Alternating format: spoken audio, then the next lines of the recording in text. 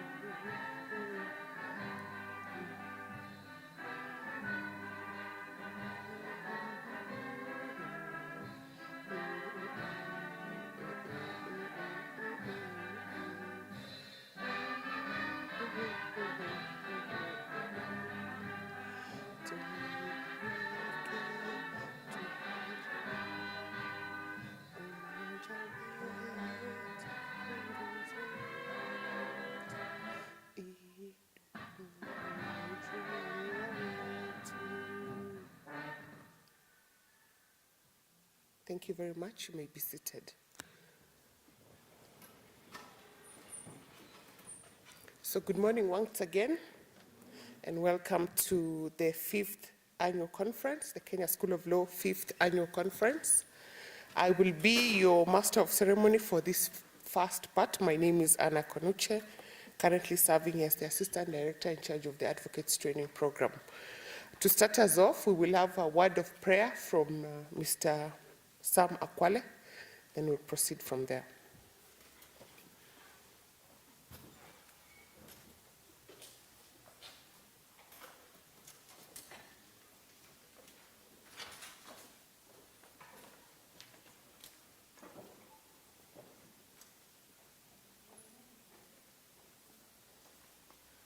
Good morning. Let's pray. Almighty God, we thank you for making it possible for us to have a conference once again this year, and we commit it before you, our deliberations today and tomorrow. We pray for your guidance, and we pray that the outcome will be for the benefit of those we serve. We pray this in Jesus' name. Amen. Thank you, Mr. Akwale. I forgot to make a special welcome for those who are joining us online. Please stay with us. The first part of the morning, we will have the few remarks made by members of the Kenya School of Law Management as well as the board. Then we will have a presentations or some presentations as per the program that has been provided to all of us. Please refer to it. So without wasting time, I would like to welcome Mr. Isaac Kuloba to make his remarks. He's in charge of CPD and also overall in charge of this conference. And we'll also invite the director of the school to make his remarks. Mr. Isaac.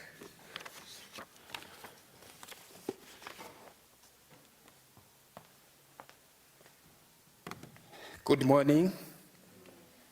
How are you? Thank you. I would like to welcome each of you to our conference, which is both physical and virtual.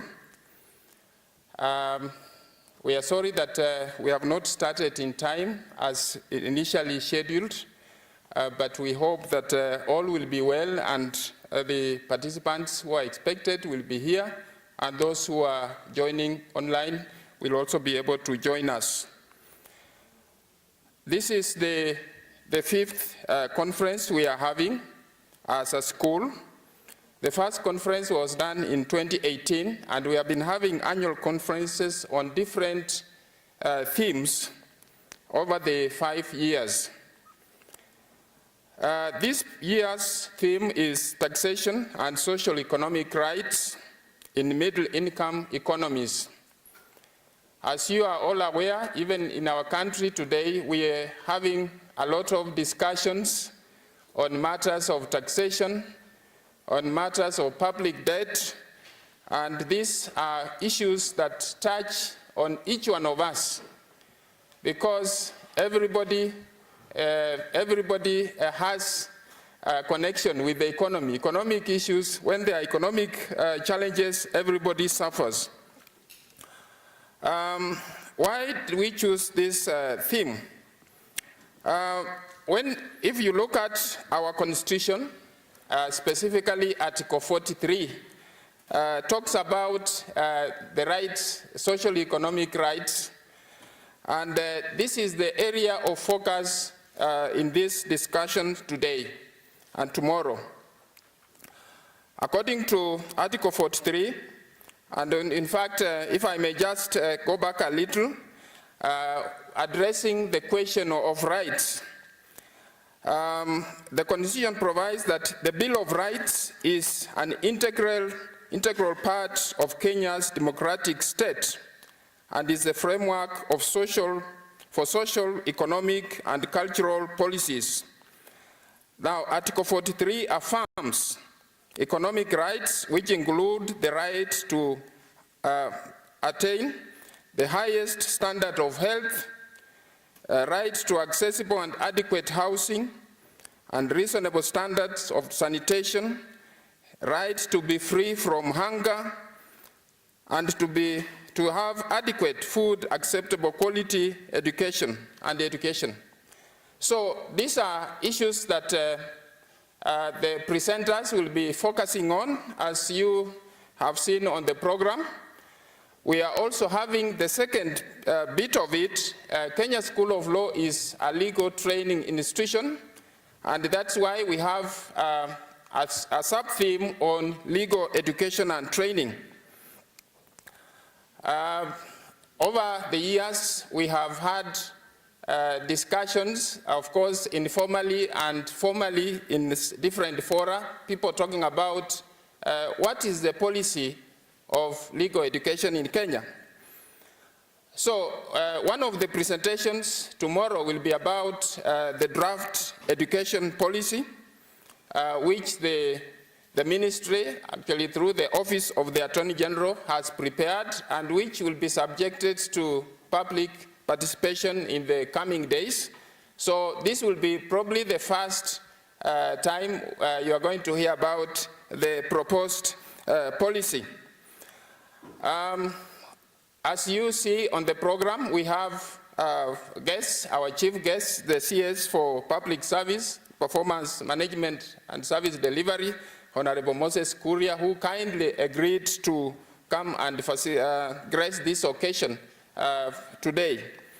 There will be some adjustment on the program, not the way it is. We'll start with the presentations from Mr. Kwame Owino, who is already here, very well experienced economist and well known to each one of us. We'll be having 2 sessions before we have tea break. So I kindly ask that for those who are following online and those who are here, let us be engaged proactively during these discussions. Somebody said that an idea can build cities, yeah, but of course when ideas come together, they can even rewrite the rules of the world. So this conference is supposed to generate ideas that can help to shape the policies to shape even the laws. As I was looking at some of the presentations, they are proposing law reforms, for example, matters of tax incentives, capping of taxation, as some of the issues that I've seen will be discussed. Of course, we have social health insurance, social protection, NSSF issues, and NHIF will all be looking at these issues. And all of them are aligned to, of course, matters of taxation, levies, and so forth. So I'd like to welcome once again each of you, whether you are following online and whether you are here, feel comfortable at Kenya School of Law. We don't take you for granted for having found time to come and be with us this morning. So allow me, therefore, at this particular time to welcome our director, Dr. Henry Mutai, to make opening remarks. Welcome, Director.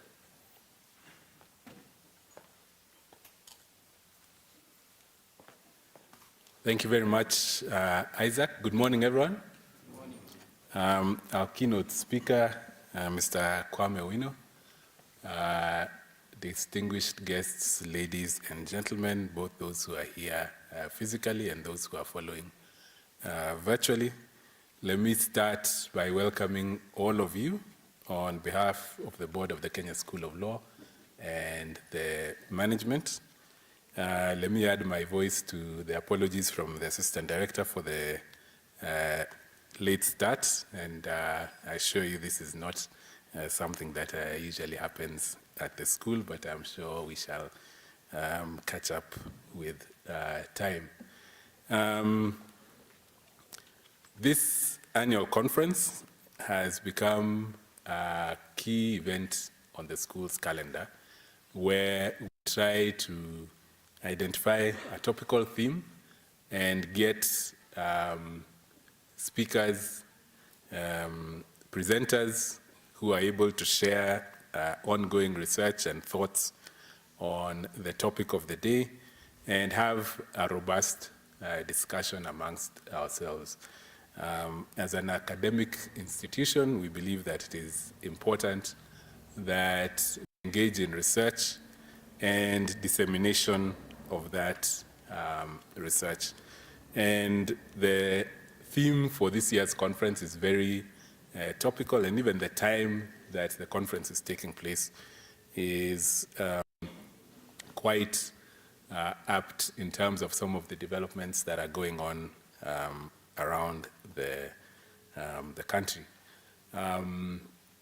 Isaac has told us what Article 3 of the Constitution provides, and as an institution in the legal sector, I think our focus is on that right to education, although of course all the social and economic rights are important.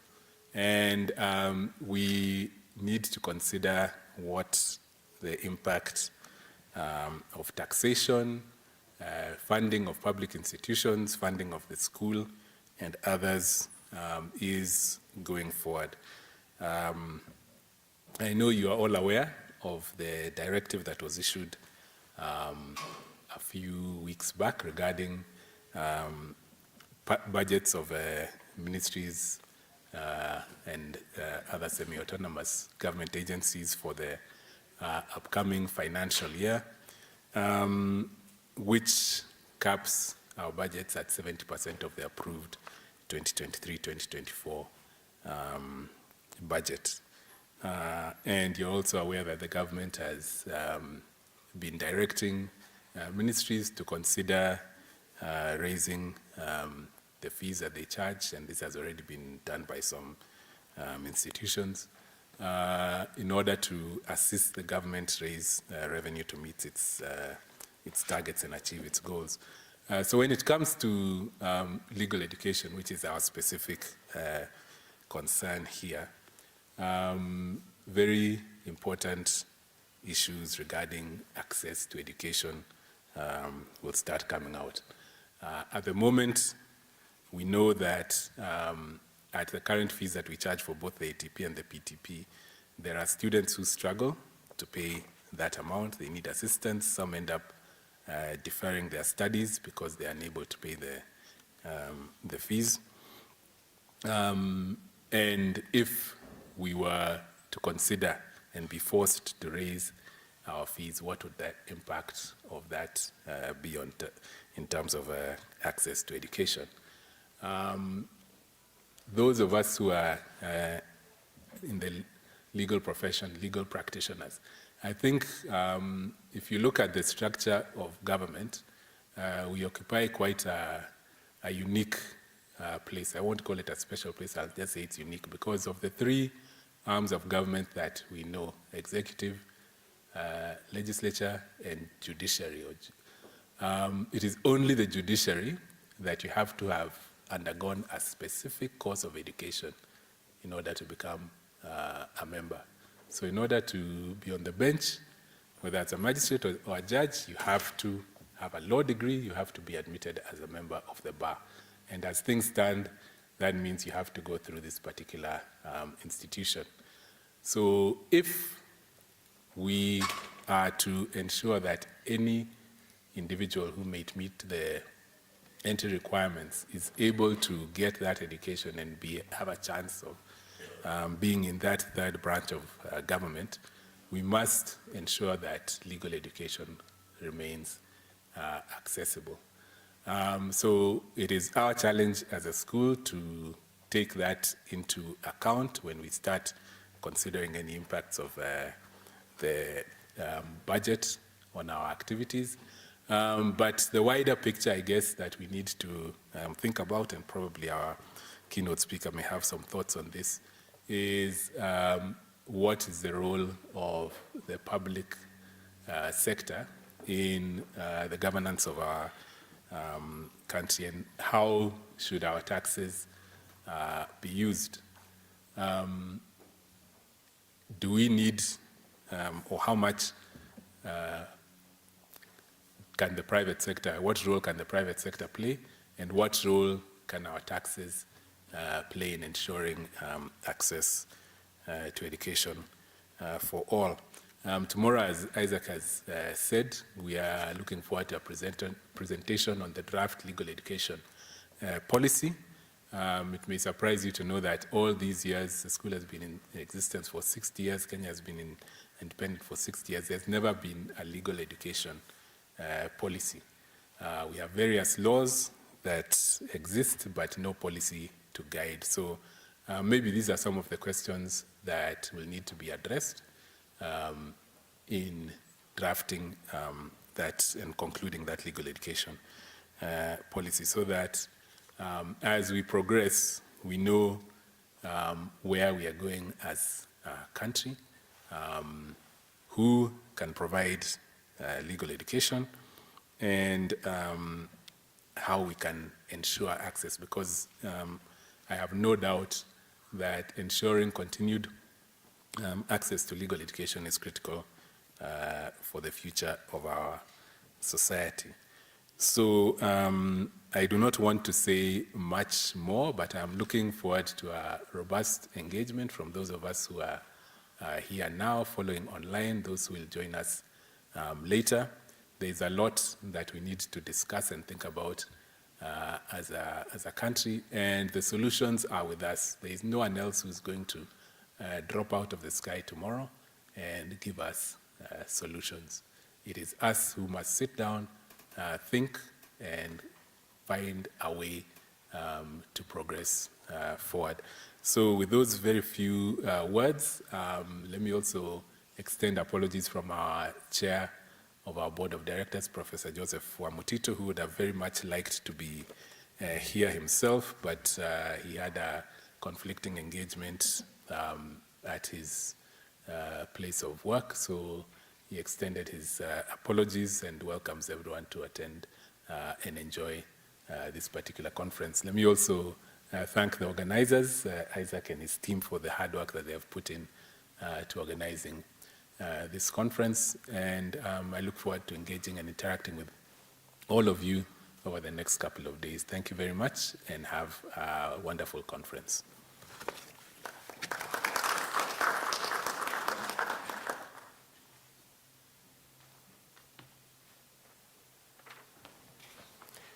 Thank you very much, Mr. Isaac and the director of the school, Dr. Mutai, for that very good introduction. I think now we know what the theme is. I didn't want to mention because it would have spoiled the surprise that was already not a surprise anyway.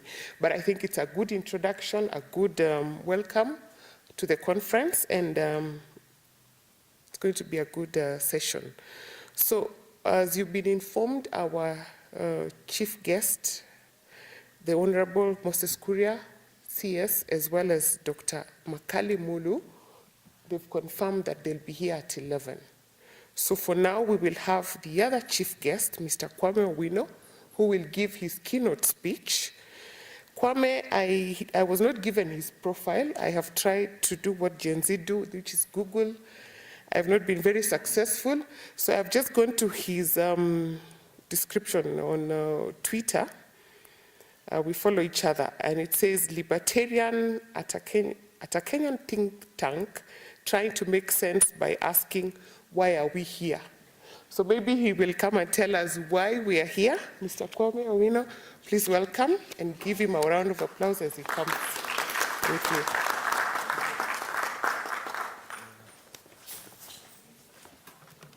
you. All right, good morning, everyone. Well, if you're wondering about the kind introduction that I've received, I think I'll just explain that a libertarian is a person who believes in free society.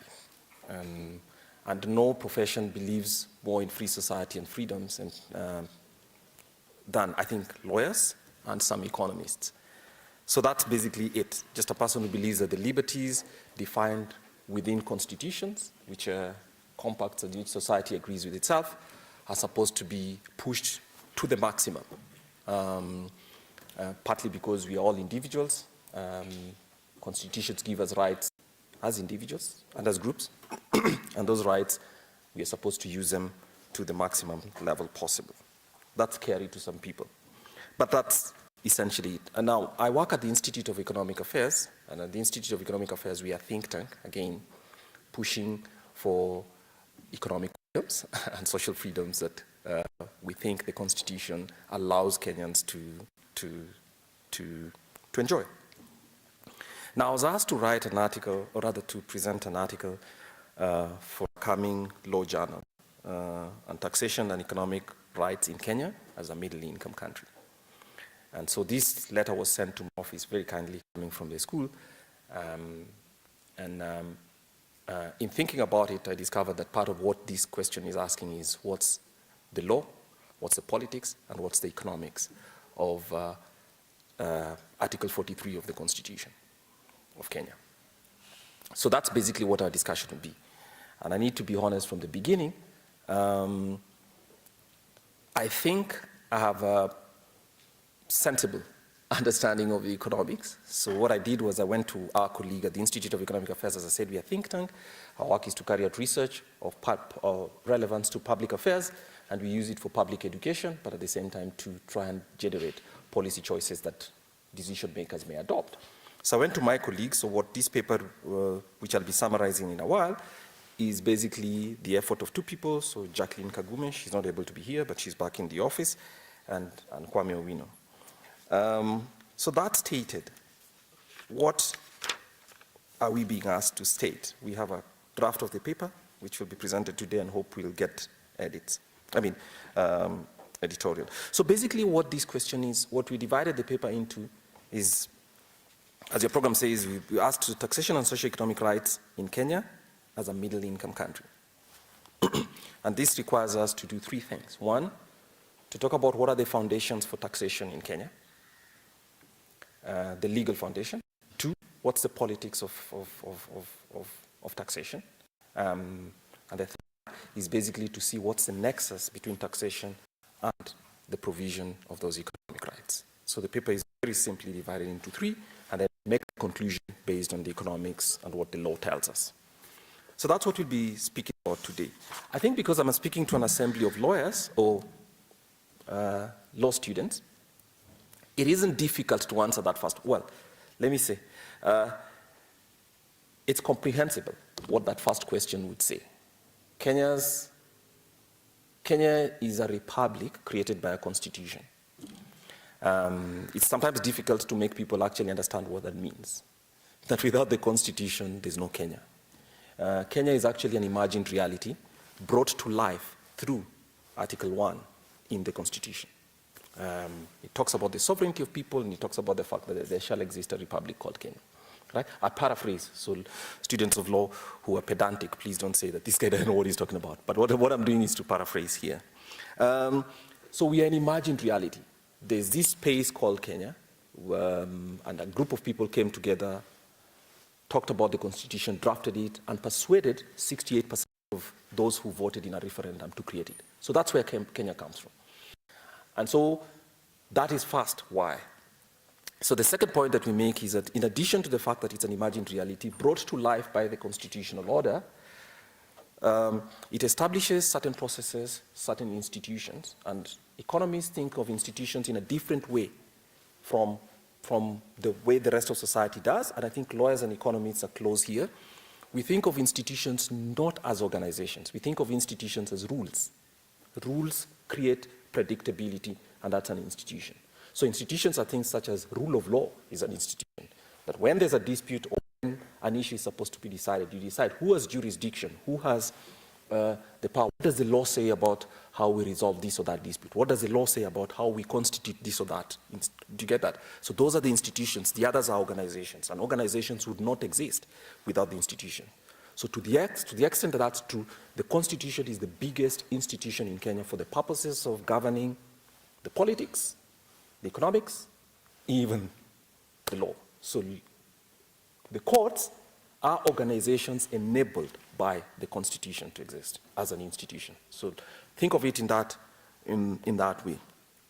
Now, what then that means is that the features of Kenya's constitution create the institutions upon which organizations perform and function.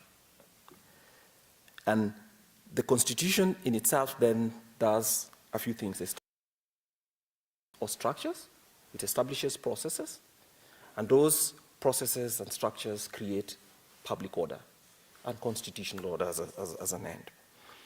So we go to taxes. So the Constitution creates government in its various arms, each of which has specific performance requirements, right? And the institutions, such as the chapters of the Constitution, specifically coming to Chapter 12, which deals with public finance, allows for taxation from Article 209 to Article 211, stating only Parliament may, right? That taxation cannot be done without law, without a statutory instrument. So here, what we are trying to establish is fact that the foundations, the structural foundations for taxation in Kenya come first from the constitutional order. Then the Constitution defines public finance rules, right? We know that in Article 201 describes the principles of the Constitution, the principles for public finance, and then it establishes the mechanisms for giving life to some of those rules, which is basically through law, PFM Act, and other laws that come in. So that's an essential part. So in addition to that, then it allows Parliament through institutional means of law to then establish different acts of Parliament. So it comes from the Constitution to statutes. Among them, for taxes, obviously, is income tax. Parliament has authority to pass it, to debate and pass it. Excise tax, customs duty, VAT, and all those other levies that are established. All those come from constitutional and statutory mechanisms. Nobody may generate a tax, as our present administration discovered, generating a tax by pushing a few rules and calling it a levy or anything else, and the law through the courts, right, gave them a very rude shock. But as students of law, I'm sure you'd have given them that free advice, right? But that's it. So that's what happens. In addition to that, then, the government or rather the Constitution itself provides under Article 43 obligations for government to protect and supply certain rights. So by saying Article 43, as you understand it, it's 1A to F, and then 2 and 3. So 1A to F are a series of some rights, which I'll come to in a while. So those rights are supposed to be guarded. Of course, we understand that in addition to the laws and the Constitution of Kenya, there are the international compacts, right?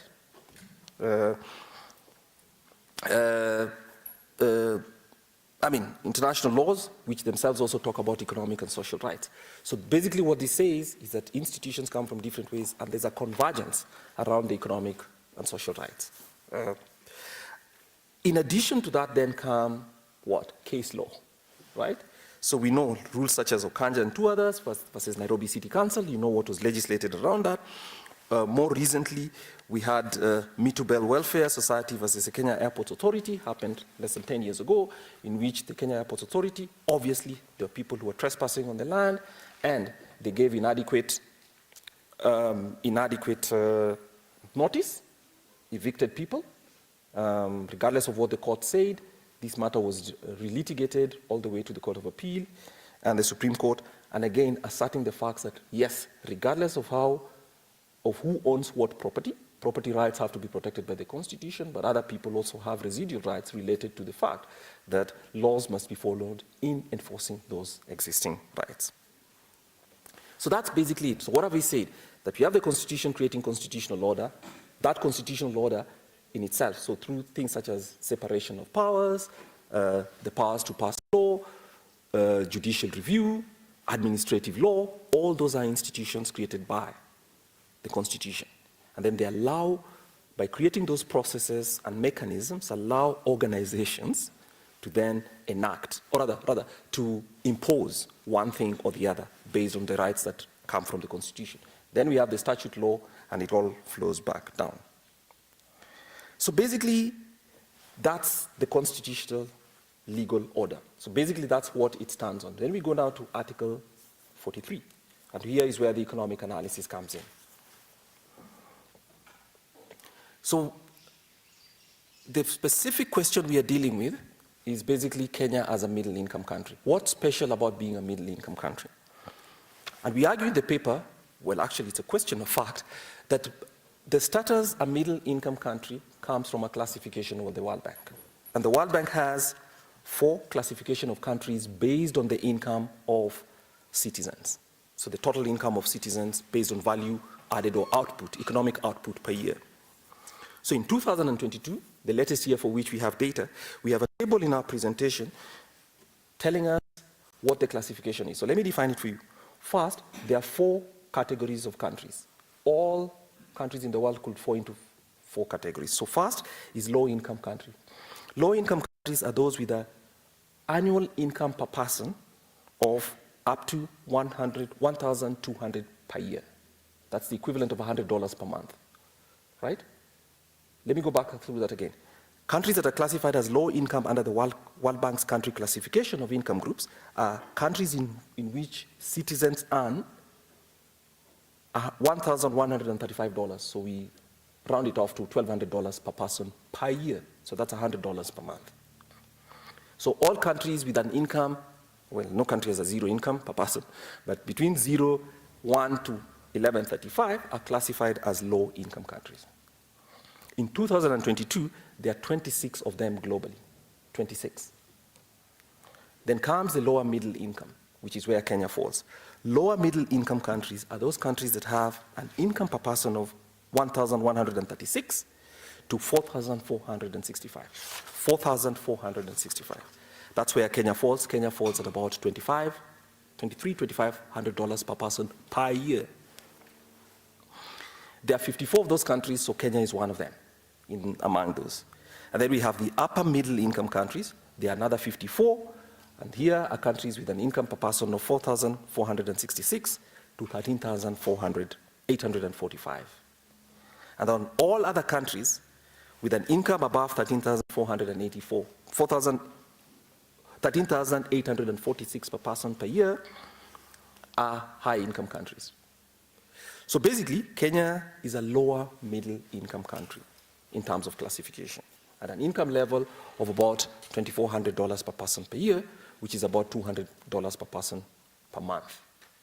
Think about that, because that's essential for the next argument we are going to make about how then we fashion policy or how we interpret and activate policy around Article 43 rights, which are at question.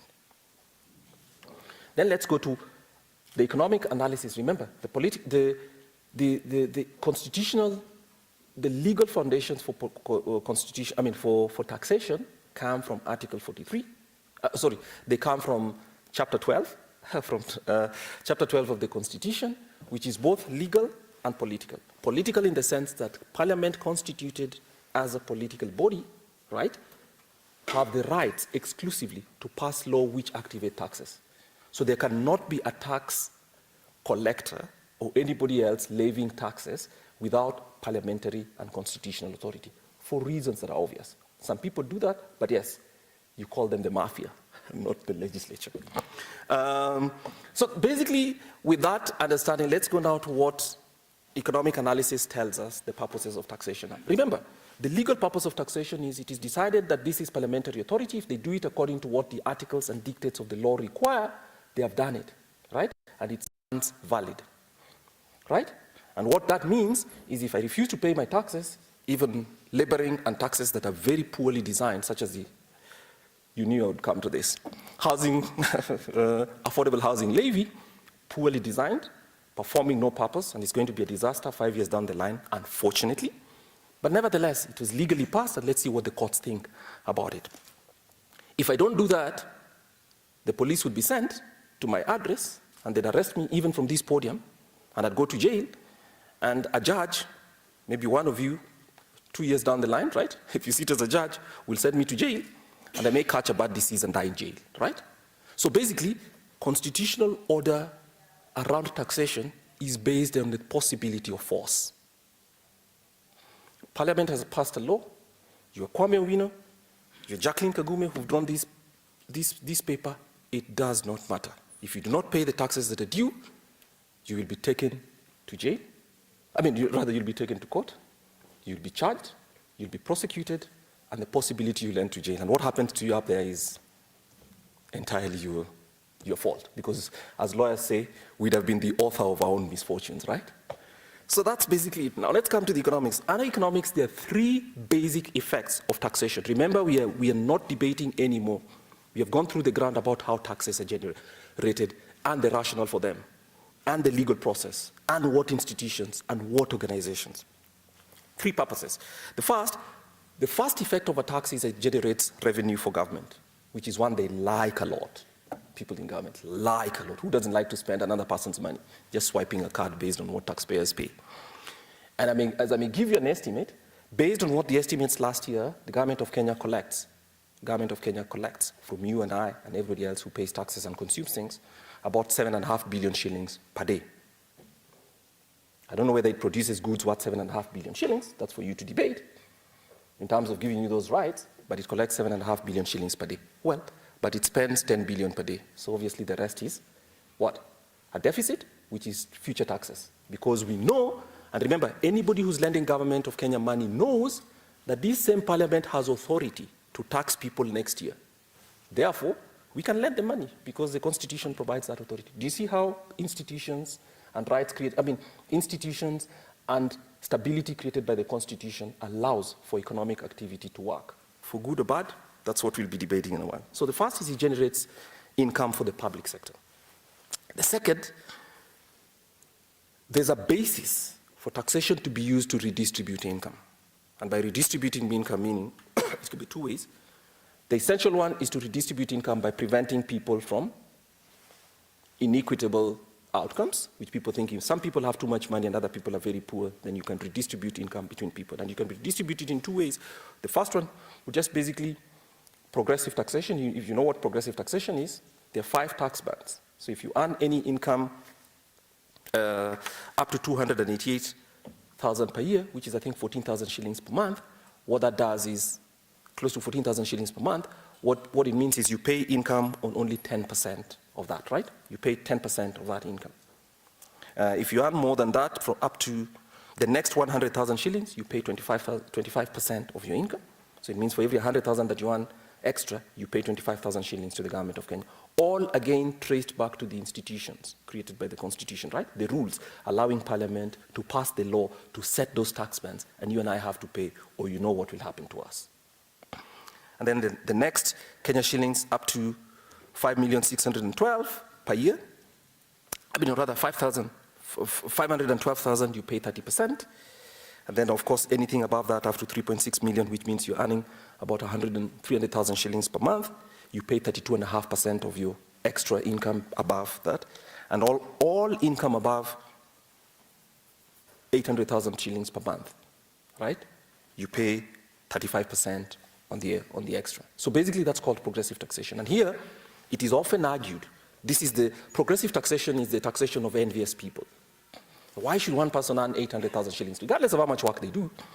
So you have to tax them more. And why should I only earn 14,000 shillings per month while another earns 800,000? And so through the political process, we convince Parliament, right, to take the position of envy and say, anybody who wants 800,000 shillings, you cannot keep all that money for yourself. So let's bring back more. So that's intended to be psychological redistribution, right? Because it's going to government. The second way in which government redistributes income through taxation is after government has received those taxes, it can spend it in ways that lift, right, those who are right at the bottom. So basically taking money from those who have it and doing the Robin Hood, what we call the Robin Hood effect. Whether they do that or not is a question for debate, and we'll be coming to it in a while, but that's it. And that's why progressive taxation is favored very much in many parts of the world. Remember, that argument for progressive taxation is a political one enabled by the constitutional order. So that's second. The third one is government uses taxation to regulate behavior. So how is this so? I'll use the worst examples which we Kenyans use as well. Government uses excise taxes. We all know excise taxes. In Kenya, we call them sin taxes. I don't know what sin there is in one person just taking a tipple or smoking what it is they want to smoke, or bottled water. This is subject to excise tax. So if you drink this, somebody thinks it's a sin, and you therefore pay an additional tax on it and all that. Remember, these are all conceptions that have economic consequences, but they're based on political and social arguments for why one thing should be taxed and not the others. I mean, let me say this, and I do not wish to be rude. Why, for instance, I have an auntie who's allergic to pollen. Why should government decide that people who drink water for their own health should pay a tax, and people who sell flowers, place them in a fantastic arrangement like this, should not pay for making my auntie sneeze, right? So it's about who makes the better social argument that convinces the political order to actually make one thing taxable and not another. So we have three reasons for why taxation takes place: generation of revenues, redistribution of income, whether it's real or not, but that tends to be the intent, and then the regulation of behavior. So when you apply very high taxes on say, alcohol, on fuels, on tobacco products, or whatever other products, people consume less of it. And the economic consequences are very clear.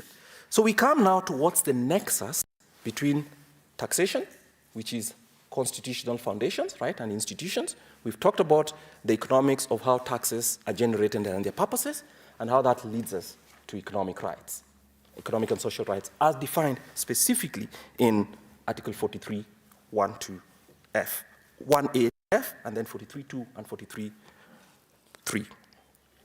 So the first thing that the Article 43 does is, here we are making the connection between the taxation, and we've accepted the taxation when legal gives government the power to then determine how to spend it, whether to change your behavior or mine, or whether to redistribute it. So the first thing is basically that Article 43 says, I'll enumerate these rights quickly because I know I need to finish in the next 10 minutes. One, the highest attainable standards of health, including the right to healthcare services, including reproductive health care. Two, to accessible and adequate housing and to reasonable standards of sanitation. I don't know whether people who live in Nairobi feel that the standards of sanitation are sufficiently high after the rains, but that's it. C, free from hunger and to have adequate food of acceptable quality. 4, clean and safe water in adequate quantities. Well, if you're in Nairobi, Mombasa, wherever else, there are adequate quantities of water, whether it's safe or not is questioned as well, to social security, and finally to education. So that's 43.1a to F, and 43.2 and 43.3 are very interesting. I would like to see what the jurisprudence, the interpretation is. But basically, our argument is that they are qualifiers. They just reinforce the declared rights to health by declaring that a person shall not be denied emergency medical treatment. Remember, you shall not be denied emergency medical treatment. And therefore, government, or rather the Constitution, through our agreement at its institutions, imposes on any hospital. Remember, more than half of the hospitals in Kenya are private. So it is imposing an obligation on a private person to offer emergency medical services, without speaking about who will pay or whether the pay will come. And then 43 compels the state to provide appropriate social security to persons who are unable to support themselves and their dependents. So basically, social security. So you see this. Now, what is peculiar, again, here we're in the economics of it, because the law is clear. Oh, makes me speak like a politician. I will not say that again. I will not say that again. So basically what I tried to say is, what are these kinds? The basic mechanism for analysis of any economics question is what we call it the workhorse model of economics, is to understand demand and supply.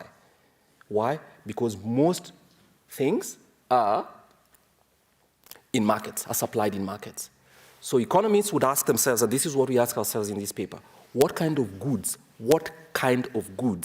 are these that the Constitution of Kenya has chosen to place in a privileged status in Article 43, and the general interpretation is usually it provides an obligation for the state, right, for many of them, but in addition to that imposes an obligation under 43.2 on private persons and public persons to provide emergency medical services, regardless, because that's a command.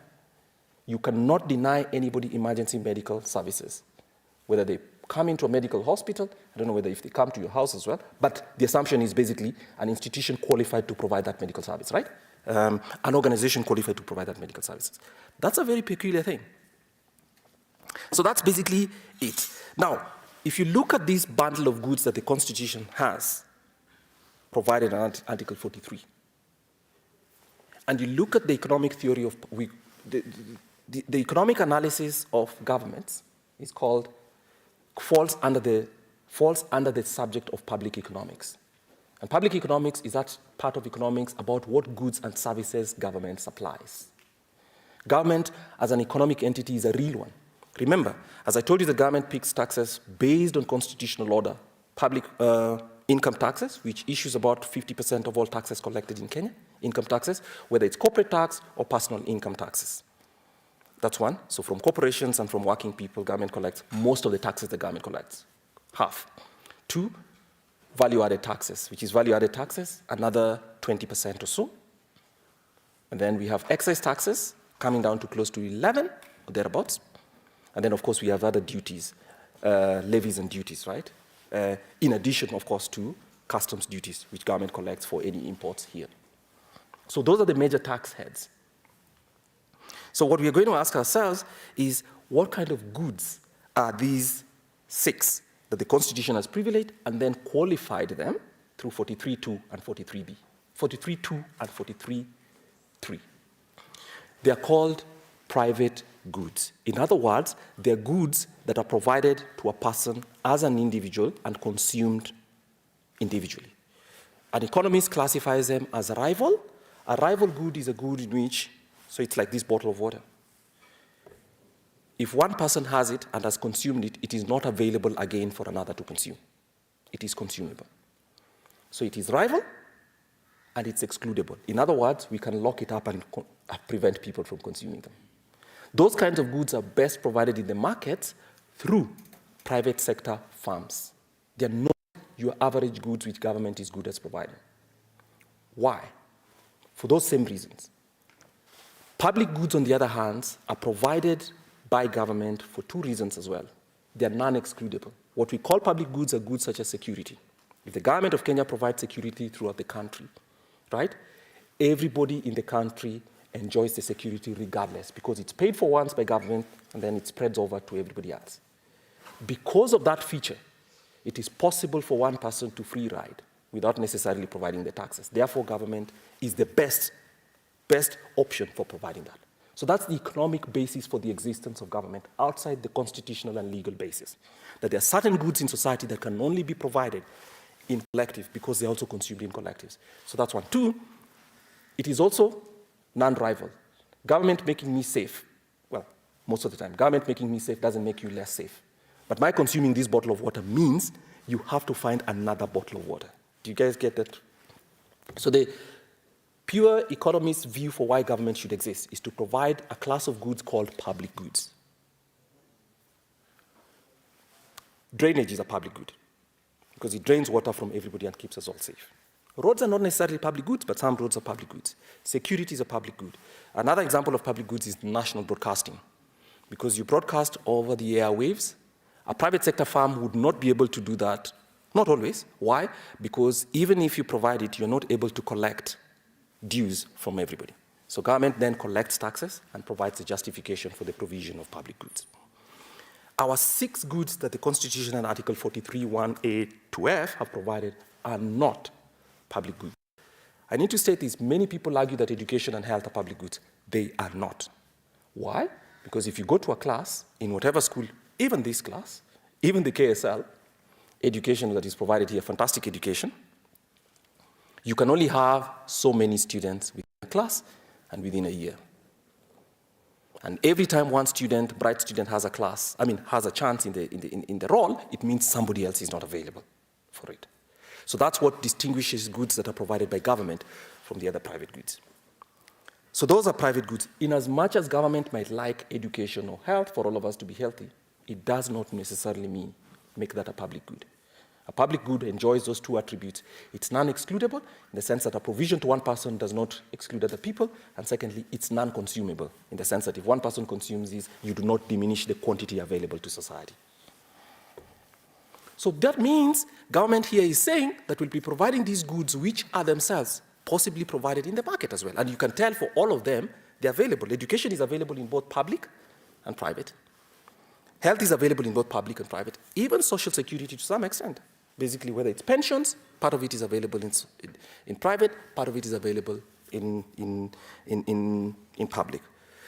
Hunger, obviously, many people, close to 60% of Kenyan households actually live on farms, and therefore they farm for themselves and provide their own food. Whether it's adequate or not, which is what the Constitution requires, is the point here. But most of it is provided through private mechanisms and schemes. Adequate housing, obviously. Everybody has their house. I tell Kenyans there are 15 million houses in Kenya. The problem in Kenya is not the number of houses, and that's why they have the housing levy is going nowhere quickly. Well, it's going to enrich many people, but it's not solving an existing problem. The problem is not the absence of houses. The problem is the quality of those houses. And so building 200,000 houses against 15 million, it's a drop in the ocean. But that's it. And then the other, of course, is adequate housing and reasonable standards of sanitation. So on the sanitation side, government has a role, because if you're going to build sanitation systems and the systems that are required to distribute water and all that, that can happen. So how do we go about this? Because there's a need to. So the way that we've talked about that, so one of the things that government does is, whether it's for education and all that, government has state departments which provide those sources. So for instance, the government of Kenya has something like, is it 38,000? No, 41,000 schools. 41,000 schools. Or rather, there are 41,000 schools in Kenya. Close to 80% of them are actually public schools sponsored by government, right? So in that way, government is trying to activate, provide access to all Kenyans, or as many Kenyans as possible, through that mechanism of providing schools, a policy, whether it's free primary education and all that, government supporting it. Government can also provide it by not just providing the service, but also by paying for the service for a third party to provide. So we know that there are many scholarships that government provides, which enable people to actually study in private or even public institutions. So that kind of supply mechanism, complementing the private sector, is what we call a mixed economy. And a mixed economy is one in which government and private sector provide some services at the same time. We have enumerated in the paper how much government spends. So for instance, we know that close to 19% of all public spending in Kenya is provided to education. Whether it's enough or whether it's provided efficiently is a question of evaluation. But it looks as if the interpretation of the Republic in Kenya and Parliament has been persuaded to allocate funds so that money can be spent, and they say that that is in pursuit of this. You know, under the Affordable Housing Act, which was signed by the President on 19th of March, the first claim is for the objects of the Act is to activate Article 43(1)(b), right? Yes, 43(1)(b) to accessible and affordable housing. So constitutional language and constitutional command is being used to justify public spending. And that's fine. We are connecting the laws and the intent to that. Whether that is the most efficient question and the most efficient way to provide it is a function of evaluation, and in some areas, economies should agree, which we maintain in the paper, and in others, they do not.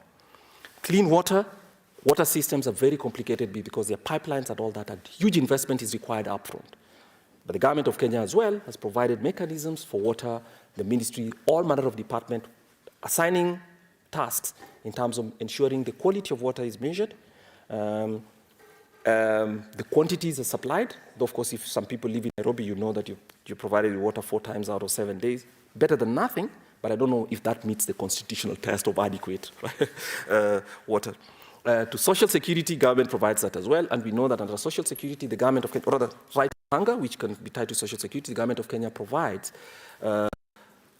income, or not just income, inputs in terms of providing fertilizers, subsidizing fertilizers. Let's talk about the fact that if that fertilizer was the one that was supposed to be provided, it is justified as helping to meet the needs for food security.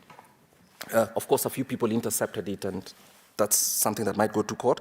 Let's see how it comes. But the evidence seems to be that someone intercepted a government program and used it to enrich themselves.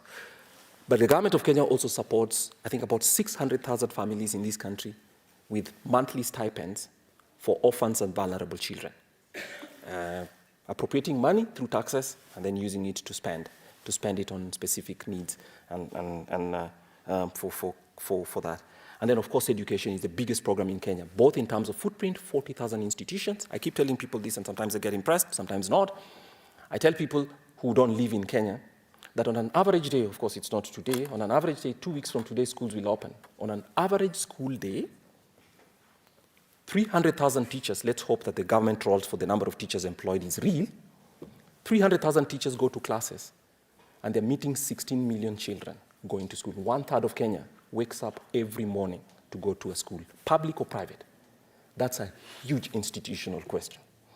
The organization, the logistics that's required to do that sometimes tells you, I mean, it's just mind-boggling. Remember, 16 million people is larger than the population of Rwanda. So it's a big and a colossal thing. So the Constitution has given an ambitious program for government to achieve, and government's trying its best, yes, sometimes not doing too well, but nevertheless, we are seeing the activation of Article 43 in various iterations. So as I conclude, this is what we will say. We have established the foundation for taxation, the legal foundation, which comes from the Constitution, comes from certain acts of Parliament, and it comes from regulations that are then published with laws. It comes from the Public Finance Management Act, so most of that is law, acting through the institutions of politics, right? National Assembly and the Senate in distributing income, but also establishing what taxes should be paid and by who, and where the expenditure should be, is performing part of that role. And then government justifies the creation of departments in terms of trying to assert those rights. But the peculiar thing about Kenya's constitutional order and Article 43 is these are private goods when the economic analysis comes, which are available through markets, but then government supplements market function, understanding that not all families have the same, or all households have the same income, and therefore supplementing that. How it does it in terms of the quality is the question. The intent, I think it's there and it's positive. It comes from the constitutional command, but we can talk about it. And there's a possibility of overreach as well by using Article 43 to start to do other things that could be done in many ways. But this is what we say as economists. Just because a constitutional right, a right has been provided by the Constitution, bearing in mind the income level, a middle income country, right? People earn the equivalent of $200 which is about 30,000 shillings per person per month. Actually, less than that, about 24,000 shillings per person per month over the whole year. The amount of money government could dedicate to the provision of these rights is necessarily limited by the income of citizens. So modesty around them and prioritization about which of the economic and social rights government ought to start with becomes an imperative.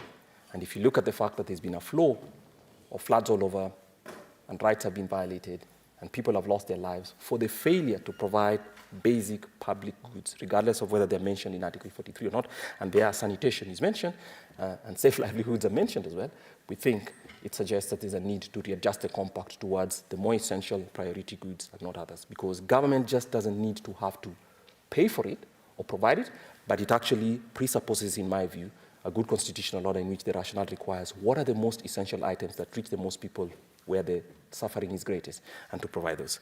Thank you very much.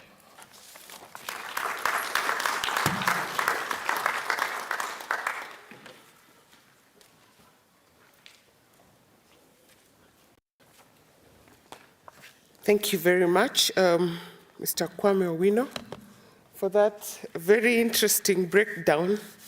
I was trying to follow at some point, but it was good. Connecting the points from laying the foundation to the legal foundation for government taxation, the purposes of taxes. I didn't know about the purposes of taxes. I've learned today. I just knew it was for generating income. I didn't know about redistributing income and regulating behavior. Very enlightening presentation. I think we all agree with that. Thank you so much. We appreciate your presentation. Just allow me to consult a little bit and then I get back.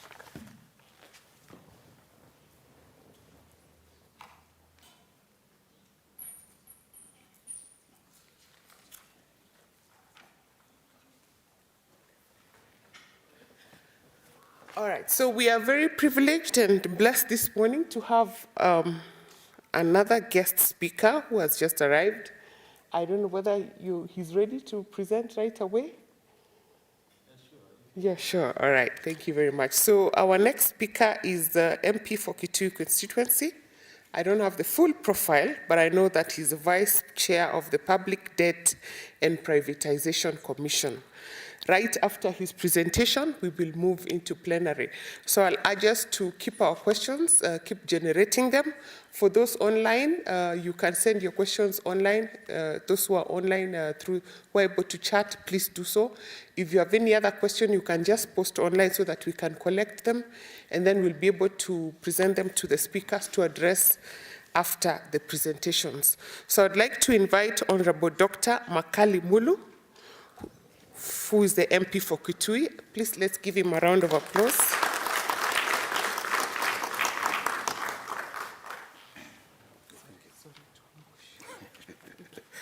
It's okay.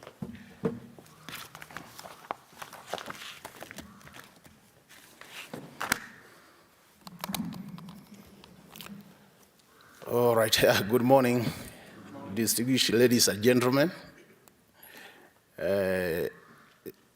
You know, I've just come in, and I found my friend Kwame presenting. So I would say I've missed that bit of his presentation, but I will be able to catch up. So, as you have heard, my name is Makali Mulu. Makali Mulu is a member of parliament for the good people of Kitui Central. Through God's grace, they have been able to vote for me 3 times. So I'm doing my 12th year in parliament. Before I joined the parliament, I used to be a consultant in the area of development economics, because I'm a student of economics. As you can see, that's the area I've done a lot of work in. And my PhD is public economics. But I'm not here to talk as an academician. I think academicians are this side of the table. I'll be talking to you as a member of Parliament and applying some of the insights and experiences as a member of Parliament on this important topic on taxation and public debt, or what you may call sovereign debt. This is a very interesting topic, and when I was requested to come and talk about it as a guest speaker, I said I will not go into details of doing serious research in terms of academic research, where I would have looked at different models. So I said I will come and share with you some of the things Kenyans are talking about out there. And because from my analysis from the invitation letter, I could see I'll be addressing a very premium audience. I will not go to the details of definition of some of the main terminologies, and I hope Kwame has done a lot of justice to that in terms of what is taxation and all that. I must say that we worked very closely with Kwame as a committee of Parliament, because when we are doing public participation, we would normally invite the think tanks of this country to get that academic perspective to our decision making. So currently, I am the vice chairperson of relatively a very new committee of Parliament, which was actually created in the 13th Parliament. That is, we are now about a year and 7 months old. And that is a committee of public debt and privatization. This committee has been set up purely to address issues of public debt in terms of how do we acquire the debts, how do we use them, and how do we oversight in terms of getting value for the debts. So this topic of taxation of public debt is a very interesting topic, and I felt very honored that I was invited to come and share my experiences in this particular area. I'm sure you might have heard that public debt and taxation is the same thing when you are looking at the equation of our national expenditure. Because you have the side of expenditure, which will take care of government programs and the projects, and you have the side of financing the expenditure. So on the side of financing the expenditure, you'll have two main components, although there are others. The two main components is you can finance government expenditure from your own resources as a country. That means you tax your people. And then on the basis of that money, you'll be able to implement the programs. The second level is where your own revenue through taxation is not enough. Then it means you have to borrow. And this borrowing could be domestic or external. The other two components which you can use to finance your expenditure. One of them is what we call A in A, appropriations in aid, which means in a situation where the government is giving you services and goods, and you are paying for those services. For example, when you visit the immigration office and you want a passport, you'll be charged for that passport. And of late, you have seen they have almost doubled the figures. So the money you pay for the passport, that is not a tax, it's for our service which has been offered to you. In that case, then, the collection from now of such services also goes to financing of our budgets. The other component, which is not very major, is the grants.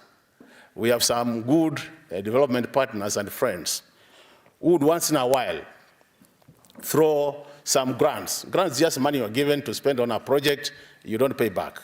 So in that case, it doesn't fall under the category of public debt. So I want just to focus more on the two now, revenue and public debt, because that was the focus of my presentation. And I want to make it this easy for you to understand. So if you have expenditure this side, and you have a public debt and revenue this side, so that you finance your expenditure, it means in that equation, you have this side expenditure, this side you'll have revenue plus public borrowing, so that you finance your expenditure. Now, assuming your expenditure and your revenues are equal, assuming they are equal, do you need to borrow? I want to hear, you know, we are in an environment where we need also to, will you need to borrow? Assuming your expenditures are equal to your revenue, will you be borrowing? Yeah. Let's make this lively a bit. Now, if your revenue is slightly higher than your revenue, your expenditure is slightly higher than your revenue, it means you have to borrow. So the more you spend higher than your revenue, the more you create a gap which will be filled through borrowing. And that's what we call the budget deficit. So the reason why where we are today, Kenya, in terms of our public borrowing, is because over the years, we have never collected revenue domestically, which can finance our expenditure. And over time, because the deficit keeps on growing every year, you realize that then we keep on borrowing more. And just to share a few figures with you, because statistics do not lie, let's say for the last 6 years, just a quick reflection of where we are in terms of borrowing. 2019, our public debt stock, that is the total, was about 6.6 trillion. 2020-2021 financial year, it moved to 7.6 trillion. 2021-2022 financial year, it moved to 10 trillion.18. 2022-2023-2024, just the immediate last year, we were at 10.9 trillion. Currently, we are about 11 trillion. So you can see there has been an upward trend every year. And that borrowing determines your expenditure pattern. So if your expenditure is not controlled, you keep on borrowing every time. Looking at our own revenues, the way we have been collecting the revenues, because that's another important bit which you can't ignore. And it also determines where you are. So every year we would have projections in terms of how much we are collecting. For example, 2019-2020, we did collect 1.7 trillion. 2020-2021, we collected about 1.8 trillion. 2021-2022, 2.2 trillion. 2022-2023, about 2.3 trillion. This year, which we are in, our projection was to collect what we call the ordinary revenue. That was total, including the other social revenue. But ordinary revenue this year, we had expected to collect about 2.6. But because of the hard economic situation, you've seen, those who follow the economic news, that we are likely to fall short of collection by about 300 billion. It means we overestimated our revenue collection, the ordinary revenue, we overestimated it. And that means you have had the current budget which we are discussing. The projection again is to collect about 2.9 trillion. Now, the base for that is the 2.5 trillion we expected to collect this year. That's the base figure. Out of that base figure, we are already short by 300 billion. Now, informed by the base figure, we expect to borrow 2.9. So from 2.5 to 2.9, you have a gap of how much? 400 billion. Now, if you are short, the base, you are short by 300 billion. It means that then this financial year, if we are to achieve our target, then we have to collect a total of 700 billion. And when you look at our percentage of revenue to GDP, we are doing around 15%. So it means we have a tall order in terms of achieving that, which means we will not collect what we have projected. But have we changed our expenditure? No. We are still targeted to spend 4.16 trillion. So this becomes very complicated, and that's why this topic becomes topic of interest to Kenyans. Because when this Kenya Kwanza government took over, one of the key promises was we are not going to borrow anymore. And I'm sure you all remember that. We are going to try as much as possible not to borrow more. We can confirm to you that as I'm addressing you now, they have borrowed more than any other government within the first year of any other government, any other regime. So that's when our committee becomes very important in terms of discussing these matters. So the committee has been trying to find out what are some of the challenges we have experienced as a country when it comes to our borrowing. And borrowing is not bad. Those who are students of economics, even its basic, borrowing has never been bad. Even at one personal level, I can tell you for sure, if you don't borrow, you don't develop.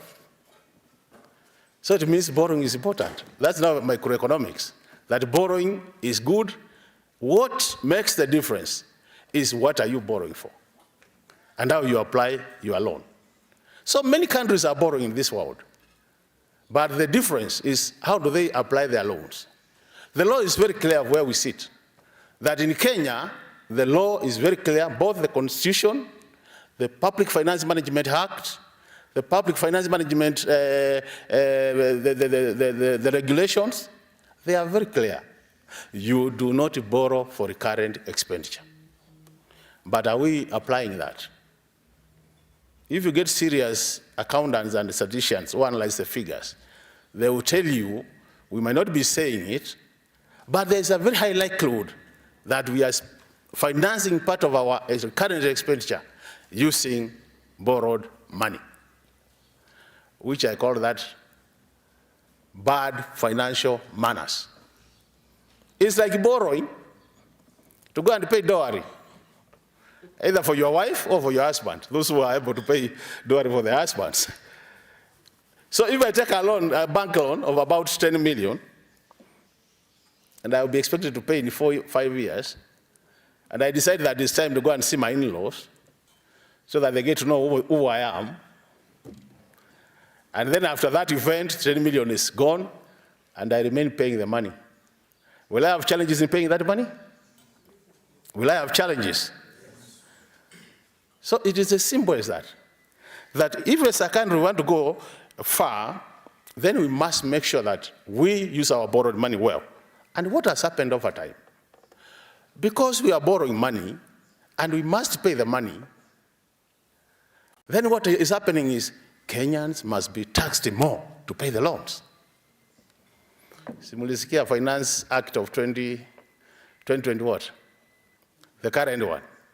See, every Kenyan was crying that hii kitu natuua. I've met Kenyans in the streets as I walk around in Nairobi and as in my own constituency. And they keep on pleading with me, Mheshimiwa, siwaambie Ruto atatumaliza. I don't know what that means, but I'm imagining that they're just saying their life is beyond management. And so it means when we discuss this topic of borrowing and taxation, you can't separate them. You must look at your taxation policies and look at your borrowing policies so that you either harmonize the two or you critically look at them if you want to enjoy your future life. The other thing, the Constitution is also very clear. Clear how? If you look at the Constitution, it says clearly, as you borrow today, make sure that there is intergenerational equity.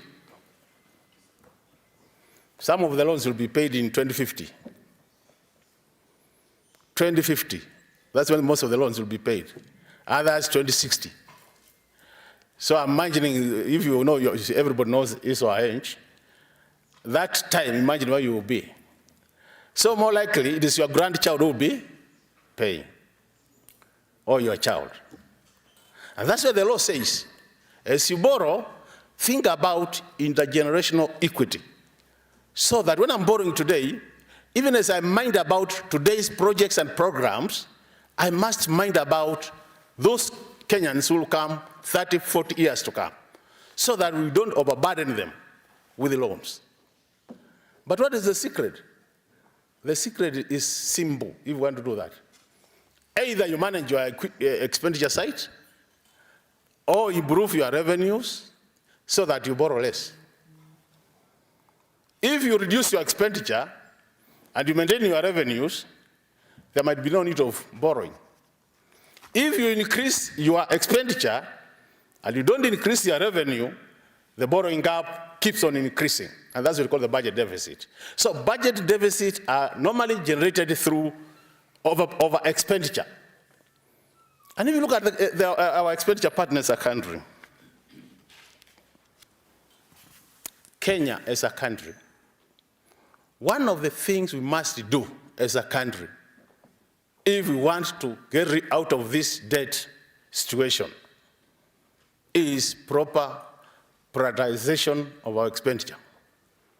So that we only spend after looking at the expenditure items and being convinced at personal level that this expenditure item is going to be an expenditure item which is going to generate more money for the country. That is, where do we apply our loans? And that's why the theory, now the debt theory now coming to academics.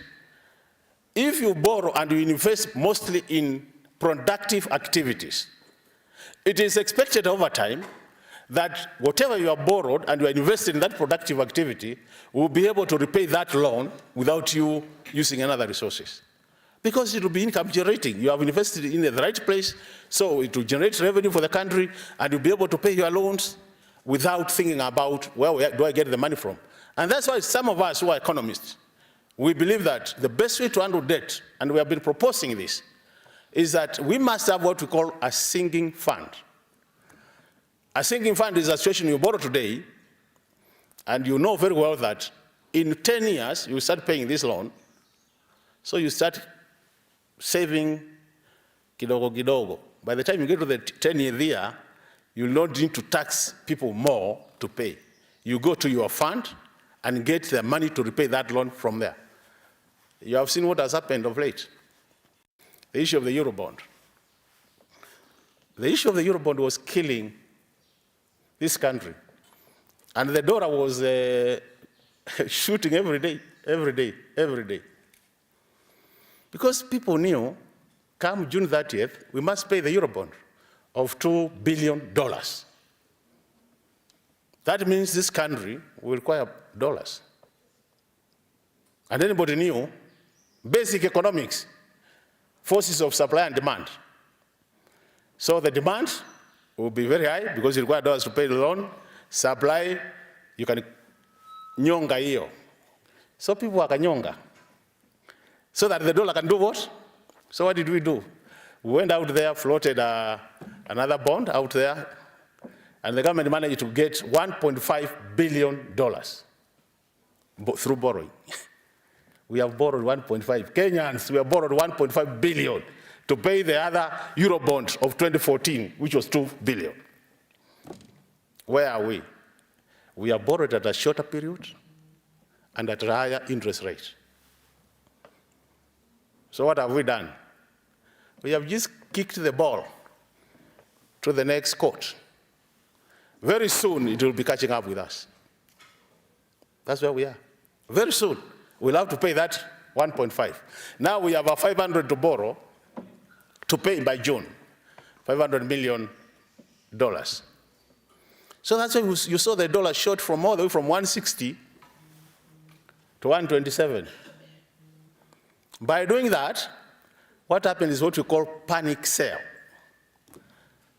Watu walikuwa wameweka dollars kwa mattresses so that they were killed. So when they saw the dollar is now coming down, falling like a ball, you know, from a cliff, you are just coming down like this, they had to sell, release their dollars to the market so that they don't incur huge losses. As a result of that, it came down all the way to 127. Two good things. By the way, by that small change of 160 to 127, that reduced Kenya's debt stock by 1.1 trillion without nothing happening automatically. Just the fact that you are calculating your dollar, your external loans in dollar form, you are doing it at 160, you have now pushed it to 127, your total public debt stock, that is now the total debt, reduced by 1.1 trillion downwards. When the dollar was shooting, it had increased by 800 billion as a result of the dollar. So that's why you see, as you discuss this matter of public debt, it becomes very critical because there are some external shocks which will cause problem to these issues. And one of them is like the dollar, what we call the forex, the exchange rates. So, colleagues and friends, this matter of public debt and taxation is a national conversation that should not be left to only one group called politicians. Because it affects you, it affects me, and it affects every Kenyan. That means this conversation, anybody in this country, whether you are an academician, whether you are a politician, whether you are my mother doing farming at home, is a conversation which must be of interest to all of us as Kenyans.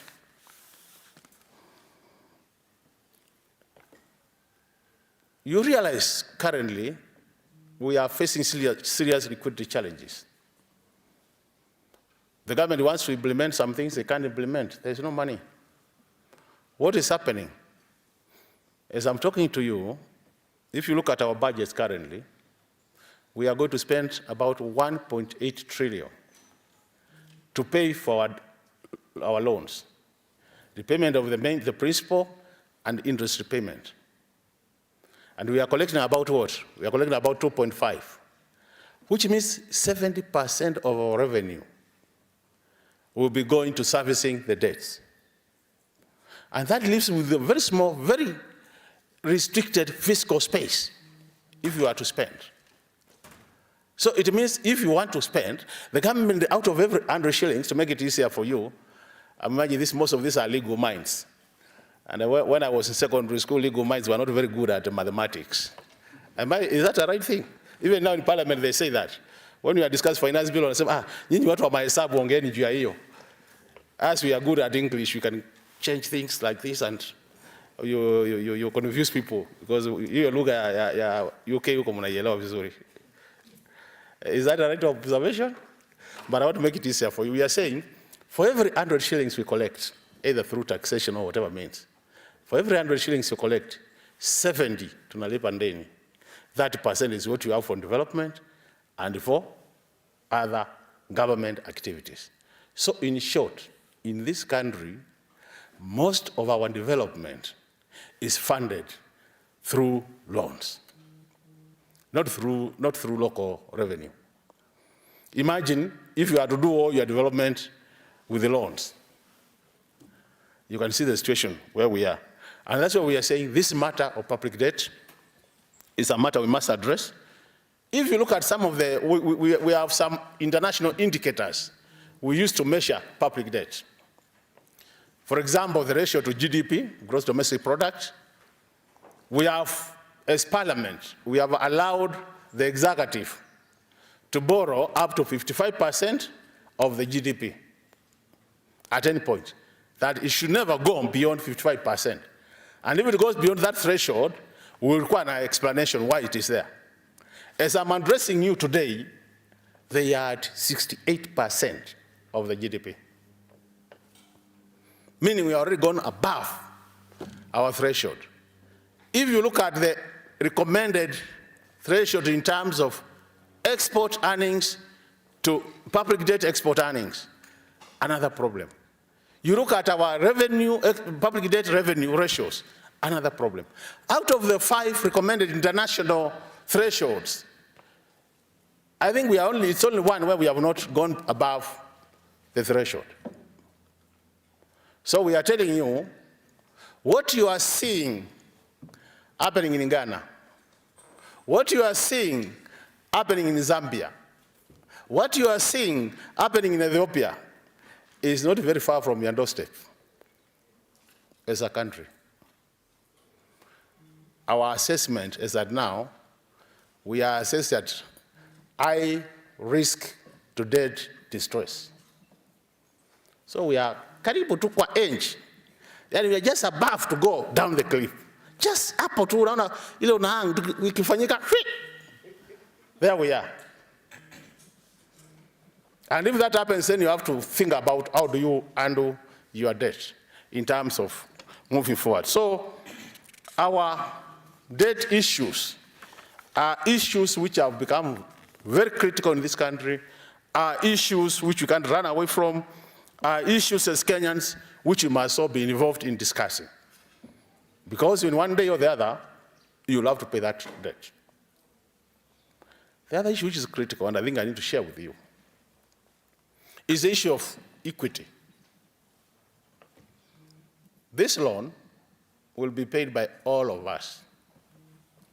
But when it comes to this country, do we see equitable distribution of those development projects?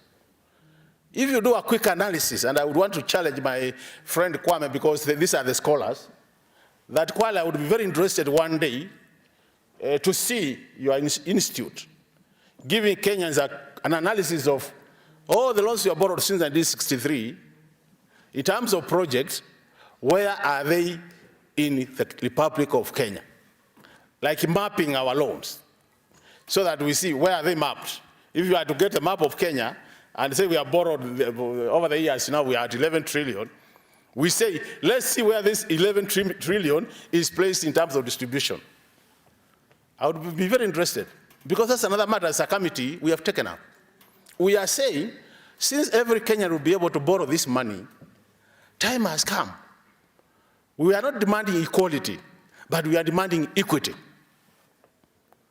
So that when these loans are secured by the government, as we decide to when do we do this road, which we have taken, when do we do this road, then that consideration must be, we must make sure that we have roads everywhere if we are doing them with the loans, because those people there will pay. The other day we were very happy as a committee. For the first time, we were discussing a loan which has been secured through the African Development Bank, and that loan will be tarmacking a road from Isiolo all the way to Mandela. So I said, for the first time, we are seeing a loan which is now targeting the marginalized parts of this country. Because those brothers and sisters in those regions, they pay taxes. We use these taxes to pay our loans. So as they carry their burden of that loan, let the other Kenyans carry the burden. And that's what we are saying. When you look at this country, some regions of this country, I've never seen a kilometer of tarmac. You guys, I know you are Kenyans, you come from different places. Some regions of this republic, you only need to walk 100 meters and you are on a tarmac from your home. And some of these things are being done through loans. So we are saying, from where we sit, time has come as a committee, where we now see to tracking carefully how these loans are being applied to different parts of this country, so that we have equity in the process of using this loan. So as a way forward, I don't know how much time, I was not told how much time I have. I hope I'm doing well in time. 10 minutes, good enough. I thought I just so that I can summarize some of my thoughts, because I thought it's important we share some of these thoughts so that these Kenyans can see where we are. The other matter, which has become a matter of serious concern to us as a committee, and which we are going to take it up seriously. Fellow Kenyans, you'll be surprised. In this country, there are loans we have signed for our senior people in the government. There are loans they have signed for from our development partners, and we have spent more than 10 years without withdrawing a single cent from that loan. So what has happened? Every loan agreement has a clause called commitment fee clause, which says if you commit to a loan in terms I will take it, and you don't draw the loan, every year you'll be paying a commitment fee. Most of them are 0.25% commitment fee. So you'll be surprised, over the years, we have been paying billions of shillings under the title commitment fee. The last financial year, 2021-2022 financial year, we paid a commitment fee of about 540 billion, if my memory serves me well. Imagine.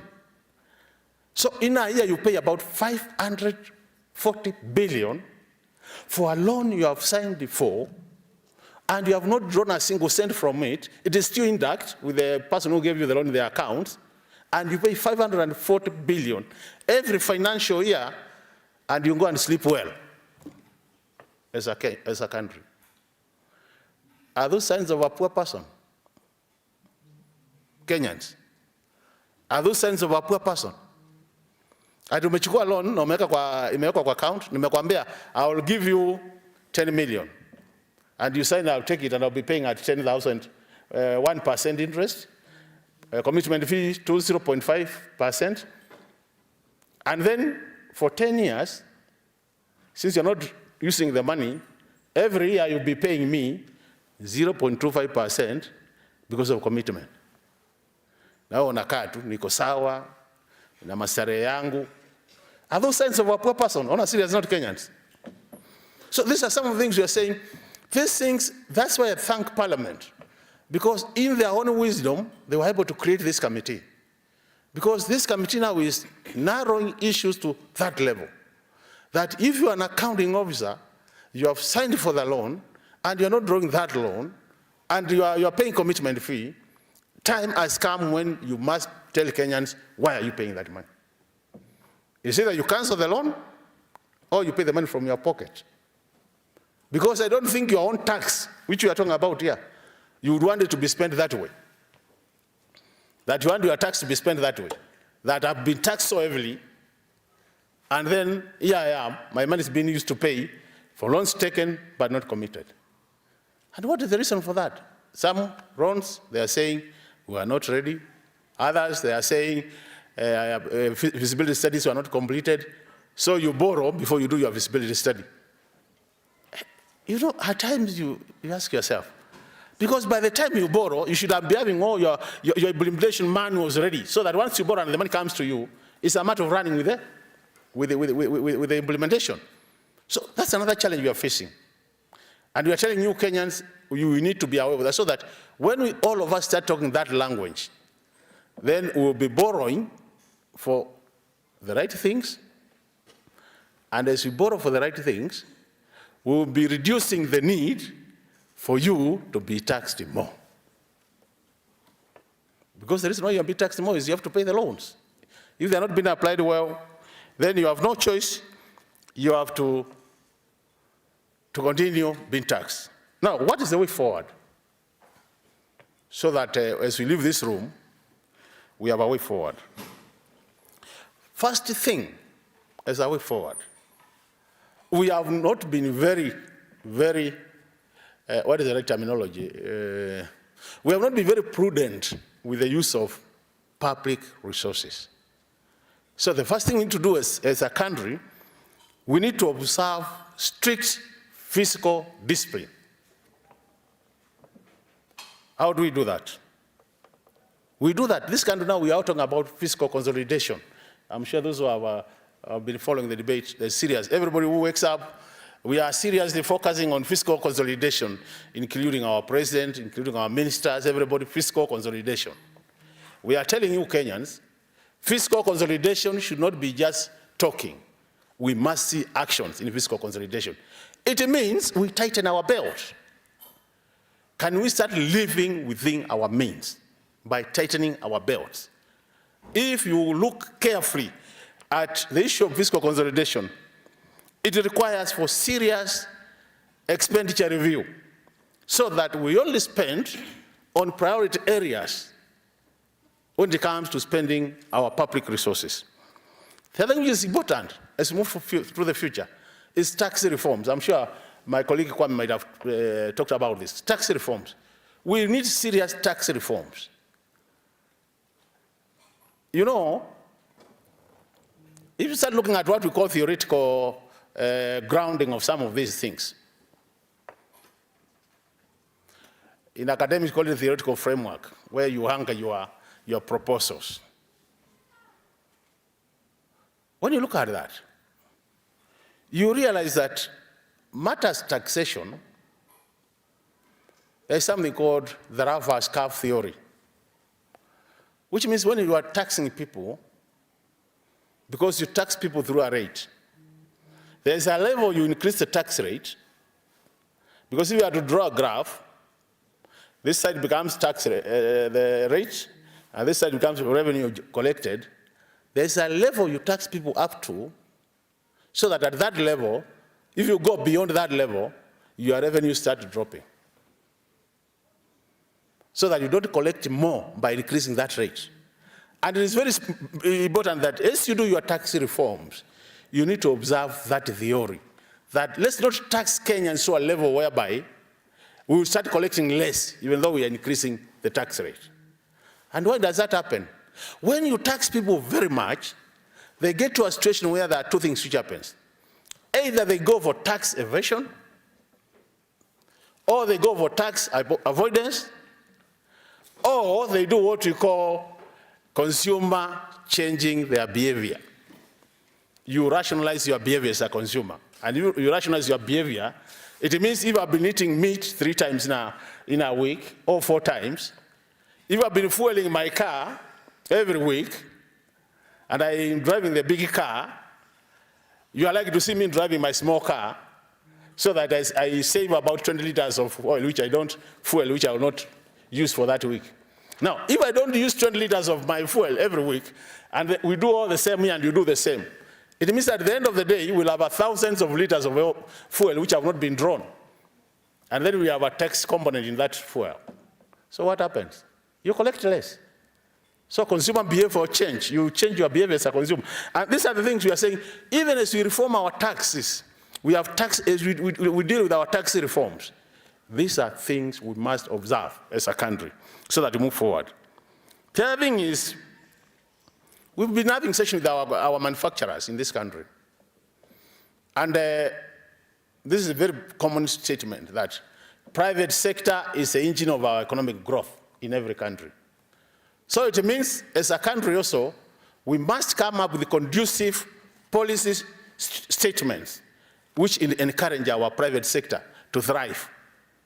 Because when the private sector thrives, then they will be able also to pay taxes to the country, they will grow the economy, people will have more money. Because one of the basic things of taxation is, it takes away money from you. So when you are disposable income, that is the money you remain with after taxation and all those other things. The money you can say, now I have this to pay my fees, to go to hospital, to buy food, and all that. When your disposable income is at minimum, then that can also constrain productivity.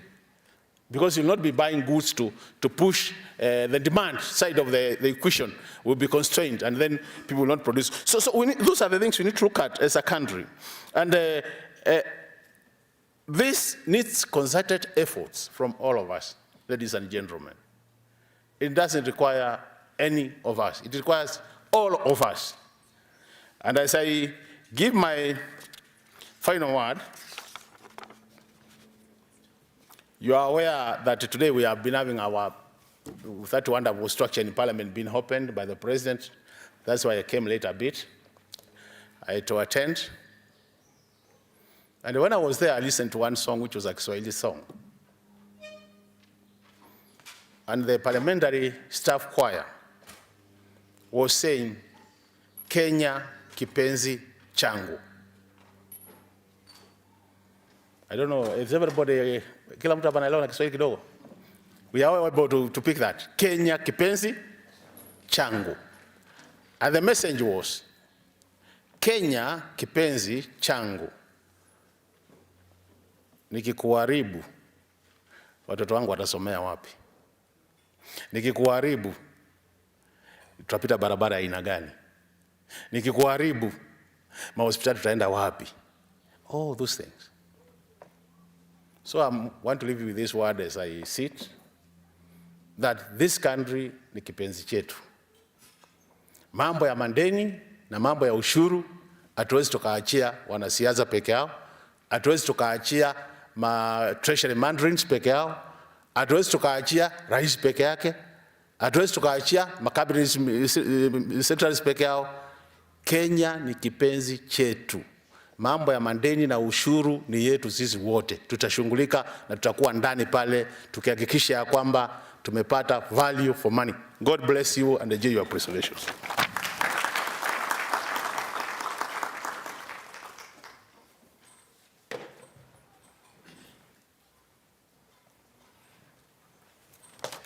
Thank you very much, Dr. Makali Mulu.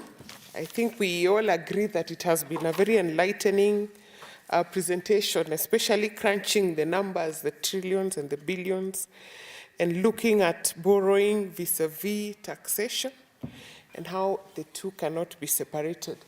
Thank you so much for that presentation. We will move to the plenary session. We will start with the people who are here in the hall. If you have a question, you can just put your hand up. I will have the mic brought to where you are. Then we will move to the questions that have been posted on the YouTube channel and any other that may have come through any other medium. So we can have, okay, there's a question on that end. Maybe you can start at that end. Somebody help me with the mic.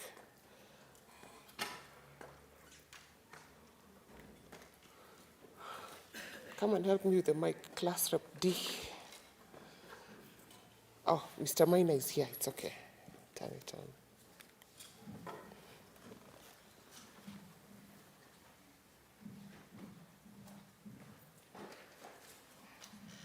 Good morning. Thank you for this session. Thank you, Mr. Kwame. Thank you, Dr. Makali, for your presentation. My name is Nelson. My question really is just to Dr. Makali. I would like to pick your mind on an issue of debt. I would like to understand how we look at it. And I'm introducing the aspect of population. So if you look at the median age of the Kenyan population today is 19 years. Now, assuming that this has been growing steadily, so it essentially means that most of our citizens are not yet at the point of being economically active, or are just getting into the position of being economically active. Also, which also means that we have been supporting them without any economic output. And then in the future, it means that as the median age increases, maybe in the next 20 years to maybe 20, 26 or 30, we'll have more Kenyans now in the economically active age. It will then mean that the country was in a position, because the Kenyan experience now is about 60 years, if I'm not wrong, it's about 60 years, 61 years. Was there any other way of growing whereby most of the population are supported by very few people who are able to work? Now, going forward, is it an issue of taking the debt, or is it an issue of how this debt is applied? And can we be able to really do anything in an instance where we have an abundance of human resource that is not able to work, yet we need to support? In light with, I'd like for you to respond to it in the light of the conversation that is going on around, specifically that individuals should not, the country should not take more debt. If we're not able to take more debt, does it not mean we are committing ourselves to suicide? Thank you so much, Nelson. Any other person? There are some 2 hands at the middle.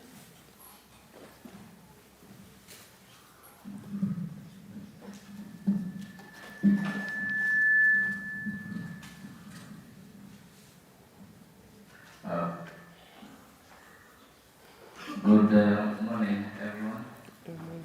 My name is and I have a few questions which I would request, which I would want to direct to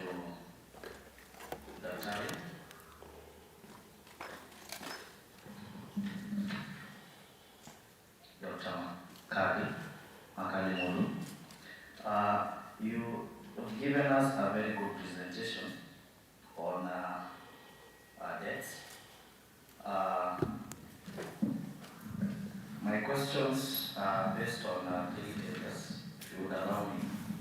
Alternative sources of revenue and borrowing for the right purpose. The third one being living within our means. I'm asking myself, as a person who was also active in the 2022 general elections, in a setup, in a home setup, where as a father, you feel like your expenses are not balanced with the income, and again, you find a situation whereby you have also borrowed enough, would you still consider borrowing more, or rather finding other ways of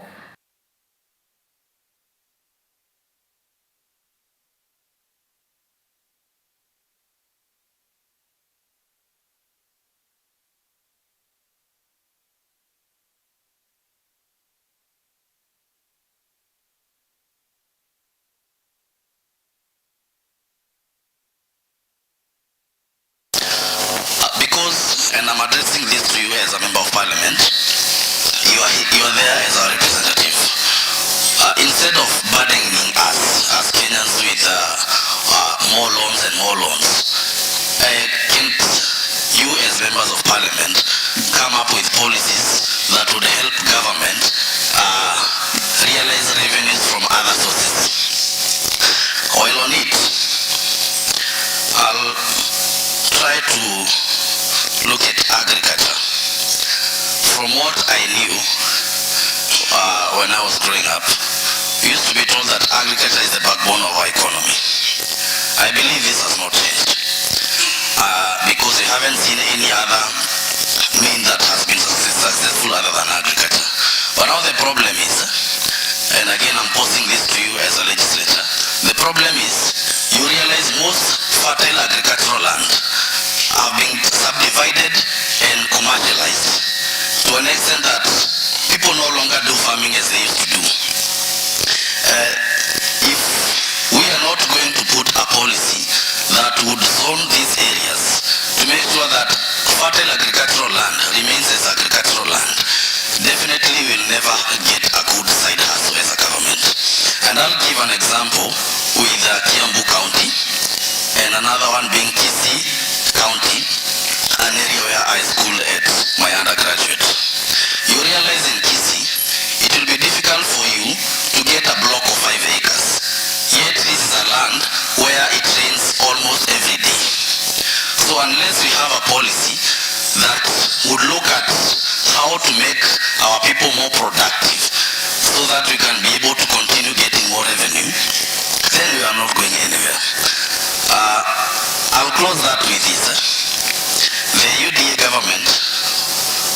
telling us during their campaign, and I was part of it, that we will not increase taxes, but we will increase the tax base. But we are seeing kind of a turn of events.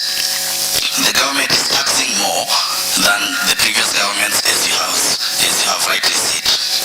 The second one is on borrowing for the right purpose. And this one I'll give an example with the SGR, especially the part from Syokimau to Suswa. You realize that that part of the SGR is not productive at all, because where this train is going to, people who use this, they will just be going to Suswa just to see things and nothing. It's nothing productive at all. I'll also give another example on it. I'll try to be fast with time.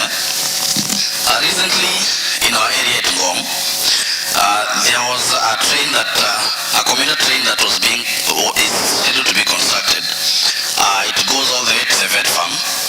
I made a proposal, which I'm kindly requesting that you address the same with Parliament. I made a proposal that instead of us having this commuter train going just up to Ngong, why can it be taken all the way to Suswa, not Suswa, Waso, so that the masses who are there, the farmers, can transport their cattle to Nairobi that way, or to Ngong. That way we can even have a slaughterhouse, a big slaughterhouse, so that commuter train can be productive. Because I was seeing a situation whereby maybe in the future the Ngong road can be expanded, so the commuter train will no longer be effective. So Okay, you can do that. okay, thank you. Yeah. Can take very fast, yeah? Don't go into details. Yes. My name is Patrick Gazenga. I'll be very brief, sir. You said that the MP, sir, that you are a vice chairman of the Public Debt Committee. And the committee, you are calling it new, but I know that it's close to 2 years now. I'm wondering whether you're having any issues in the case of commitment fee for the loans, or are there any achievement the committee has done so far? And then the Taxpayers Day, President Ruto last year said, while in Mombasa, that the digitization of collection of revenue has made the growth of revenue, the collection of revenue grow from 1 billion point something to 9 billion. Why is there no change in, if the collection is advancing? Thank you very much. Let's have the hand at the back, then you come to Anastasia. Some of this conversation can continue after the session, so you can hold it and then meet them out then, ask those questions. But please go ahead. Brief again, to the point. Thank you, Ms. Konuche. Dr. Mulu, my question is addressed to you. My name is Max Ogola. What do you envision might be the change and its effects on taxation, majorly corporate taxation, in this era where most employed workers are being replaced by artificial intelligence? Thank you, sir. Thank you. Let's have Madam Anastasia. As the mic comes down, I'm reminded of Egypt. I'm told in Egypt, everyone has moved to the towns, and they do farming along the line, the Nile. So I'm just reinforcing Mr. Kimiti's point of. Good morning. Yeah. Thank you very much for those very enlightening presentations. My question is both, I'm Anastasia Otieno, I'm a lecturer here, sorry I didn't introduce myself. My question is both to both Dr. Makali and Mr. Kwame. What would be the crystal ball? If you had the crystal ball, what would be the magic pill? Because it seems like the next question, can Kenyans really pay? Because I can see like we are borrowing from Paul to pay Peter. Are we really moving anywhere? What would be the magic pill? Thank you so much. There was only one hand here. Okay, brief. Less than a minute, please. Okay. Your name, please. Confirm that your mic is on.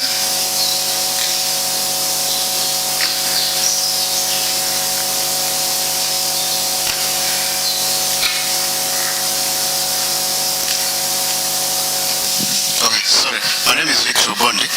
My question goes to the Honorable Member of Parliament.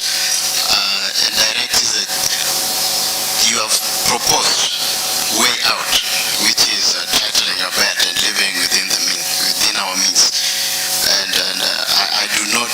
I've heard the President also say we must live within our means, and that living within our means has been used to attend taxing more. So you pay more taxes. That is the meaning of living within your means. Now, because you came in political terms, so as a member of Parliament, I want you to self-respect as a representative of the entire House.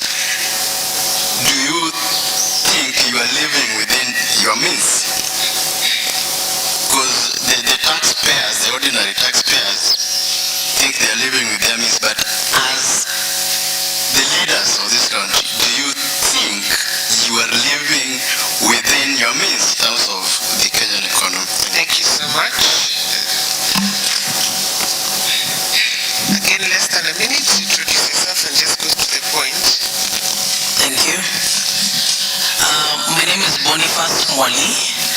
I'm a journalist and I'm also a master's student at the University of Nairobi, pursuing a degree in international relations. And my question is, I have two. First one directed to Mr. Owino. You spoke about the public goods aspect of the policy framework. So my question is, what is the effect of increased private sector involvement in this area of public goods? Yeah? Given that the government appears to be, the fiscal space for government appears to be increasingly reduced in terms of development and even recurrent expenditure. So inevitably, we're going to see a lot more private sector involvement and engagement in that area. What is the implication of that going to be for the average Kenyan and for the economy broadly?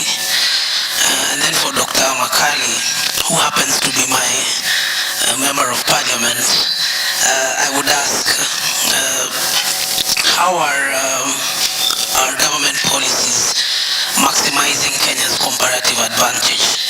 Because, we see, for example, in Kitui Central, there is a fiber optic cable that has been put in using government resources. Do such policies consider, the tax burden and the cost implication and the outcome, the benefits of it for the country and for the citizens? Maybe you can expound on that a little bit. Thank you so much. 1 minute, your name and the question. Morning, everyone. My name is Dara.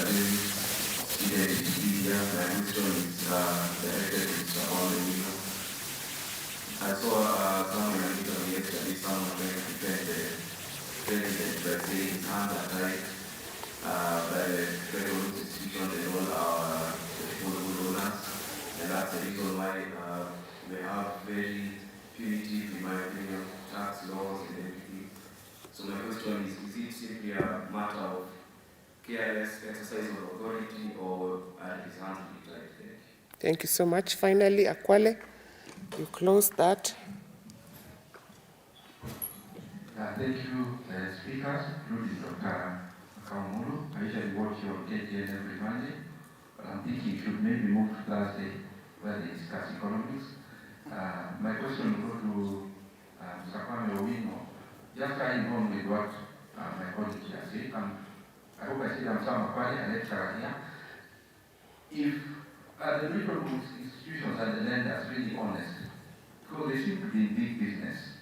If, for example, I'm the CEO of Sharia Circle, and I know that for every 100 shillings a Kenya School of Law staff is earning, I'm going to be getting 70 shillings from them every month. Then they are in business. They'll never want me to get out of that cycle. So So are the lenders really honest, or they just want to keep us in that cycle? I've really been bothered when we think of the 55 million people we have in Kenya. I've even had to Google the land size of Kenya. If I had 55 million people and the land size of Kenya, can I do something with them? I should ask myself, what will our grandchildren ask us? That we are borrowing, we are suffering, and we have oil in the ground in Turkana. Okay, thank you so much, Kwale. We've closed the physical aspect. What I want to read is just 2 questions that are on YouTube. Then I hand over to our speakers. There is one not very clear, but let me just read it nonetheless. It's from Darren Hatch. My question is on the render unto Caesar, Article 8. There is no state religion. Means the statement is unconstitutional. Rome colonized Israel, so it was unconstitutional extortion by Caesar. I guess it's a comment or a question, I don't know. Then there is one by Tracy Odero, a question, I believe this is to Dr. Mulu, a question on the issue of public participation when it comes to setting up tax policies. Various stakeholders may be against a certain tax, but it will still be implemented. What is its place? I guess it's the value of public participation and whether it matters. Let me hand over to Mr. Owino. I have been told that he's in a rush. Let him come and address his questions, then over to Mheshimiwa. All right, thank you very much. My apologies, I needed to leave for a meeting in town by 12:30, so I requested to be allowed to speak before Dr. Ma. All right, so I think the question about, the first one about rendering unto Caesar, I'm not sure as well, just like Anna isn't, whether it's a question or it's a comment, but this is what I would say.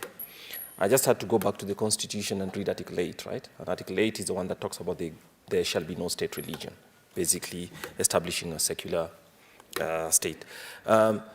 My argument about the basis for taxation was based on the foundations of taxation under the Constitution, several statutes, but more particularly Section 12, starting from Article 201, and then Article 209 to 211, which provides explicit authority and states specifically, and that's why I have a different view from what the Honorable State talked about. All taxation authority lies with Parliament. You cannot collect a tax or any levy without the authorization of law. So the real taxman in Kenya is actually Parliament. So you are the holders of the public purse. So I think we need a conversation with Parliament about whether they actually realize the power that they have. So it does not matter how much Treasury thinks they want to spend on.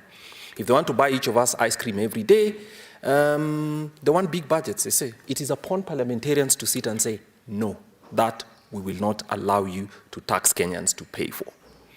And the constitutional compact, in my view, is what is not working well. Every time the executive comes with a fancy project, Parliament allows them to do it by allowing them to either borrow. Borrowing authority also lies with Parliament. They cannot borrow without Parliament providing it.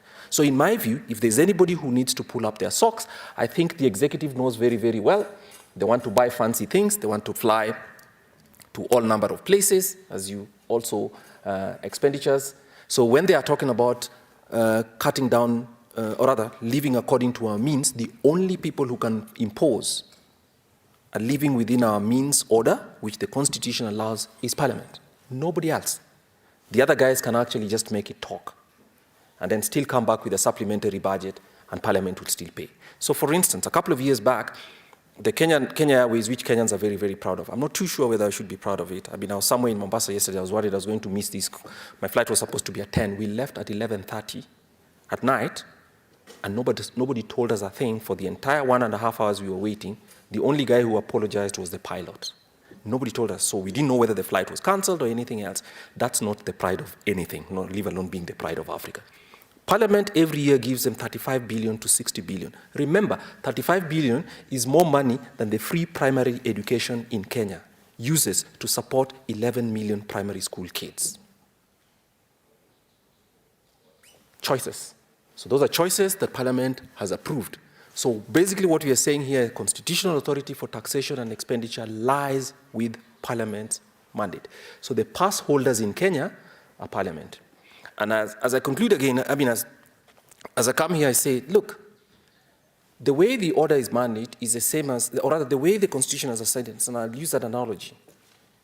The executive has the credit card, but the payer is actually Parliament, which authorizes for when the statements come for the payments to be made. These guys need to take back that credit card or limit that credit card to what they think we can pay. For as long as you always say things such as borrowing is not bad, people in Treasury will borrow money that they do not need and make the commitment fee, and then we'll continue to pay. Parliament needs to step up here. They haven't done well. The whole of them. They have not done well, and we need to tell them that. So basically, the point is, within our constitutional order, rendering to Caesar what belongs to Caesar is required because Parliament agrees. Every law, every money bill has to be approved in Parliament. Nobody sits up in any executive office anywhere and decides how much money they're spending without Parliament approving it. And if you all remember the estimates of revenue and expenditure, they're this high. 2,000, 3,000 pages of line-by-line item, including how much a receptionist is going to be paid for, including how much paper government is buying. It's all in there. And it can only be paid for once Parliament has passed that bill, right? I mean, the President only signs it because parliamentary majority is achieved. That's the reality. Parliament hasn't done well constraining public expenditure. They haven't. So, Anastasia, I come now to your question about the magic pill.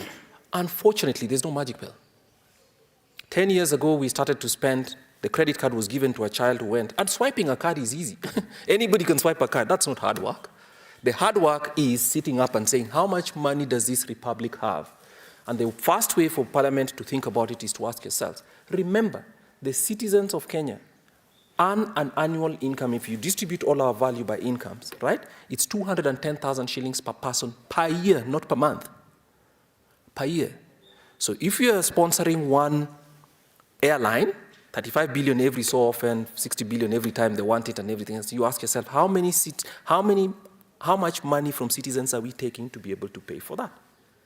The government of Kenya collects about 7 billion shillings in taxes per day, and then tops it up with another 2.5 or 3 billion worth of expenditure. How much is it up there? So people need to wake up and start behaving like adults to make sure that the executive branch of government, which spends 86% of all the money, Parliament, I think, spends about 4 or 5% of all public revenues. The judiciary spends about 1.9. Most of the other, and then 11% goes to counties, 11 or 12%, and then about 80% is all spent by the executive. So that's where the fat is, and that's where the fat needs to be cut.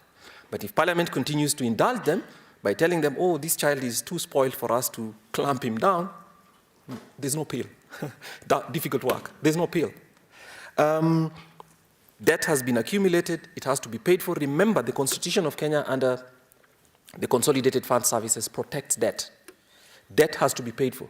The Constitution of Kenya did not contemplate the possibility of repudiating debt because it places debt as privileged expenditure. So public debt, the salaries of constitutional office holders, including judges and everybody else, right? Public debt, payments to the international organizations, and pensions of retired workers. That is protected debt. It is, protected expenditure. It is called non-discretionary expenditure. So it's in the interest of Parliament, which wants to have discretion to ensure that non-discretionary expenditure does not grow faster than the rest of the expenditure, because otherwise what it means, it reduces Parliament's discretion to actually assign more money. Remember, the Constitution did not protect school children going to school and economic rights under Article 43, as we discussed. It protected the solvency of the country by ensuring that Parliament pays attention to debt. Debt is fast charge on national revenues. It's paid fast, then constitutional office holders are paid fast. Again, that institutional order has to be in place. So all the other things, so for Parliament to ensure that you're spending more on economic and social rights requires that the portion of the budget that is non-discretionary, which the Constitution has commanded that we spend on, becomes controlled, and they have failed to control it. So Anastasia, there's no appeal. Boniface, public goods, I think you missed me, Boniface. Public goods are not the things that government spends on. Government can decide to buy ice creams and choppers, for instance. I say that, right? That's not a public good. That you can find through the private sector. Public goods are things like national security, right? National defense, which none of us can each hire our own soldiers. It is provided to everybody else, and once it's provided to everybody, we are protected regardless of that.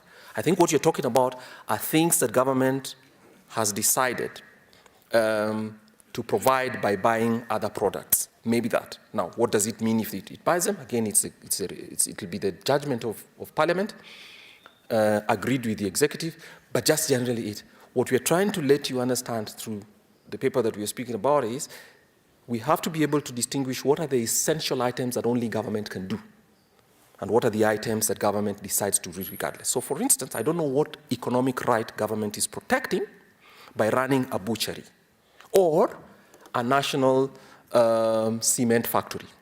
Government runs a lot of them. Private sector farms already do that, and even if government didn't do it, it would get done. National security, national defense is not something that anybody would do if government did not do. So economics theory and practice tells you that government should concentrate its priorities on the things. If government does not do the sewerage system and the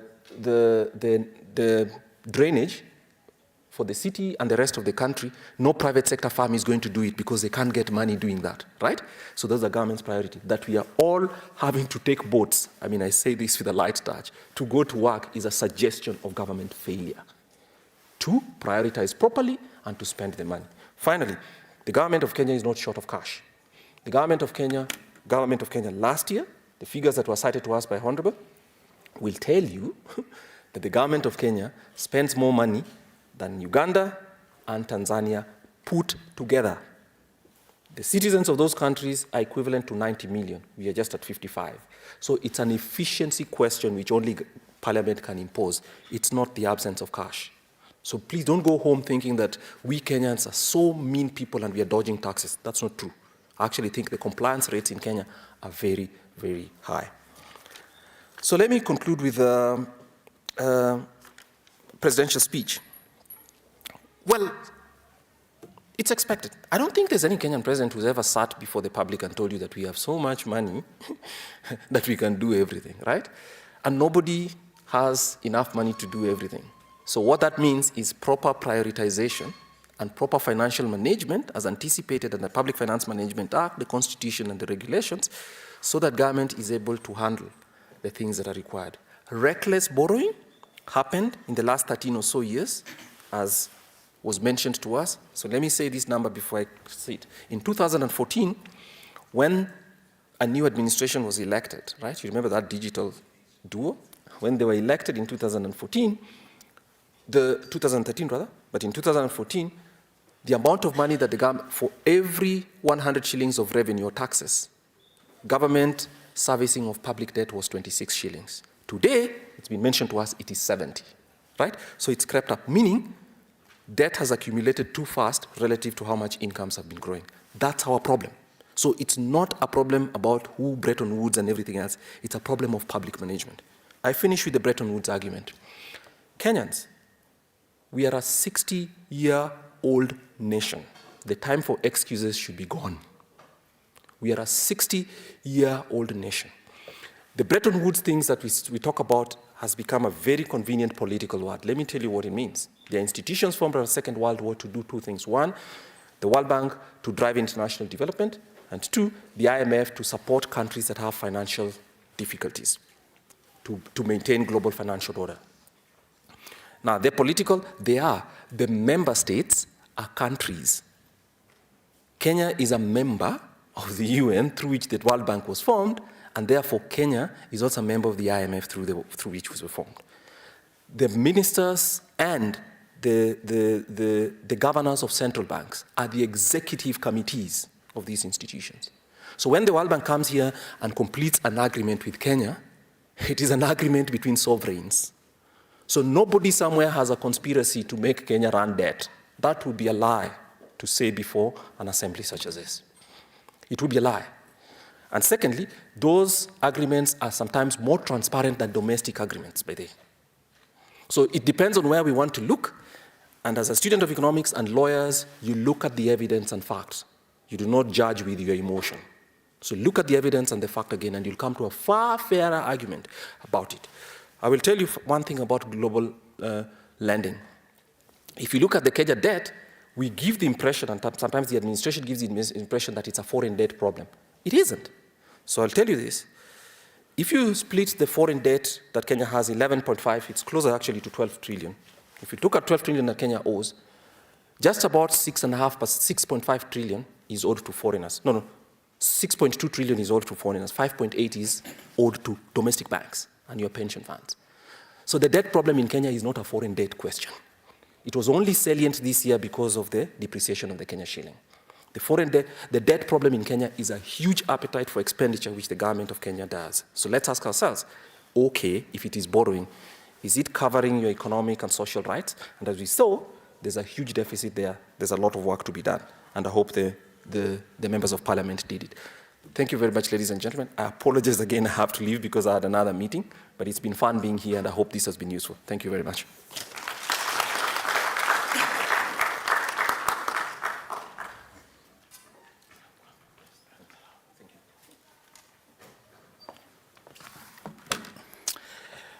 Okay, thank you. Thank you very much for the questions, comments. This is a confirmation that you have been very attentive and listening to what we were saying. But I just want to say this. Allow us just to 1 minute because he's leaving, to present his gift. Sure. Yeah, maybe I'll just call upon the director to present because he's leaving. Just one.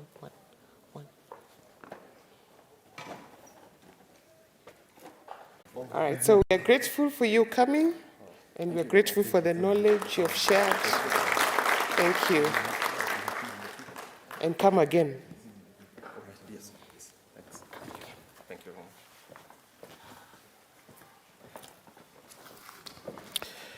So thank you very much. I was just saying that from the questions, the comments, just want to confirm that you are good students. You've been listening. And, you know, I said that this matter of taxation and public debt is a serious matter to an extent that it cannot be left to parliamentarians. You know, as Kwame was talking about parliament, I was saying, which parliament? So you guys, you know the guys you send to parliament. So you know them. Let's just look at, I want to start that point so that we are able to build a case. Public participation. There's a, I think, online question which came, which is very, very important. The issue of public participation. That how come that when we do public participation, Kenyans suggest things, and those things are never adopted by Parliament. There was that question, you had that question. I also did indicate during my opening remarks that us as a committee, we also do public participation.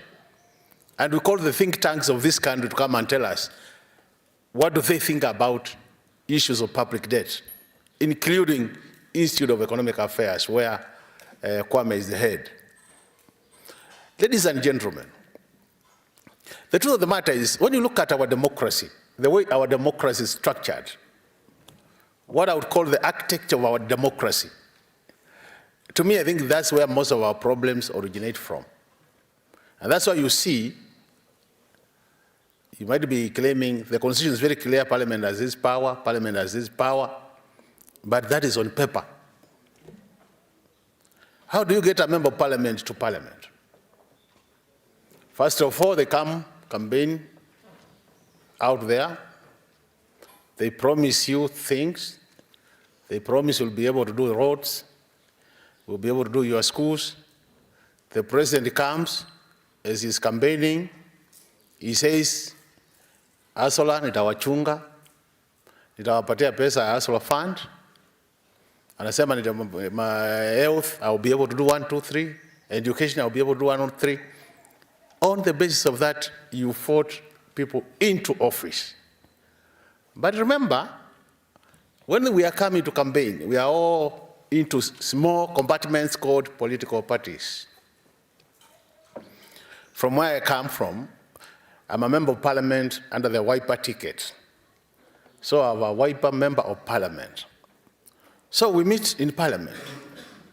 We have UDA, We have, for the Kenya, let me simply say we have Kenya Kwanza coalition with a number of parties in there. And we have the Azimio coalition with a number of parties. The first day you go to parliament, you are electing your speaker. So on the basis of who is the majority, they take away the speaker. So you've been watching these things because they are the majority. The second important thing, decisions in parliament are based on the basis of majority and minority. Meaning what we do is we vote. So irrespective of whether Honorable Makali Mulu is saying the best thing for this country, so long as the voting determines I'm the minority, I lose my argument. And that's democracy. Majority have their way, minority have their say. So it will go to the answer that Mheshimiwa Makali Mulu raised this point, which he opposed to this motion, but at the end of the day, the majority carried their day. Now, this majority and minority, let's analyze it. If you are UDA member of parliament and your coalition or your party takes a position on a matter, whether you are PhD holder, whether you have not been to class, you must adhere to that position of the party. And if you don't do that, there are consequences for not adhering to the party position. These consequences are individual. They are not collective. So this is where we are. We have a parliament where we have I promised Kenyans I would do a low-cost housing project during my campaigns. You are part of my coalition. You are part of my pledges. So you have no other way than to toe the line because you are there when I was promising. What do? That's why I said, Kenya ni kipenzi chetu, tusiachie anybody, sindio? So we need voices outside parliament. I'm just saying, I agree. I don't want I never pretend at personal level. And I want to tell you, I've been in 3 parliaments. I was in 11th parliament, I was in 12th parliament, and I'm in 13th parliament. And I can analyze all these parliaments on the basis of how things were done, how we used to conduct business. This parliament is being weakened by the executive. You can take that to the bank. I can confirm that in any public forum. So you realize that decision making is not as you think. When you go to the Constitution, Parliament, the first arm of government, in the Constitution, meaning it was the first one. But in terms of operations, we are having our own challenges. And that's what I was saying. Some of the things we are saying, for example, when a budget comes to the Parliament, and I'd want to hear your comments on this as we end this session. That budget has programs and projects which are all over the country. Let's say, I want to give you a very good example. This year, which we are now implementing, there is one of the flagship dams, very big dams, called Uman Dam, which is in my constituency. That dam is valued at 2 billion in total. This year, it was allocated 250 million so that we could start the implementation. And as I'm talking, the contractor is on the ground already. When the president came to Kitui campaigning, he promised he'll complete it. When I was campaigning, I told my people that I will make sure that Uman Dam is completed. So I see 250 million in the budget, and I've been told to reject the budget. And my Kitui Central voters are watching me rejecting the budget, which has 250 million for them to go and finish Uman Dam. Where does that put me as a legislator? And I'm watching at 2027 for re-election. These are the challenges, gentlemen. And that's what I'm saying. One of the things, how I wish I had time to go back and one of the things I would want to do and propose, because most of you are scholars, it would be very good for somebody to look at our democracy, the way we have structured our democracy. Political parties in this country have been given so much power to an extent that the parliamentarians who go under political parties are actually kind of constrained from being independent in thinking, being independent when it comes to voting, and at times, because the party has taken a position, you are forced by circumstances to go by the party position. I just want to give this so that when we discuss about, and that's what we are saying, if you decide then to leave all this to Parliament, what happens? I want to tell you that then your representatives will not be able to carry the day on all matters. Some matters will disappear because the president will ask a very simple question. I promised Kenyans this, and you are saying we can't spend on it. And I'm sure even if I ask you the question, who would want that we suspend development in this country for 5 years so that we sort out our public debt issues out? So that we have no development at all for 5 years. Tumalize maneno ya ndeni, tuanze clean slate. Who would support that here? Utasema, no, kwetu tunataka barabara, wengine wanataka shule, wengine wanataka. So these public demands also have serious political implication. And that's why you see, at times, it's not as easy it is on the paper. Now, let me come to the question. There was this question about the population, the way our population is structured, growing economy, issues of debt, and more so application. And I think I said that as you secure any loan as a country, you have to think about future generations. The reason you do that is by the time you are paying the loan, maybe the one who is borrowing might have either been out of the service or might have exceeded to transition to another position and all that. So it is important that we factor in the age factor as you borrow. And that's why I said proper application of public debt we can't discuss. It is a must. Because if you apply your loans well, those loans will be self-generating in terms of repayment to a level that then the future generations will never be overburdened. And that's a very basic policy, principle of public debt, that you don't borrow to overburden future generations. Borrow so that by the time they come to be, that loan will be generating income enough to pay. You'll have made the situation better for them so that the payment becomes easier. Joroge did raise quite a number of important issues. And that one was the issue of borrowing for the right purpose.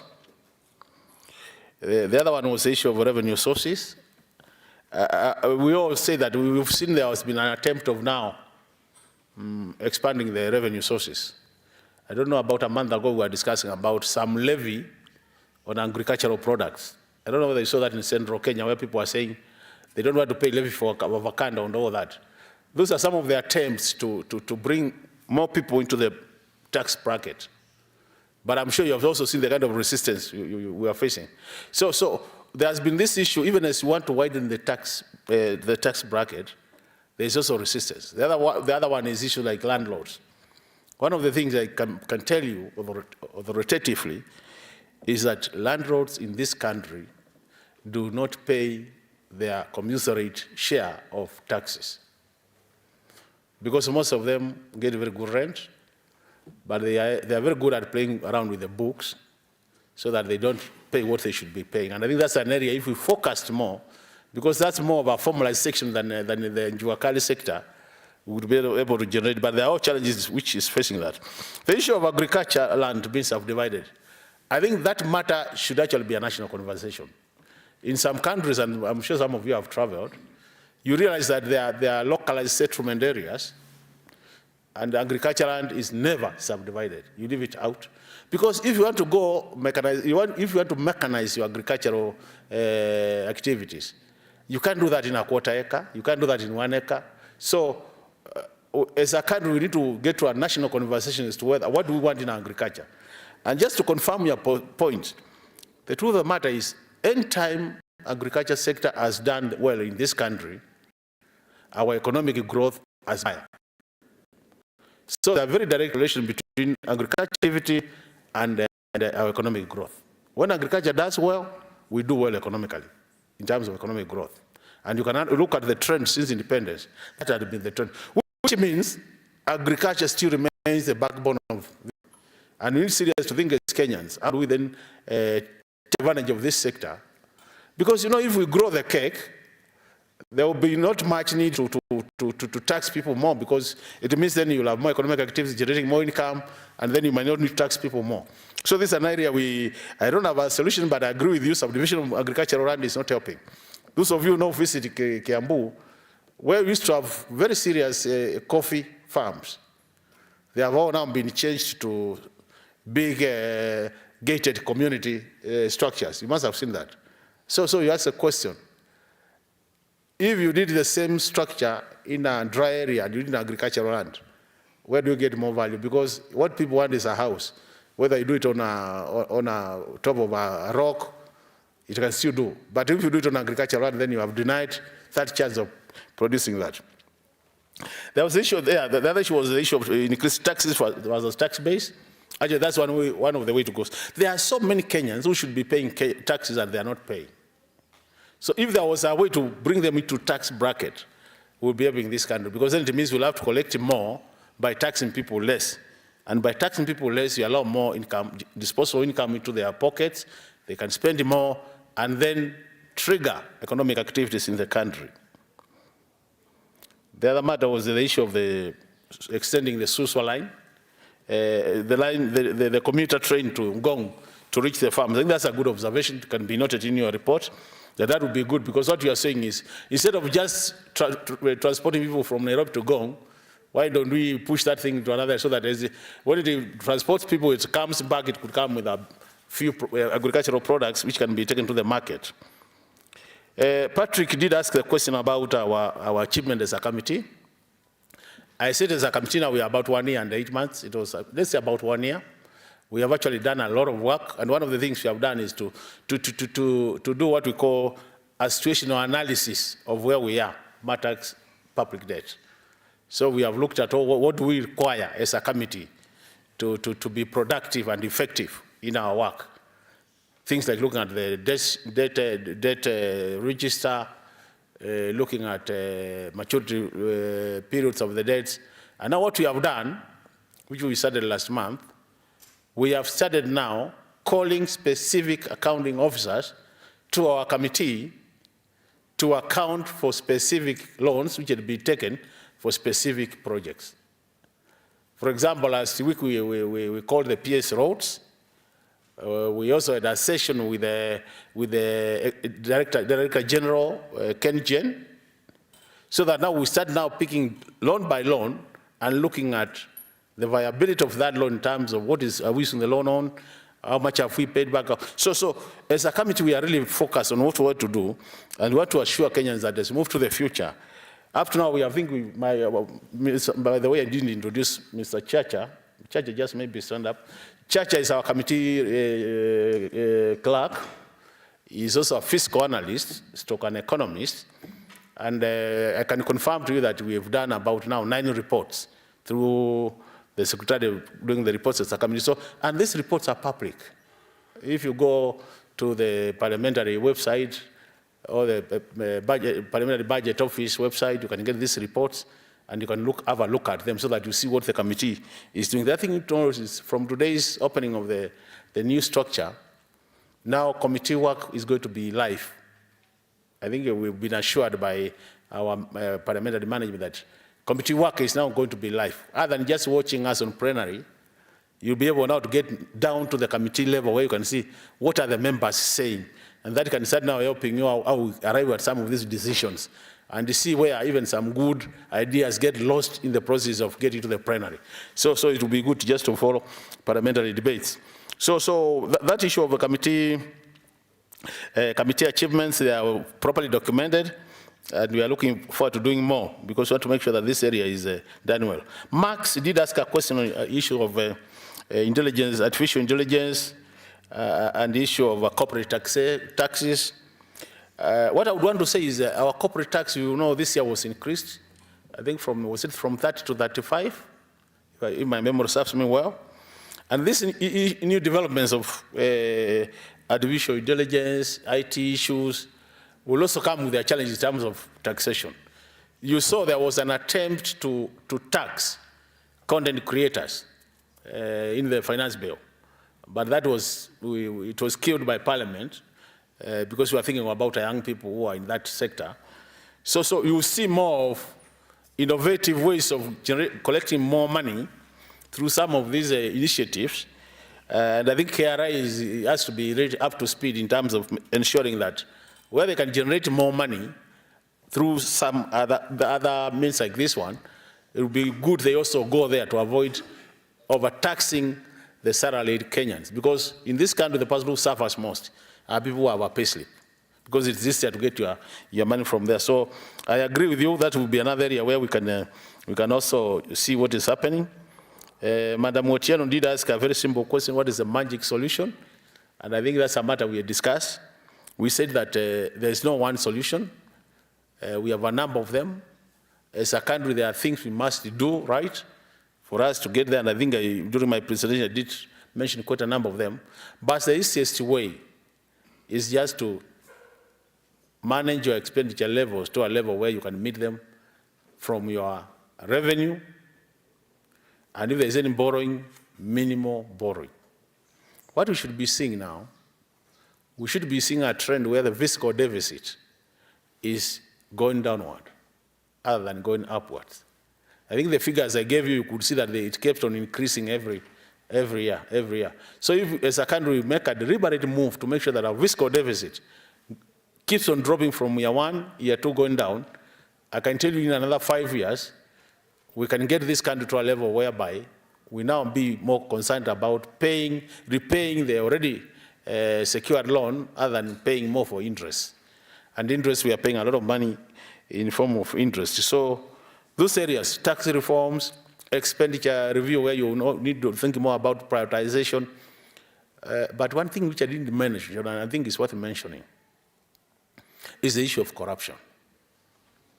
That one, fellow Kenyans, is a matter, is the elephant in the room.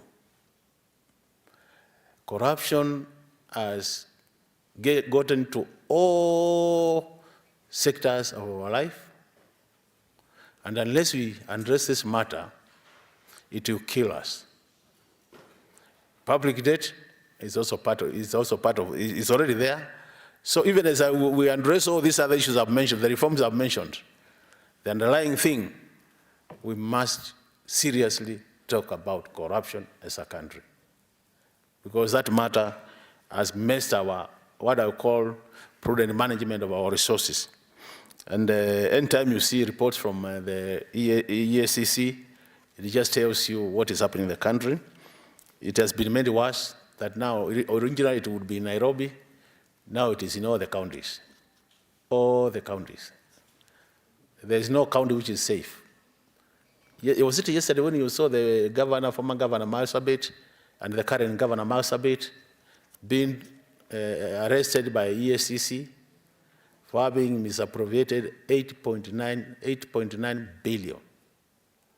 It was yesterday. That was on the news.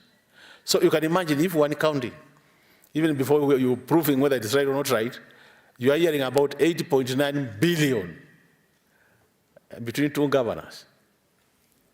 So it just gives you a quick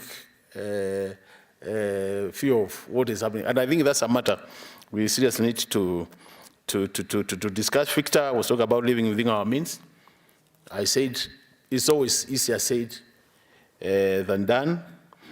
And the truth of the matter is, some of us who are in the government, because government is parliament, judiciary, and executive, at their level of government. And I've said this, I'm sure this gentleman said he watches me every Monday on KTN News. I do a program 6 to 9, it's a political program.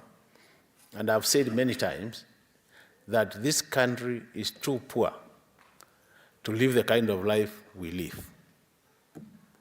We live what the English people who know English well would say, they call it lagis. They are living, in economics we call it living, we call it conspicuous consumption.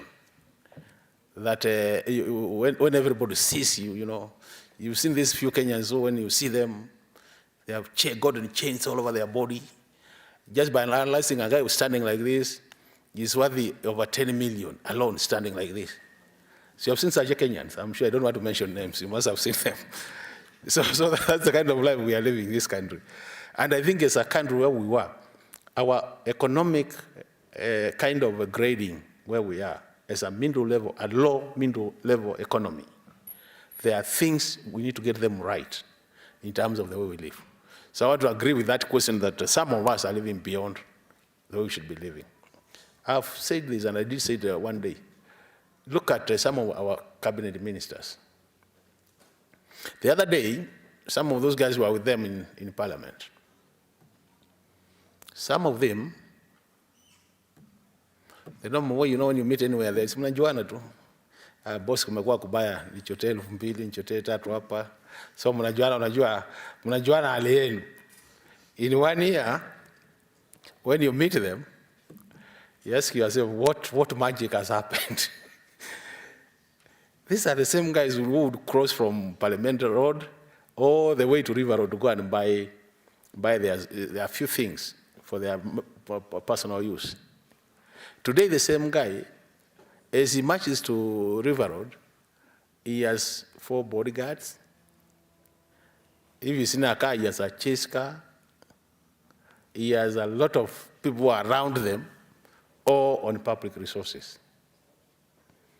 So you ask yourself, on a serious, the fact that you have become a CS, does it change you from being Kefin, from being Mutua? And if so, one thing we did in the Constitution is good. These days as a country, most of our CSs are not politicians. So I'm sure somebody said he's a lecturer here. Who was that? My friend here. He said he's a lecturer. I'm sure today, if you want to go anywhere in this country, you go alone. You don't even bother. You can cross here on foot, you get to Karen, you can just get your car, park it somewhere in Tomboya, and go to Kikomba and do your business. So tomorrow, if we announce you to be the CS of education, do you need 10 bodyguards to go to Kikomba? You have no enemy. He's the same gentleman. Now that's what I'm saying. Why would you want a cabinet secretary to have a chase car, to have 10 security people, and all these other things come with that office? We are living beyond our means.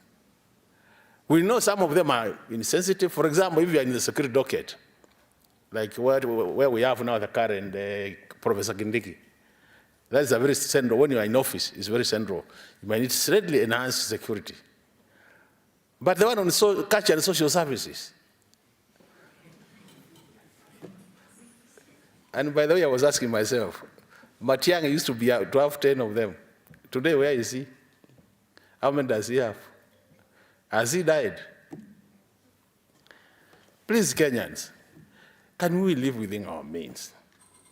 And if you do that, I'm telling you, as we are traveled, you go to some countries, and big economies like Germany, you meet the chancellor riding a motorcycle, you imagine a bicycle, you imagine you are dreaming. Come here, you want to see, you forget about where the president is high. Just meet our deputy president around the streets. Everybody has to be kicked out of the road. They give way for this guy who is passing with all sorts of motorcycles. How I pray that we just say, this guy is our deputy president, we love him, give him a few motorcade, and we continue. So can we live within our means? The other issue was Boniface. Boniface is something you raised about private sector, which I think is good. As a committee, we are also in charge of privatization. We've realized that a number of government entities are not making any money for Kenyans. They are drained to our consolidated fund. And so you have heard about the privatization program. And how we wish that the private sector comes now, Andy, to buy some of these public entities, because private sector has one advantage. They are able to manage better than the public sector in terms of effectiveness, in terms of efficiency. So we would want to see more of these entities which are not making any money for the country being pushed to the private sector. And as a committee, our work is to make sure that the government, the Kenyan taxpayer, gets value for money. For example, we want to dispose one of the hotels. We will make sure that the value of that hotel, whoever buys it at the highest possible price, so that the taxpayer gets value for money, and that will be good for the country.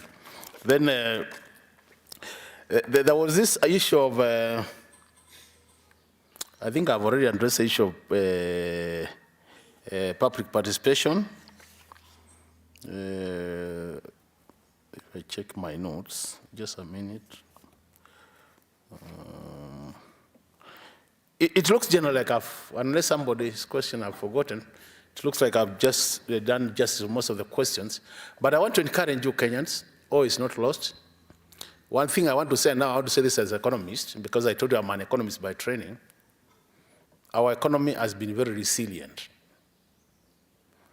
Actually, if we just allowed proper management of our economy a bit, if we became serious as a country, and this is not a particular training office, it's all of us, it's a collective responsibility.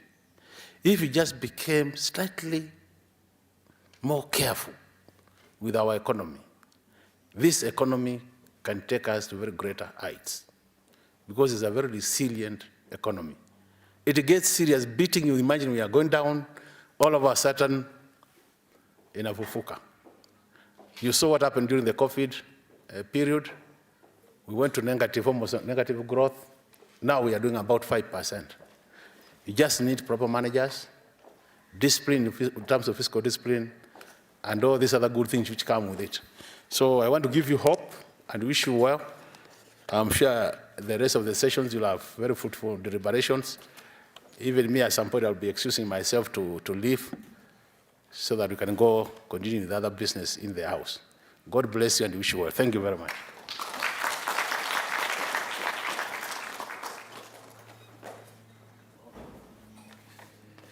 Thank you so much, Mheshimiwa, for tackling all those questions. And I also want to thank the audience for staying with us this far. We are going to take a break, tea break, about 15 minutes. Then we come back for 1 hour for 2 presentations. So before we go, I would like to call upon the director to make a presentation, a gift presentation to our guest speaker, Dr. Makali Mulu. Thank you so much for coming. All right, so thank you so much. We are allowed to leave the hall. For the tea, it will be served just at the reception as you walk in. You'll find some tables that have been set up, and you're all welcome to have tea with us. Thank you. See you in 15 minutes.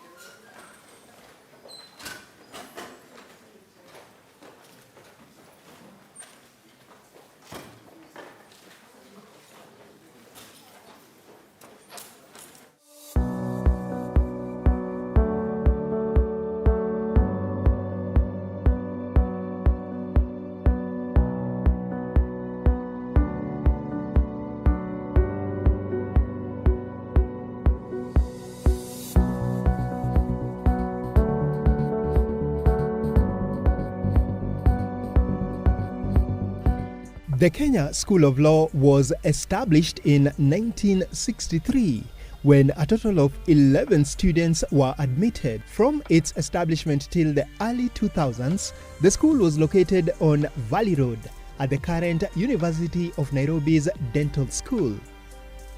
The school was a department in the Attorney General's office until 1995, when it was removed from that office and placed under the management of the newly established Council of Legal Education. And after this, this position remained until 2012, when, as a result of a task force that had been established in 2006, the school was delinked from the Council of Legal Education by virtue of the Kenya School of Law Act 2012 and the Legal Education Act of 2012. So the Kenya School of Law Act established the school as an independent institution, whereas the Legal Education Act established the council as an independent regulator of the legal education.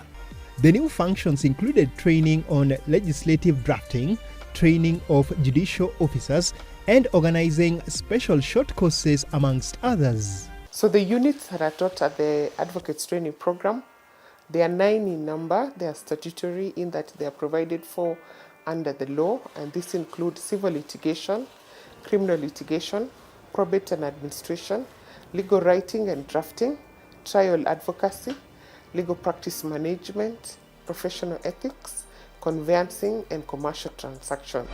At the Kenya School of Law, this is where the rubber meets the road because the program is intense, the training is rigorous, and the time is short. Unlike campus whereby you have 4 years, at the Kenya School of Law you only have 9 months to do your classwork, and you have 6 months to work at a law firm or a legal institution. Therefore, with the Kenya School of Law, you are required to put into practice everything you've learned for the 4 years, and of course you come and also learn new things. Therefore, for someone who is aspiring to join the Kenya School of Law and to become an advocate, you need to be very well prepared. You need to be adversed with the courses that are being offered at your school, because those are the very same things that you're going to learn at the Kenya School of Law, and you're required to do that in a very short time.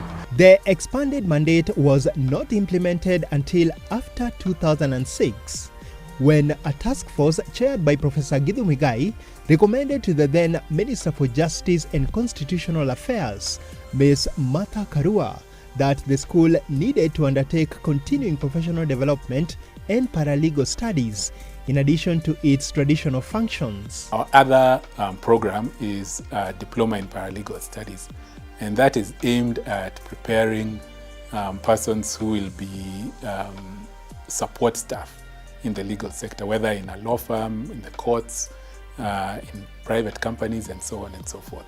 So the Act sets out the admission criteria for both categories. For an advocate, you must have performed at a particular level in your KCSE, that is having a mean grade of C+ and a B in English or Swahili, and then done your undergraduate and come here to the school. The school implements the core mandate through 2 divisions, the Academics Division and the Continuing Professional Development Research and Projects Division. Kenya School of Law is a very interesting institution. The program is rigorous. The teaching is good, however. The lecturers are quite engaging, quite understanding, and they are ready to take students all the way up to the time when they sit for their council legal education examination. And not only do we learn how to become advocates, but we also learn how to develop character. In KSL, it's very lenient. I knew little to know much about law, but then now coming out of KSL, I'd say I know so much. So I'd say my interaction here in KSL has been amazing. The school has maintained ISO 9001-2015 certification because of its desire to maintain high standards of service delivery that satisfy the needs of the customer through continual improvement. All our processes and strategies are such that they all work toward the goal of excellence. So the mandate of the school under Section 4 of the Act is to train persons to be advocates, to provide continuing professional development, to provide paralegal training. Fourthly is other specialized training, other specialized legal training. The fifth is curricula, develop curriculum and examinations. And lastly, to provide projects, research, and consultancies. The Advocates Training Program, ATP, has the objective of training lawyers for entry into the legal profession. Training is conducted in 18 months, 12 months in-house, and 6 months pupillage or internship. Teaching in ATP is conducted on a clinical basis, practical for the purpose of equipping the learner with skills to practice law in the real-life situation. The classes are divided into farms, which are study groups where legal problems and issues are thoroughly discussed. One of the topics that is usually taught in the ATP program, we have a unit called mooting. So students get to participate and have a feel of what to expect in practice. So moot court competition is basically a simulation of court, and then there is a winner. So students have actually traveled out of the country due to moot court competitions. So this is one of the great opportunities that we get to engage in. For one to successfully complete ATP, one has to pass in all the 9 units: civil litigation, criminal litigation, probate and administration, legal writing and drafting, trial advocacy, professional ethics and practice, legal practice management, conveyancing, and commercial transactions. We conduct 3 sets of exams for the PTP, that is termly because we have the 3 terms, but for the pre-bar it's only once a year, ordinarily in January of every year. In every academic institution, you would expect that there will be disciplinary issues. Most of them range from issues of pupillage, especially when students are on pupillage, that is what is the equivalent of attachment. You find that there could be some misconduct. Maybe some student has left the station without notifying the master, or they may have carried themselves in a manner that does not befit the profession. We engage learners at 2 different levels: full-time and part-time lecturer. As a student, it's been very convenient and has allowed most of the people who are working to get an opportunity, because you see, in the evening we start classes around 5:30, so it's not going to affect my working time. So 5:30 to around 8:30, we are done with class, which is very convenient, and lecturers are very accommodating.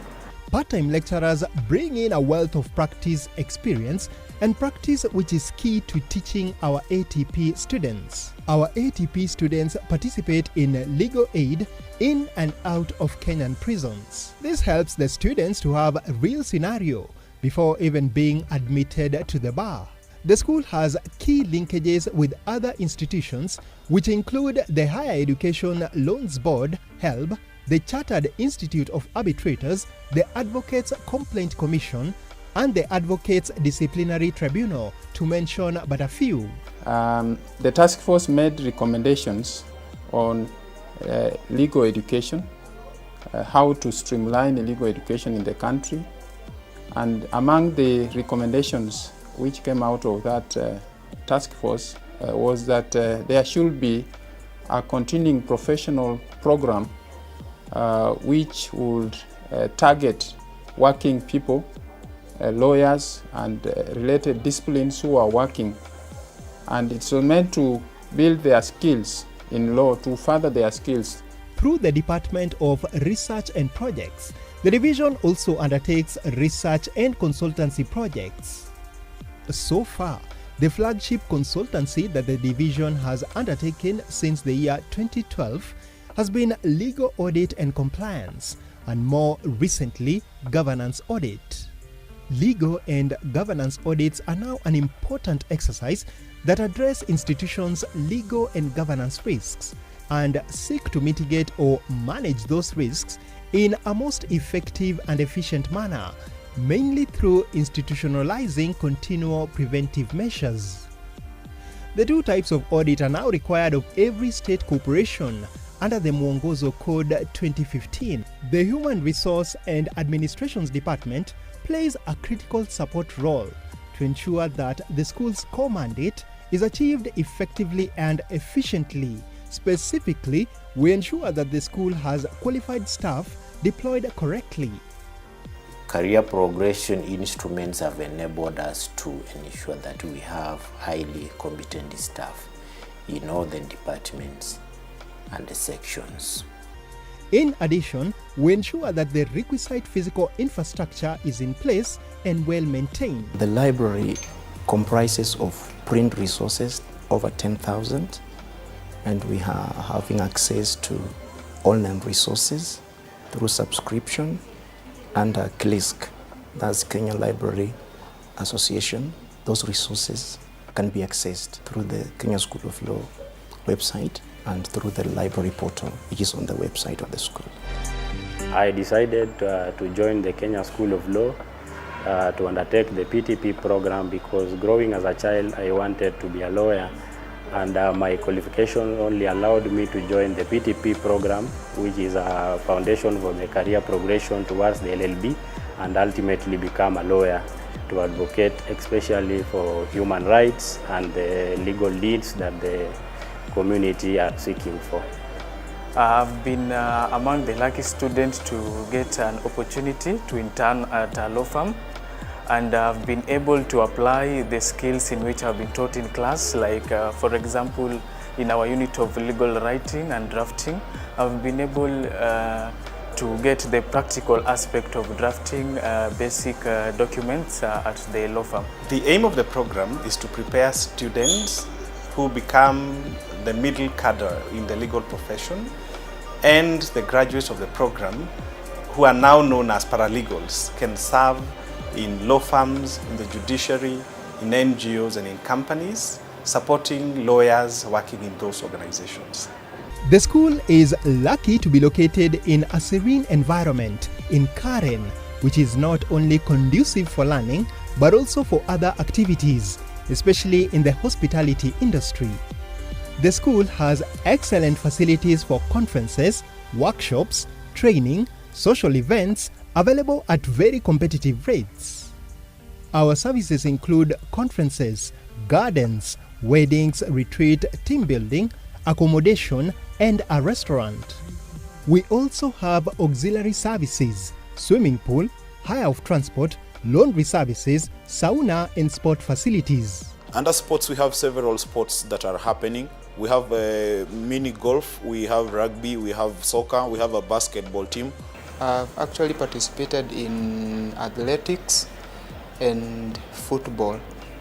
I've had a chance to win a silver in the long distance race. The school prides in offering great services to all our stakeholders. Currently, the school has 2 campuses. Our main campus is located in Karen along Langata South Road, Nairobi, while our town campus is located within CBD along Moi Avenue, Development House, 5th floor.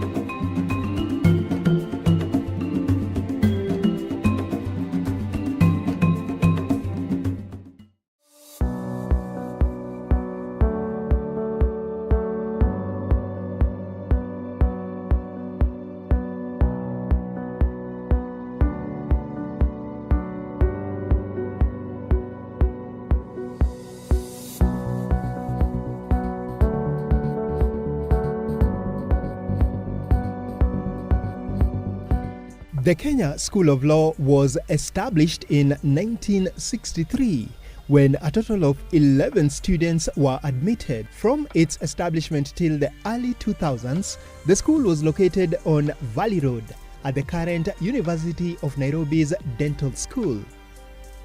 The school was a department in the Attorney General's office until 1995, when it was removed from that office and placed under the management of the newly established Council of Legal Education. And after this, this position remained until 2012, when, as a result of a task force that had been established in 2006, the school was delinked from the Council of Legal Education by virtue of the Kenya School of Law Act 2012 and the Legal Education Act of 2012.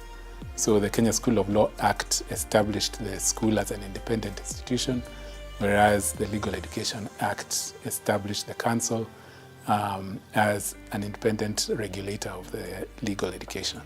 The new functions included training on legislative drafting, training of judicial officers, and organizing special short courses, amongst others. So the units that are taught at the Advocates Training Program, they are 9 in number. They are statutory in that they are provided for under the law, and this includes civil litigation, criminal litigation, probate and administration, legal writing and drafting, trial advocacy, legal practice management, professional ethics, conveyancing, and commercial transaction.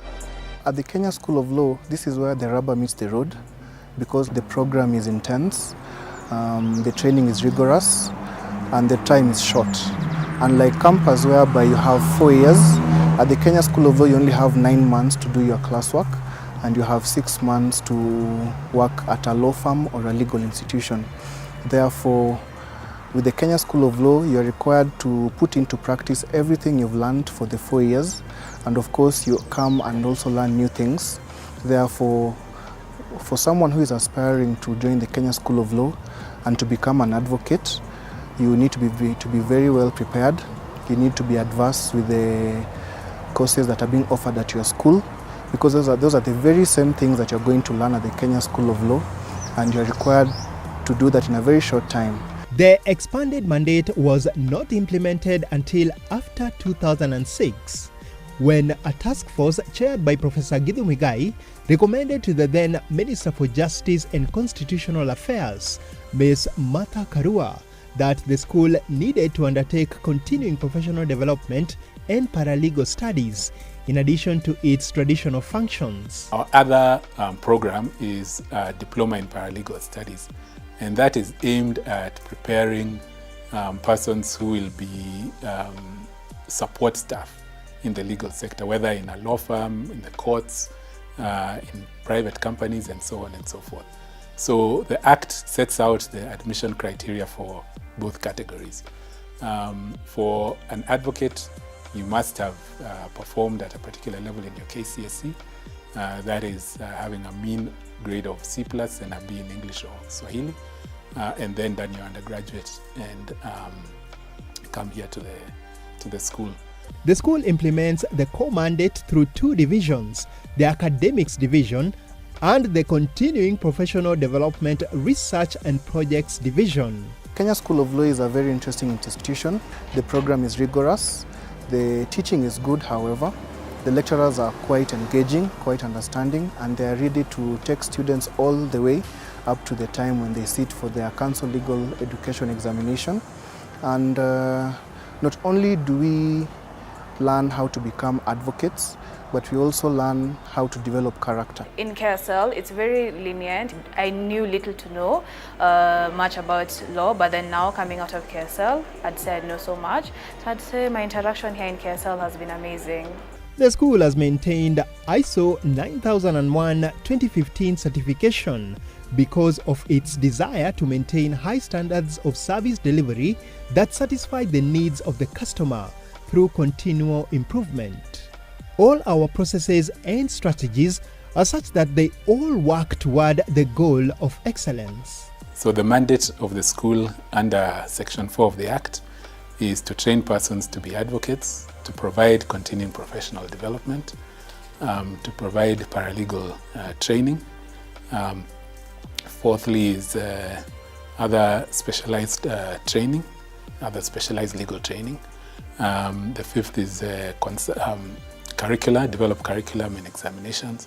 And lastly, to provide projects, research, and consultancies. The Advocates Training Program, ATP, has the objective of training lawyers for entry into the legal profession. Training is conducted in 18 months, 12 months in-house, and 6 months pupillage or internship. Teaching in ATP is conducted on a clinical basis, practical for the purpose of equipping the learner with skills to practice law in the real-life situation. The classes are divided into firms, which are study groups where legal problems and issues are thoroughly discussed. One of the topics that is usually taught in the ATP program, we have a unit called mooting.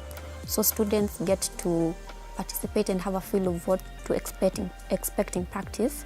So moot court competition is basically a simulation of court, and then there is a winner. So students have actually traveled outside the country due to moot court competitions. So this is one of the great opportunities that we get to engage in. For one to successfully complete ATP, one has to pass in all the 9 units: civil litigation, criminal litigation, probate and administration, legal writing and drafting, trial advocacy, professional ethics and practice, legal practice management, conveyancing, and commercial transactions. We conduct 3 sets of exams for the PTP, that is termly because you have the 3 terms, but for the pre-bar it's only once a year, ordinarily in January of every year. In every academic institution, you would expect that there will be disciplinary issues. Most of them range from issues of pupillage, especially when students are on pupillage, that is what is the equivalent of attachment. You find that there could be some misconduct, maybe some student has left a station without notifying the master, or they may have carried themselves in a manner that does not befit the profession. We engage learners at 2 different levels, full-time and part-time lecturer. As a student, it's been very convenient and has allowed most of the people who are working to get an opportunity, because you see, in the evening we start classes around 5:30, so it's not going to affect my working time. So 5:30 to around 8:30, we are done with class, which is very convenient, and lecturers are very accommodating.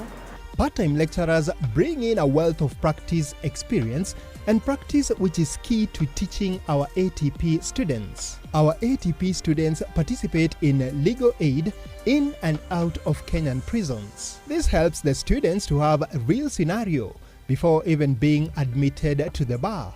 The school has key linkages with other institutions, which include the Higher Education Loans Board, HELB, the Chartered Institute of Arbitrators, the Advocates Complaint Commission, and the Advocates Disciplinary Tribunal, to mention but a few. The task force made recommendations on legal education, how to streamline legal education in the country. And among the recommendations which came out of that task force was that there should be a continuing professional program which would target working people, lawyers and related disciplines who are working, and it's meant to build their skills in law, to further their skills. Through the Department of Research and Projects, the division also undertakes research and consultancy projects. So far, the flagship consultancy that the division has undertaken since the year 2012 has been legal audit and compliance, and more recently, governance audit. Legal and governance audits are now an important exercise that address institutions' legal and governance risks and seek to mitigate or manage those risks in a most effective and efficient manner, mainly through institutionalizing continual preventive measures. The 2 types of audit are now required of every state corporation under the Mwongozo Code 2015. The Human Resource and Administrations Department plays a critical support role to ensure that the school's core mandate is achieved effectively and efficiently. Specifically, we ensure that the school has qualified staff deployed correctly. Career progression instruments have enabled us to ensure that we have highly competent staff in all the departments and the sections. In addition, we ensure that the requisite physical infrastructure is in place and well maintained. The library comprises of print resources over 10,000, and we are having access to online resources through subscription under KLISC, that's Kenya Library Association. Those resources can be accessed through the Kenya School of Law website and through the library portal, which is on the website of the school. I decided to join the Kenya School of Law to undertake the PTP program because growing as a child, I wanted to be a lawyer, and my qualification only allowed me to join the PTP program, which is a foundation for the career progression towards the LLB and ultimately become a lawyer to advocate especially for human rights and the legal needs that the community are seeking for. I've been among the lucky students to get an opportunity to intern at a law firm, and I've been able to apply the skills in which I've been taught in class, like for example, in our unit of legal writing and drafting, I've been able to get the practical aspect of drafting. The aim of the program is to prepare students who become the middle cadre in the legal profession and the graduates of the program who are now known as paralegals can serve in law firms, in the judiciary, in NGOs and in companies, supporting lawyers working in those organizations.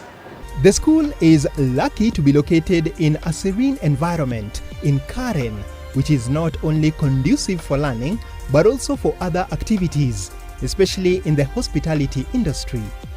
The school has excellent facilities for conferences, workshops, training, social events, available at very competitive rates. Our services include conferences, gardens, weddings, retreat, team building, accommodation, and a restaurant. We also have auxiliary services, swimming pool, hire of transport, laundry services, sauna, and sport facilities. Under sports, we have several sports that are happening. We have mini golf, we have rugby, we have soccer, we have a basketball team. I've actually participated in athletics and football. I've had a chance to win a silver in the long distance race. The school prides in offering great services to all our stakeholders. Currently, the school has 2 campuses. Our main campus is located in Karen along Langata South Road, Nairobi, while our town campus is located within CBD along Moi Avenue, Development House, 5th floor.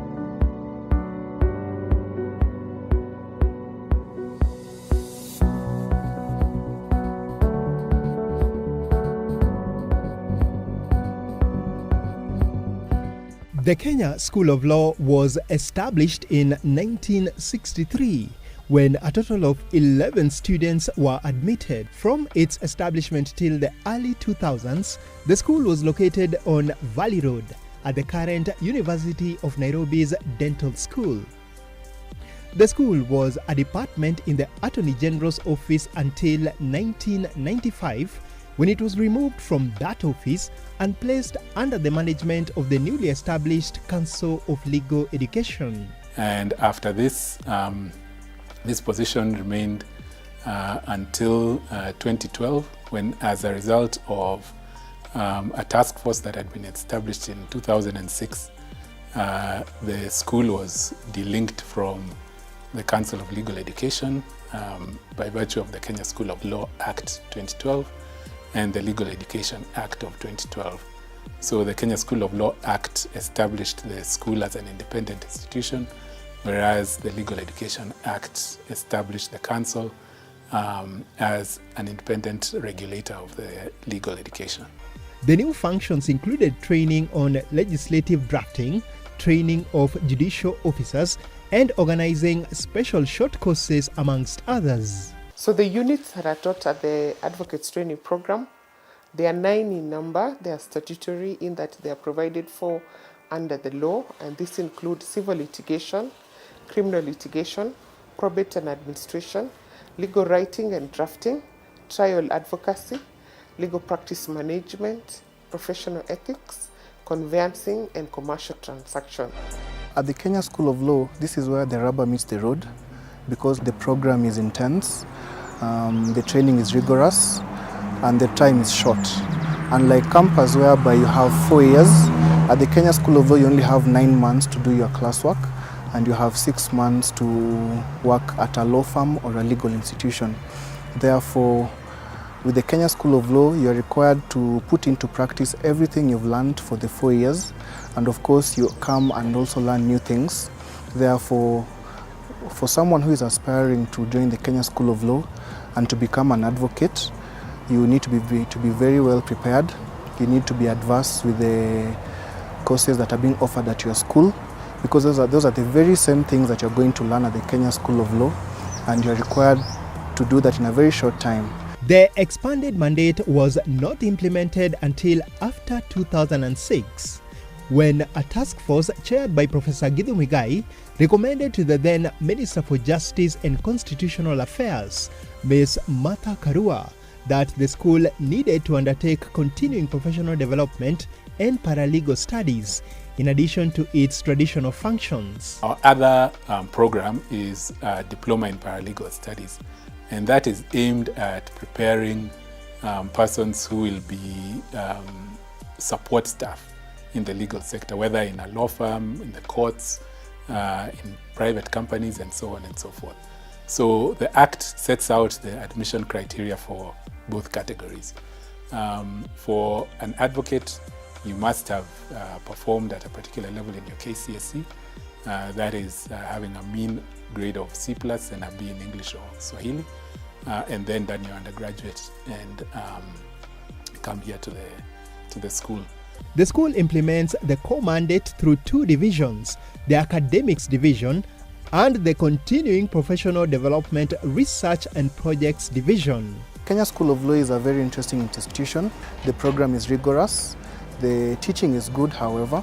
The lecturers are quite engaging, quite understanding, and they are ready to take students all the way up to the time when they sit for their council legal education examination. And not only do we learn how to become advocates, but we also learn how to develop character. In KSL, it's very lenient. I knew little to no much about law, but then now coming out of KSL, I'd say I know so much. So I'd say my interaction here in KSL has been amazing. The school has maintained ISO 9001-2015 certification because of its desire to maintain high standards of service delivery that satisfy the needs of the customer through continual improvement. All our processes and strategies are such that they all work toward the goal of excellence. So the mandate of the school under Section 4 of the Act is to train persons to be advocates, to provide continuing professional development, to provide paralegal training.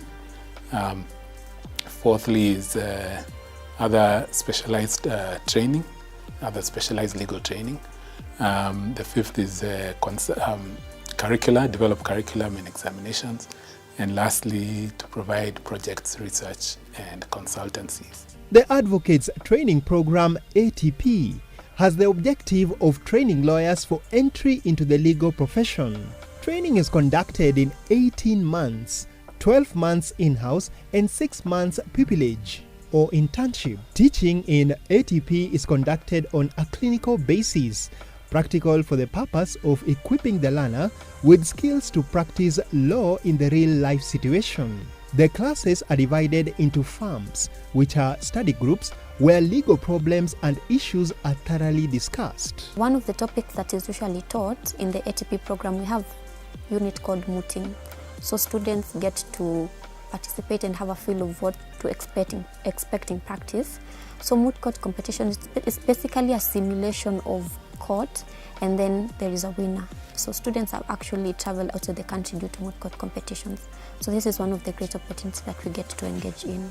For one to successfully complete ATP, one has to pass in all the 9 units: civil litigation, criminal litigation, probate and administration, legal writing and drafting, trial advocacy, professional ethics and practice, legal practice management, conveyancing, and commercial transactions.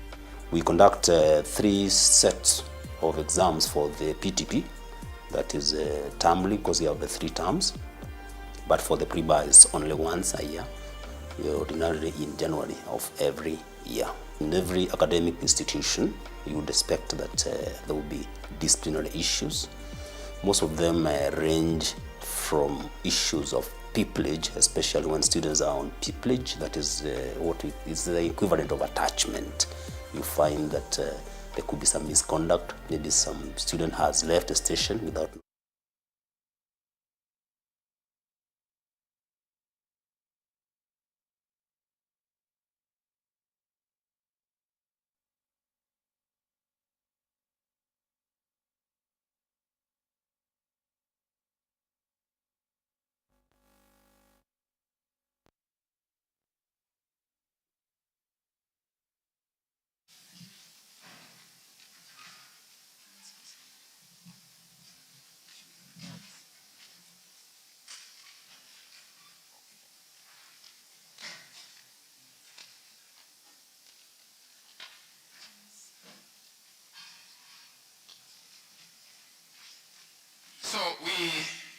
shall have a presentation titled Scrutinizing the Impact of Tax Incentive Culture in the Advancement of Social Economic Rights. We are going to have the presentations 15 minutes at most. Then we have questions. We'll have a session for questions at the end. So please keep your questions. And for the presenters, kindly be direct to the point because of time. So we'll invite, in that order, Nelson, when you have Kinyo and Otieno, will present Beyond Caesar's Grasp, Setting Constraints on Government's Taxing Hand. And then we have our regulators, NSSF, Millicent, and NHIF. They're also presenting papers. NSSF, we have taxation of pensions in Kenya, assimilation of the effect of taxes on benefits paid. And NHIF have the beneficial magnitude of statutory deductions as a form of tax on social protection in Kenya, a case study of dialysis patients.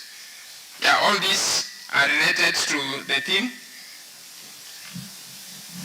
They are related to the theme, so at this time I would like to welcome Nelson, the first presenter. Let us give a hand as we welcome him to make a presentation.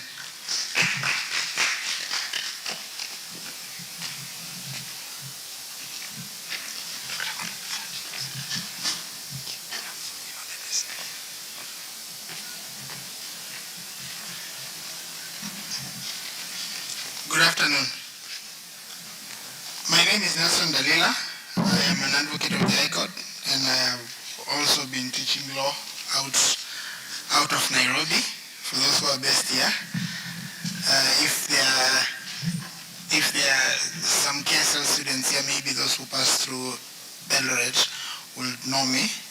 Of course, some of my teachers are there. I can see Sam Waniki. I saw Sam Akwale as well many years back. Okay. To start with, I had planned for a 30 minutes presentation, but owing to the changes that are there, I will really try to compress my work. My topic today is to scrutinize the impact of tax incentive culture in the advancement of social economic rights in Kenya. Okay, and there it's you have the definition of tax incentives.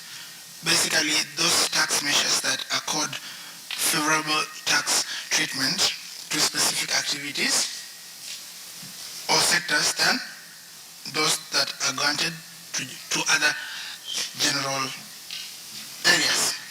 You also have a definition of social economic rights under Article 47 of Kenya to include health, housing and sanitation, freedom from hunger, adequate food, clean water and safe water, social security, and education. So basically the paper is focused on demonstrating how tax incentive culture either hinders or promotes the realization of social economic rights within Kenya. A idea here that is not in this paper is that it's based on an assumption that of an efficiently run government whereby taxes that are collected are applied towards the welfare of the citizens and not run through corruption. Right? So when we look at the previous financial year, you can see that the amount that we lost in costs in form of tax is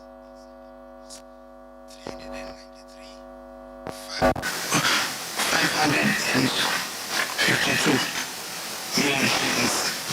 Okay, so this is a huge amount of tax incentives we are giving. Now we are questioning what is the rationale of such a huge portion of our tax revenue given out? And are we following the right rules? Are we ultimately having a loss? Are the citizens not benefiting from the actual tax if the tax was to be levied? The government is divided into 5 parts, like I said, the next chapter 5. The principles for tax incentives, the legal framework for tax incentives in Kenya, and the weakness of the tax incentive regime in Kenya. And recommendation. Okay. So, why do we give tax incentives? Mainly because we want to attract FDI, foreign direct investment, and maybe we want to encourage investments in certain sectors. Let's say if there are we don't have enough schools or hospitals, the government can, encourage investors to invest in that particular area in form of tax incentives. Let's say if we have, if we recognize that a lot of our dollars are going out of the country to buy cars, you want the government to talk to investors to come and set the plans in Kenya so that we can be able to manufacture our own vehicles. So, and the only way we can do this is by offering them tax concessions, right? And there's a lot of examples of how this can be done in the developed world. You can think of the tax havens in the world, the Cayman Islands, the Jersey Islands, etc., sometimes even the Mauritius and the Seychelles. So basically, tax incentives is important for a government. It's a tool, a powerful tool to direct investment and to attract investment, to direct investment in particular fields and to attract investment. So the question for us is, are we using our tax incentives in Kenya correctly, or are we misusing it to the detriment of the Kenyan population? So the principles of tax incentives, you have them. There are 4 general principles. The standard, you have that the tax incentives have to be predictable, they have to be proportional, they have to be robust, not too robust, not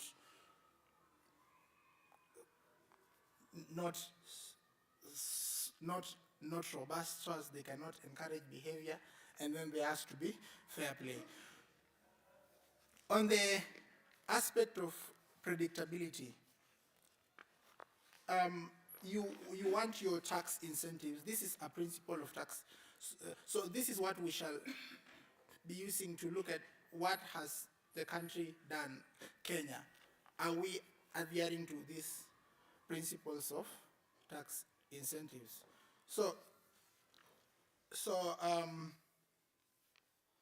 the tax incentives have to be predictable so that those who are, for them to work, so that if somebody is coming to invest in the country, you want to know that these incentives will be there for 10 years or 5 years, by which time you'll be able to have recouped your investment. You don't want that once one particular government comes into power, you put in a lot of investment and then all of a sudden there is a change in policy.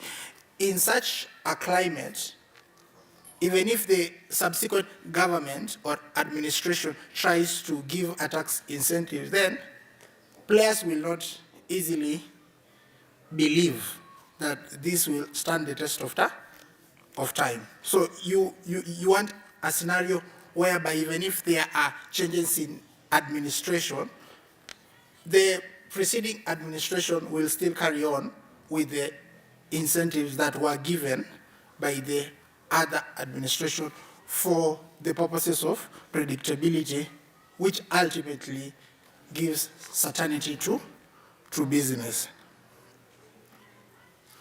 Okay. Proportionality.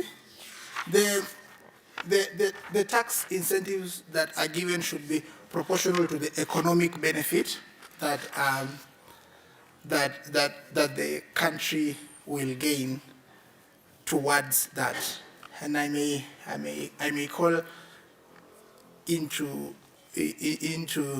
for you to, if you can recall some time back when we were nearing the general election, I think that was in the last election, just that financial year, the government of the day at that time introduced hefty tax incentives for the purchase of helicopters, for instance, and other aircraft, purposely because they themselves were going to use them for campaigns. So they wanted to import them. So the rule of proportionality comes in the sense that if you are suggesting that the helicopters or etc. should not pay tax, how does it yield? How does it benefit the country on a larger scale? You know? Is it advantageous? Does it yield the desired outcome? Vis-a-vis, look at it this way. You can decide to say that Toyota can come and establish in Kenya a vehicle manufacturing plant. And you tell them, look, don't pay tax for the next 20 years.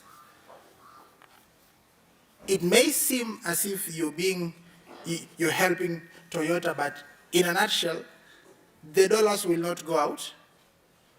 You will preserve your foreign reserve, which now means that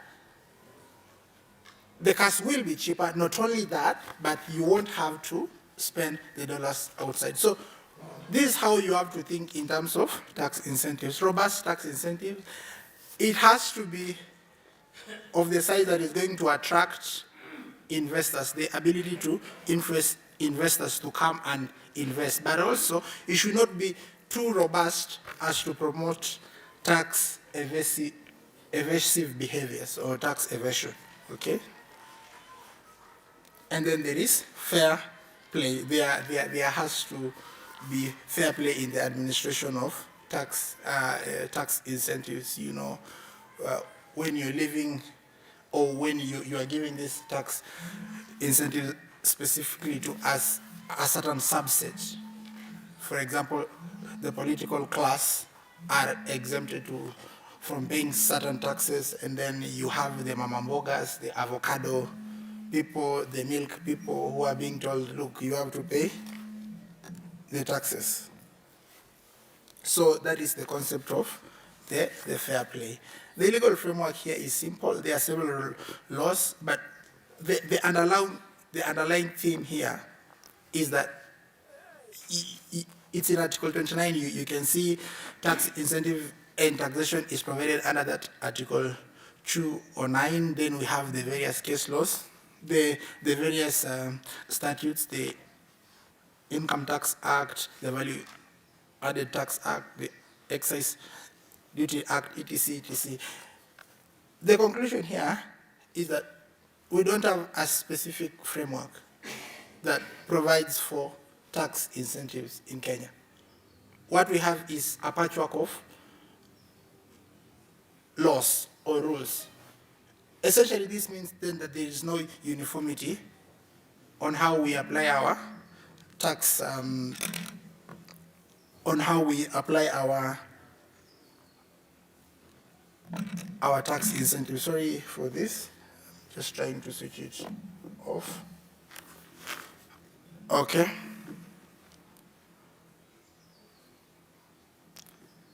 Sorry for that.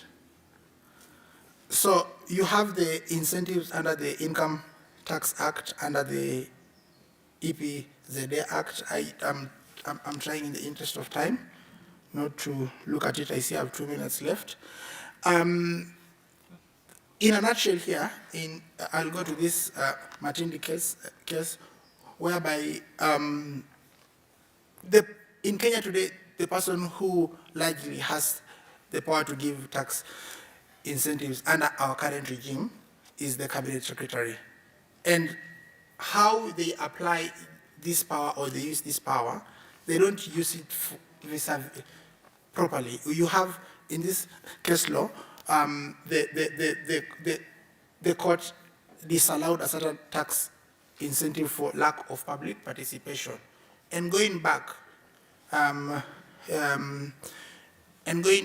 if for those of you that are keen on the news, you can remember that when the two banks were merging, the CBA Bank then and then the NIC Bank, then at that time, you know, the Cabinet Secretary at that time gave tax incentives to further some certain private interest. That is a demonstration that our tax incentives is not done in line with the principle.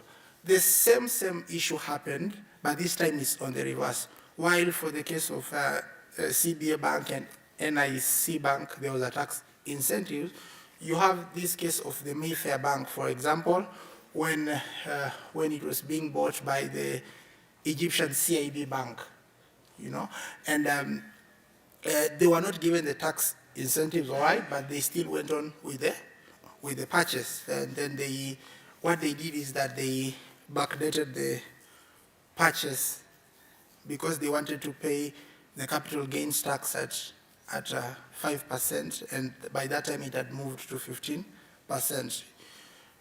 And when now the next administration comes in place, it reviewed and demanded of the bank to pay 4 billion shillings extra in taxes. So, point to note is that the owner of Mayfair Bank was in the previous administration, and the administrations had since changed. So these two cases just demonstrate our tax incentive culture is used to reward, to achieve certain particular goals. And this is now what is in part 4. It shows that there is high risk of abuse. There is, we don't have an elaborate legal framework, and what NCBA and what NIC Bank and CBA Bank did is just tax. You know, we call it now tax avoidance, but it's actually tax evasion, legalized tax evasion. And then the part 4, which was identified in the Martini case, whereby there is the lack of public participation. So I won't go through this point. I had made the PowerPoint to look at that. And then you have the conclusions there, whereby we are saying that we should have a proper framework on tax incentives, that legal framework on tax incentives that are underpinned on the principles, the globally accepted principles for tax incentives, and this power should not be solely in the hands of the political class. Thank you so much. So much, that will be it. Thank you, Mr. Ryan.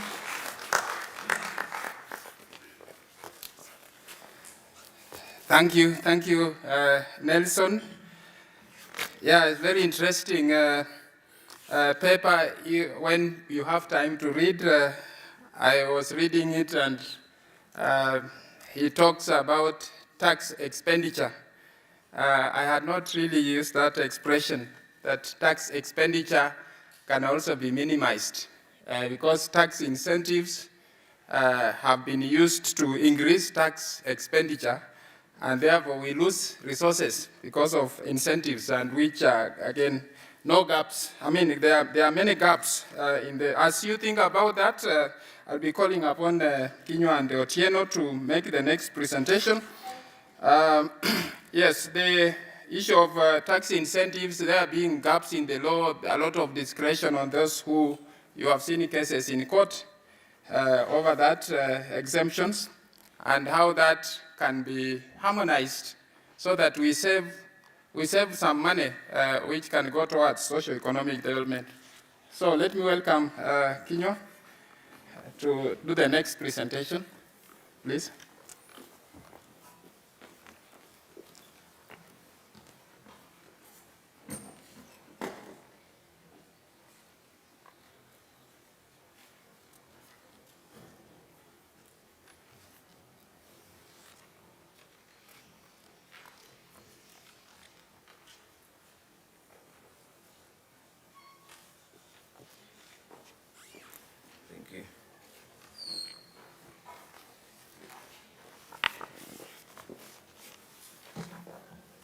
Thank you very much. Probably I'm the shortest man to speak today, and I'll be starting with this.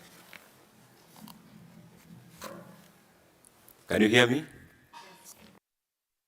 I've heard of the adage, give Caesar what belongs to Caesar.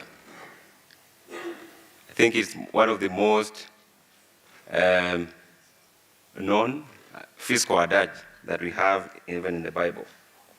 Our paper investigates whether we can actually constrain the government's hand in the manner of setting a maximum limit beyond which the government cannot be allowed to surpass.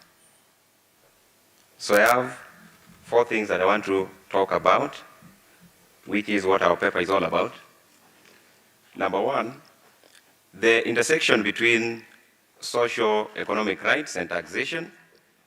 Number 2, strategies to restrain an over-ambitious government in taxation and potentially a deceptive government. What are some of those strategies that we can use? Number 3, is there something we can put as the ultimate test for adequate public participation? And lastly, we come up with 3 novel tests that any democracy can employ to then establish a framework for limiting a potentially deceptive and an over-ambitious government in taxation. So we divided our paper in 2 different parts. We prepared our presentation for 30 minutes. We'll be able to adjust accordingly. And my name is Mr. Benson Oliworo Tieno, currently a pupil undertaking pupillage at the law firm of Triple OK Law LLP Advocates. We have co-authored a paper with my colleague and friend, Mr. Kinyo Wanjohi. So I'll be presenting the first bit, and Mr. Kinyo will be taking you through the other parts of our paper.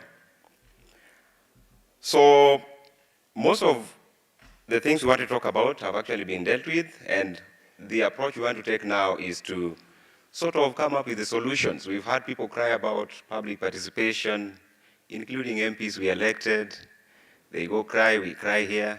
So what is the solution? We want to take that approach, so we are not going to go into the literature around it of we had presented or we had prepared a presentation of who has the power to tax, what are those taxation principles. Most of these things have been dealt with, and this will take you or point to the fact that when we're talking about tax, it's as simple as somebody pinching or coming for something that goes into your pocket. So it's just that one thing. But there's so many concepts around it. And that is why you'll see there are so many things uniting at the same time. So the objectives of taxation have been discussed. In our paper, we explore up to 17 objectives, as have been summarized by several authors. We've looked at the works of Aviona in their book, The 3 Goals of Taxation. We've looked at the works of McDaniel, 1985, Tax Expenditures. We have looked at the works of Waris on the policies of taxation. In Kenya, we have the authority to tax stemming from Article 209 of the Constitution. We have a devolved system of government in Kenya, so we have those taxes that are imposed by the county governments and those that are left for the national government only. There's a bit of a problem if you look at even those particular duties. Article 174 of the Constitution of Kenya spells out the objectives of devolution. Why did Kenyans think about devolution? And one of those important concepts is the question of proximate, the provision of proximate easily accessible services throughout Kenya. Who is better placed to provide these services? Is it the national government? Is it the county government? And where is the problem? Is there a problem? Is the status quo correct? Article 209 gives the county governments just express powers to tax things like property rates, and everything else is left to the National Assembly, and they may choose what they want to tell counties to tax. Should we disturb the status quo that, yes, we have devolved system, but whatever they put on us in terms of taxation is very minimal, yet we trust them to be the ones that can give us the most proximate and easily accessible services? We also have under Article 174 the question of the right of communities to manage their own affairs. Those are the words of the Constitution. The right to manage their own affairs and further their development. Those are the words in the Constitution. So if you can further your development, one of the principles or aims of taxation is to develop the country. So what are these that can be done at the county level, and which ones can we trust the national government with? So I've spoken about 3 different tests that we've said we have come up with that can be used to constrain the hand of government in setting up a tax ceiling.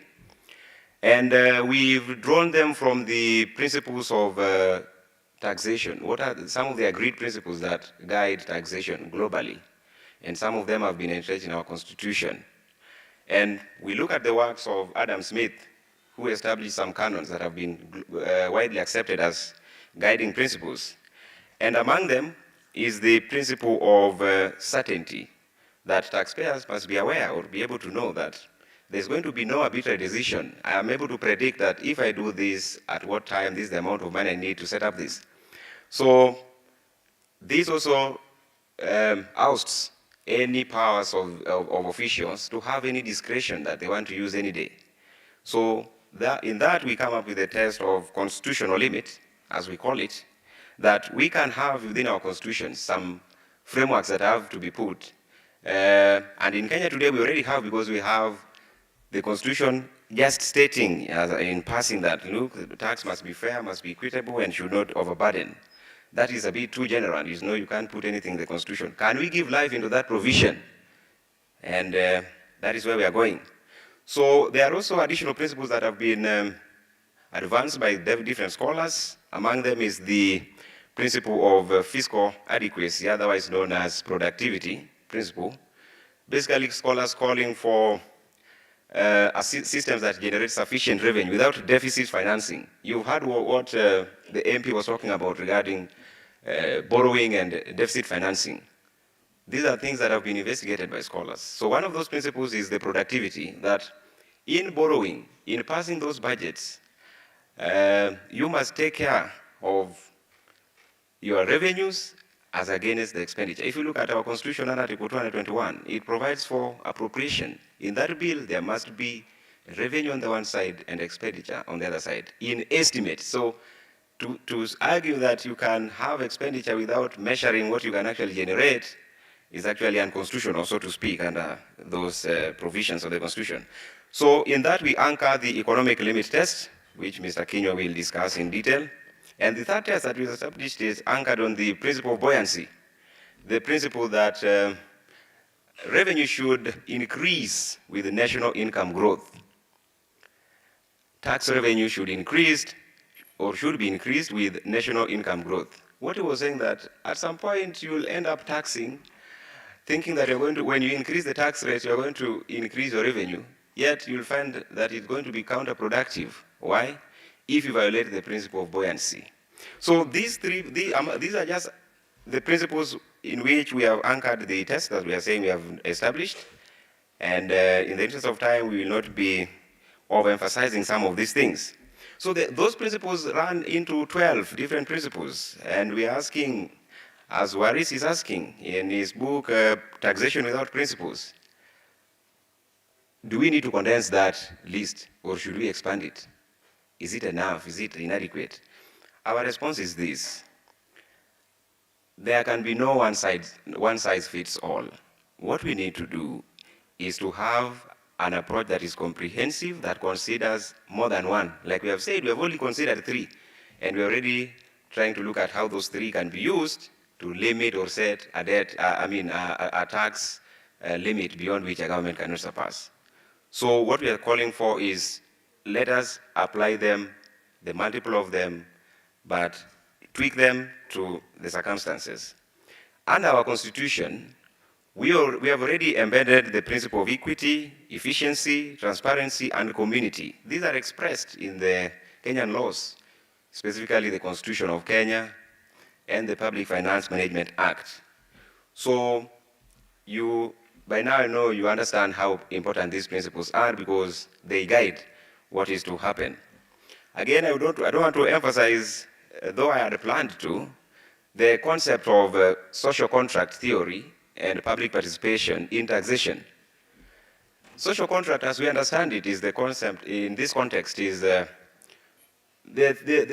theory that people have consented to taxation in exchange of or for provision of public goods as have been defined.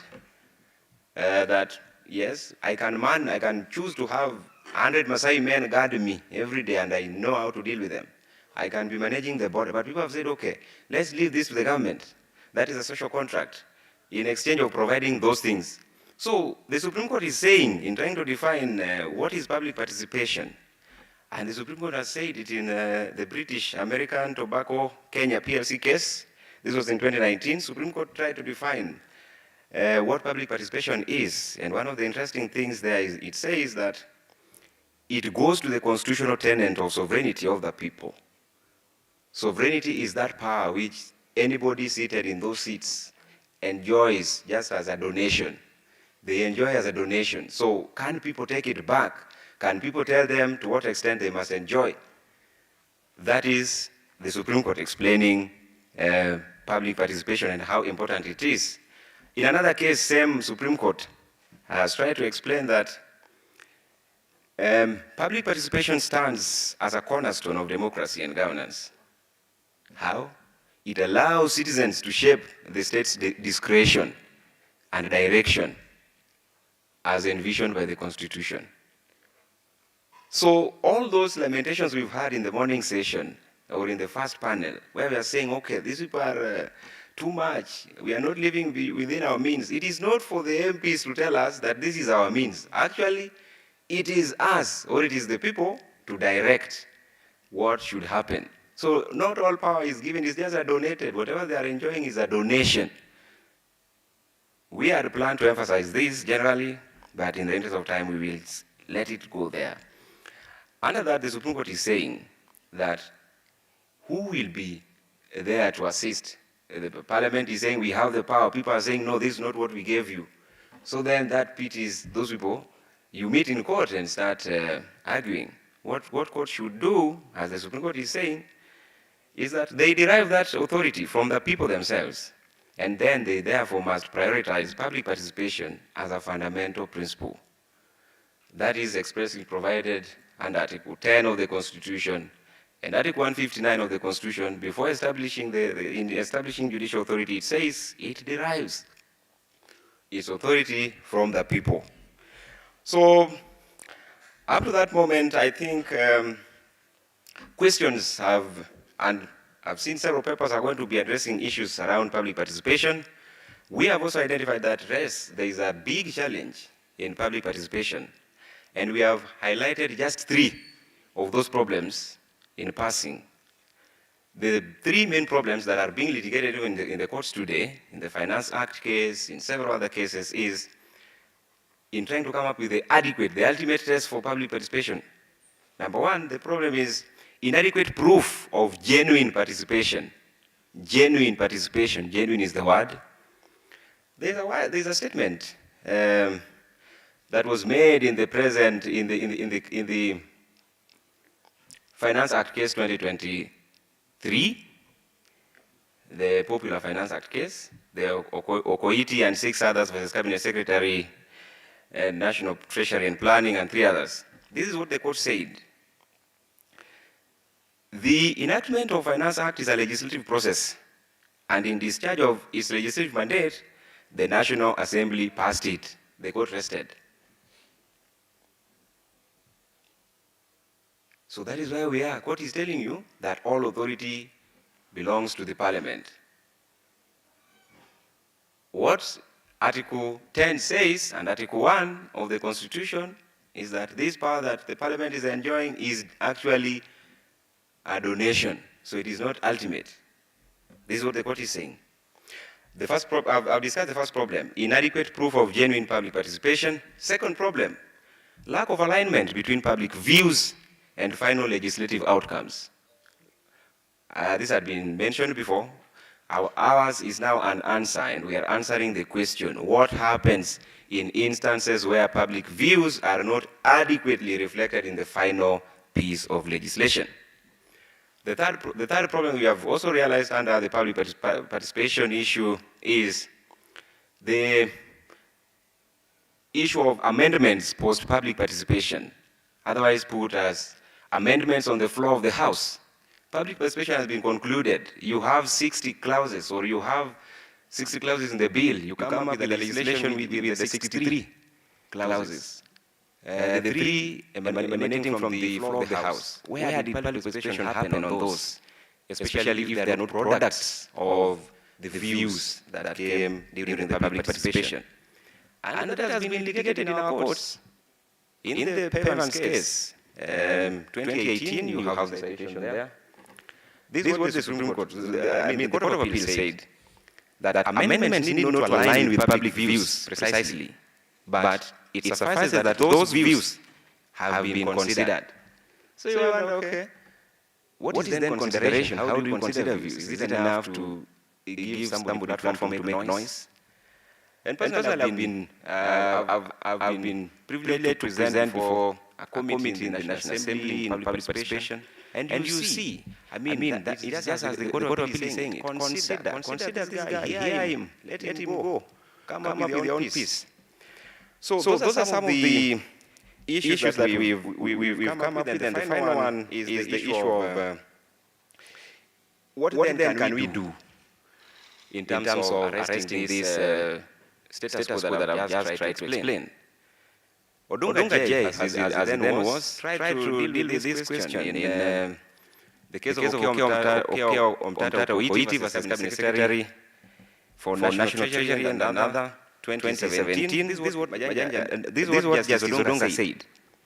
If the authority concerned comes up with new provisions after public participation, which were not in the original draft, the onus lies on the authority to prove that the provisions were a product of public participation. There are divided opinions in the courts, and several cases have actually been there under this public participation thing, and there is no consensus on what is actually the test, what should the courts apply in terms of the burden of proof, in terms of the standard of proof, and the courts have not cleared the doubts. So we have come up with a test, and this is the test. We call it the ultimate test, or the ultimate proof of public participation. Number one, on the burden of proof. Where the process of enactment of a legislation, in this context, tax legislation, has been challenged, it should be incumbent upon the authority to prove that adequate public participation actually occurred. Burden of proof, that person alleging that it happened. Not the person alleging that it did not happen. Okay, because when somebody is saying public participation did not happen, you are saying it happened. It means you have put in what is called a positive defense. So you show us. It's like you're saying I was in Mombasa, you are saying I was in Nairobi. Okay, show us how you were in Mombasa at that time. On the standard of proof, we say that such proof must entail production of material to show that the end product reflects deliberations which took place during the process of public participation. And to clear any doubts, those authorities must ensure that public participation input is genuine, meaningful, and transparent, with provisions made to address concerns raised by citizens and stakeholders. So we don't have, let us run away from this issue of a parliamentarian knows everything that is good for you, they know the kind of house that is good for you, and that which is bad for you. So I want to end that concept of public, end at that point of the concept of public participation. And my colleague, Mr. Keynote, is coming to pick from the issue of the unhealthy collaboration between the legislature and the executive in taxing policy. What the Honorable MP tried to say that, yes, there is a merger, there seems to be a merger, where the National Assembly or the legislature and the executive have come together and they're saying, look, we are one, let's go. And sometimes they end up making it to allow, or I mean, find their way in courts and still have their way. So is there a way Kenyans or the sovereign, the people, can deal with this issue where the National Assembly or the Parliament, so to speak, both houses, and the executive, together with the judiciary by extension, have come together to do things that are contrary to their wishes, where you are saying, you go to court, court is telling you, look, it is the role of Parliament to pass legislation. Parliament is telling you, look, we are political parties, numbers count, done. Where do you go as people? So that is the issue that we have dealt with. And so my friend, Mr. Kenya, you can deal with that from your end. Thank you very much.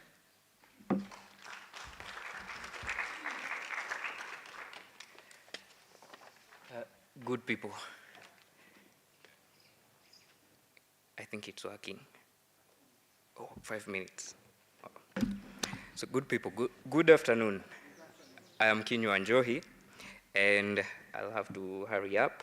Now, the gentleman has been told that he should render to Caesar what belongs to Caesar. But what we are questioning is, how deep can Caesar get his hands into the pockets of the people? And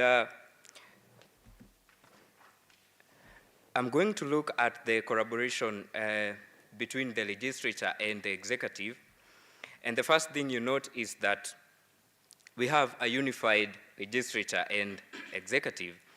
And a scholar by the name Montesquieu says that if that is the point, then we are lacking in separation, in the doctrine of separation of powers. And if we are lacking the doctrine of separation of powers, we are going to be exposed to arbitrary rule.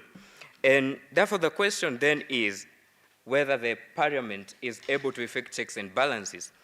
And this has been answered by the MP, and he said that the parliament is doing a poor job in that.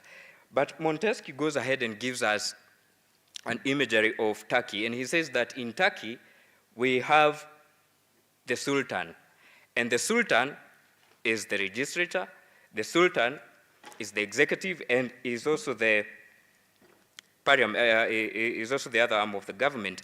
So when you are at that point, Montesquieu laments that, sorry, I forgot to move with the slides.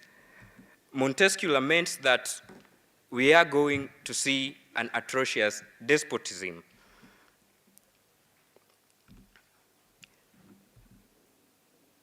Now, allow me to look at the relationship between socioeconomic rights and taxes. And this has been discussed before. So the main point is that socioeconomic rights is the only cloth of dignity that a people can wear and smile.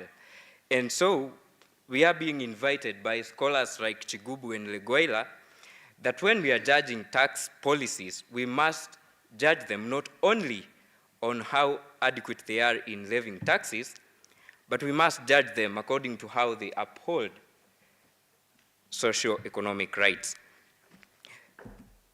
Now, I'll move to economic freedom in relation to taxes. And economic freedom, as Sameti and Shachera define it, is your personal choice. It is the voluntary exchange. It is your freedom to enter into a market and compete. So therefore, if a government restrains this rule, then it is restraining your economic freedom. And that is why you will see the president of Tanzania saying that she's receiving visitors from Kenya, and it is because the neighbor's house is burning. And that means that we do not have economic freedom, and tax rates are higher.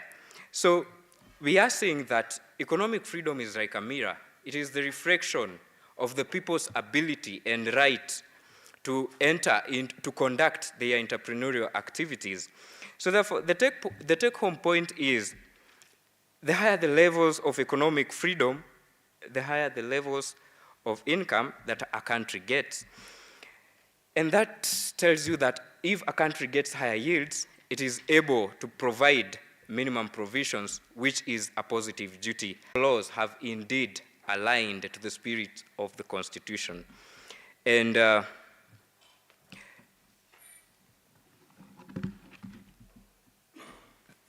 the main thing that we are looking at is whether we are able to constrain the government's hand when it comes to taxing.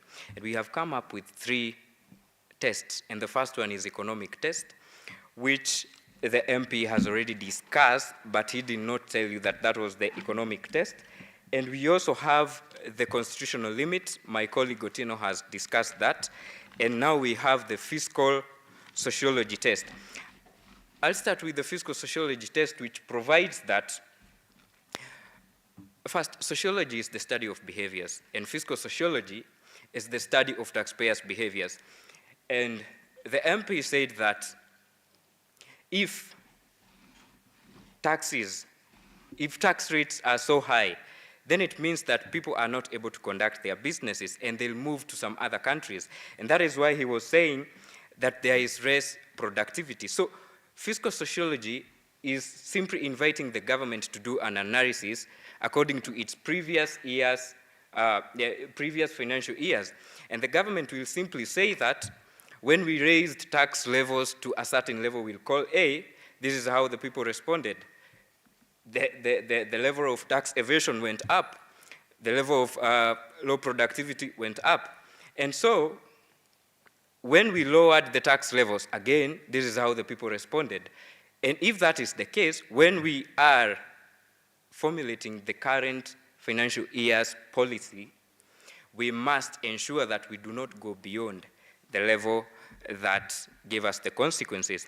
Economic test is simply saying that a government's income should be proportional to a government's rate of taxing, so that if a government ambitions are not creating an equilibrium with the level of taxing, then the government has reached a ceiling test, and that is what we are calling the economic test. We are therefore concluding that when we are talking about the Kenyan Parliament and the executive, we are lacking in separation of powers, and Montesquieu says that that is going to lead us to arbitrary rule. Again, we are concluding that when it comes to public participation, the authority that is alleging that they conducted adequate public participation has the duty or the burden of proof to show that indeed it conducted public participation. Now, we are also concluding that the relationship between socioeconomic rights and taxes is inseparable. And what we are calling is for policymakers to ensure that they harmonize the two. And indeed, we conclude that we can constrain Caesar's hand through the 3 tests that we have discussed. That is the ceiling test, constitutional limit test, and the fiscal sociology test. We are recommending that we can have a maximum tax limit. We can have independent fiscal bodies which can oversight what the government is doing in terms of adhering to a predetermined ceiling test. And we are also trying to say that since policymaking begins from the political parties, it is appropriate that our policymakers are aware of what they are doing. So that means that at the level of political parties, they should be educated, and this is the responsibility of the political parties. They should be educated by their own political parties on the relationship between socioeconomic rights and taxes. Sorry I've taken much time, but feel free to ask your questions. Thank you.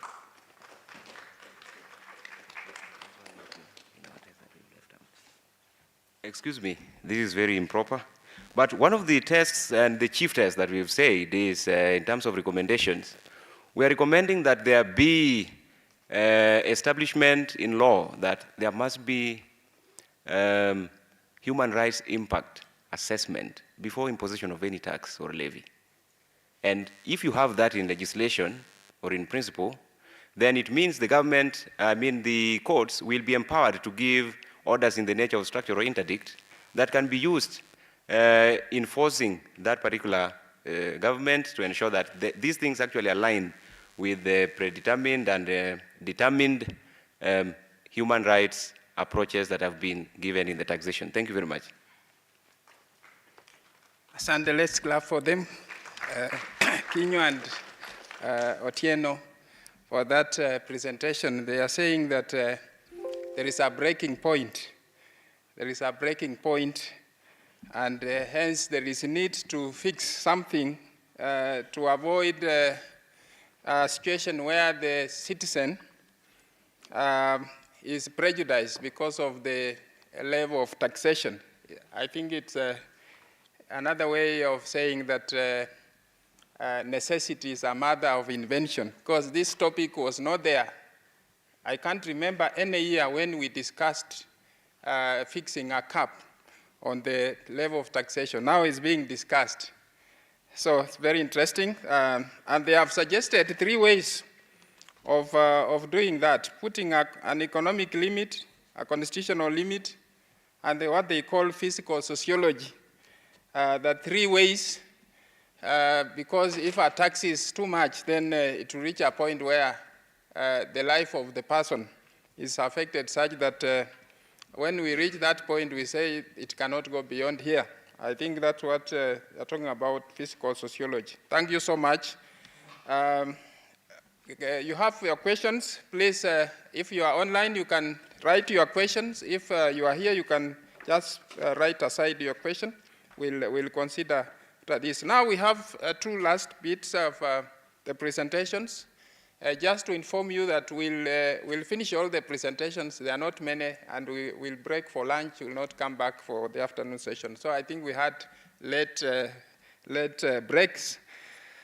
I now call upon Millicent Awiti. She's going to talk about the relationship between taxation and pension adequacy. Very interesting things. How do they look at it from NSSF perspective? How does taxation affect NSSF? And of course, how this one extends to human rights, social, economic rights. Karibu.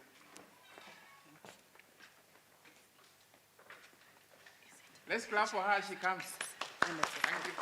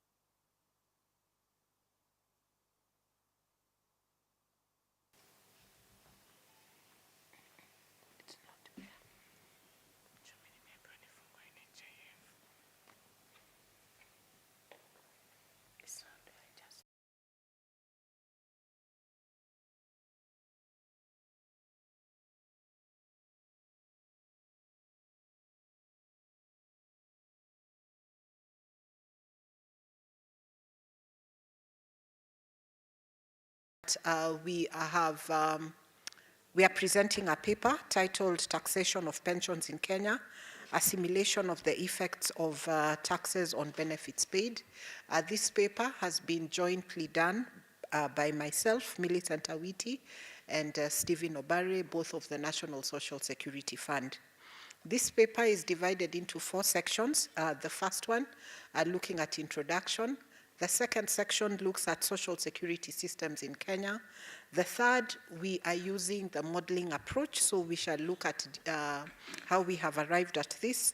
Simulation, number 4, and lastly, we shall share our conclusion. So, in terms of the introduction, The paper provides an analysis of Kenya's pension scheme by modeling the effects of the current taxes and the counterfactual reforms on the three components of defined contribution pension, defined collected interest earned on investment, and the benefits paid out using a structurally estimated model. So the current pension structure in Kenya is divided into four pillars. We have pillar 0, which is the pillar 1, which is the National Social Security Fund, and it is a membership-based organization which has members both in the formal and informal sector, and it also includes members in the public sector. Then we have the public service pension schemes, which are also brought about by an act of parliament. Then we have the occupational pension schemes, which are established under trust. And this is both for formal and informal sector workers. And then we also have the individual pension schemes. So when considering how taxation of pensions works, it is important to take into account the whole system, starting with how you treat the contributions, the returns, and the eventual payment of benefits. It is also a combination of these variables that determine the relative impact of the different taxation systems on the sustainability of social protection systems. So in terms of social security systems in Kenya, this we mainly focused on the significant changes that have taken place in the social retirement funding, and taking a close look at the NSSF Act number 45 of 2013, which basically introduced the indexation mode of payment of contributions by both employers and employees. Again, we also look at the move.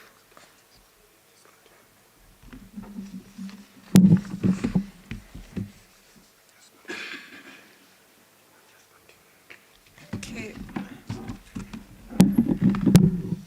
Sorry about that. Again, we also look at the move focusing on the defined contributions. NSSF operates a defined contribution pension scheme, which whereby the fund accumulates the contribution and investments until the employer leaves the plan, at which time a person could have a choice to annuitize the funds, taking the benefits as a lump sum, or roll out the funds into other retirement account. So workers covered under the defined contribution scheme face tremendous uncertainties regarding the annual pension income. And this is because of the changes in the financial environment, the money markets, the investment process. Then that also makes it uncertain in terms of the returns that the member gets. Owing to this extreme uncertainty, this has a huge impact, and it also is an extremely risky relative to a defined pension plan, whereby the interest is determined right at the beginning of the members' contributions. So again, we looked at the principles of taxation and the reforms to the pension tax, moving to a better system from the taxation of pensions requires clarity on how it fits within the overall system of taxes and benefits. Again, we looked at the various researches that have been carried out in terms of our topic, and a lot of this research carried out, for example, we looked at one which looked at the taxation policies in financing sustainability of social protection programs. According to this study, effective taxation can help by providing the necessary physical space in funding scheme, which can ensure adequate resources in meeting the needs of the aging population. However, we realized that the taxation policies must be designed with careful consideration to avoid unintended consequences. Other authors have also looked at the need for the balance between revenue generation and ensuring sufficient benefits to retirees. They have also made proposals leading to legislative challenges, proposals of adjustments that are aimed at enhancing effectiveness of social protection through pension schemes in Kenya. The third aspect of our paper looked at modeling. So this section basically provided a methodological framework to analyze the effects of taxation on achieving sustainable social security.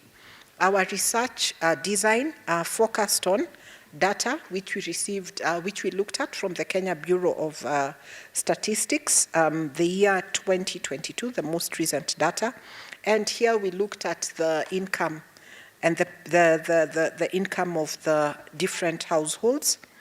Then we also looked at our own in-house pension scheme, and the features of the model focused on one, actuarial principles, where we focused on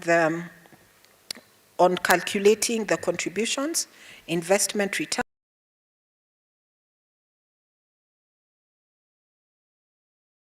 describe the current pension structure, and that is why we looked at the pension structure, how it is structured in Kenya. So the assumptions, so in this paper we make 4 assumptions.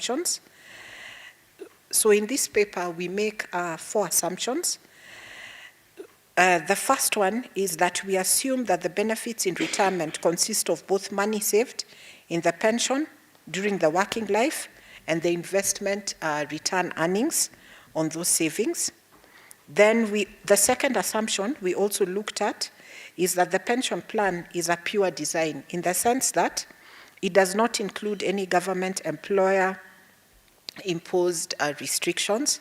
Our third assumption is that while deciding to retire, an individual deterministically projects a single stream for future cash flows. And then lastly, we say the assumption we focused on is that the contributor projects inflation investment returns and the cost to annualize using the prevailing financial market risk free bond prices. In terms of simulating the tax regimes on pensions, we felt that it was necessary to estimate the taxes that individuals will face in the future as a benefit of payment. Broadly, we estimated that future tax rates into 2 steps.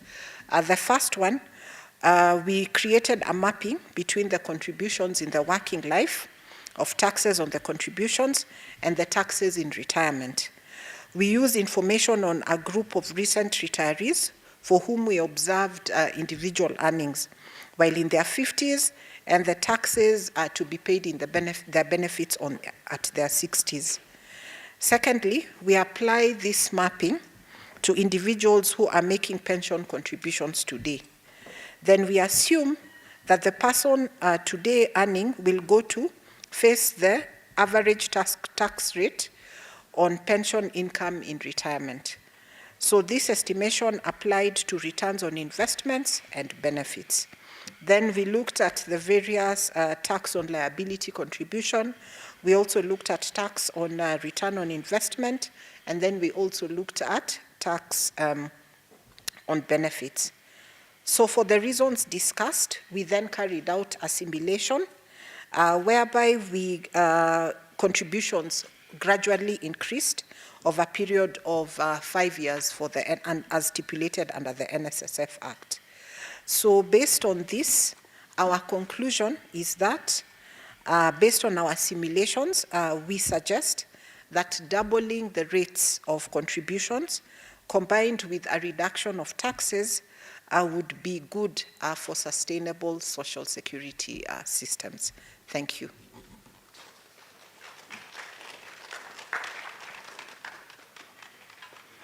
Thank you, Millicent. Let us clap for her.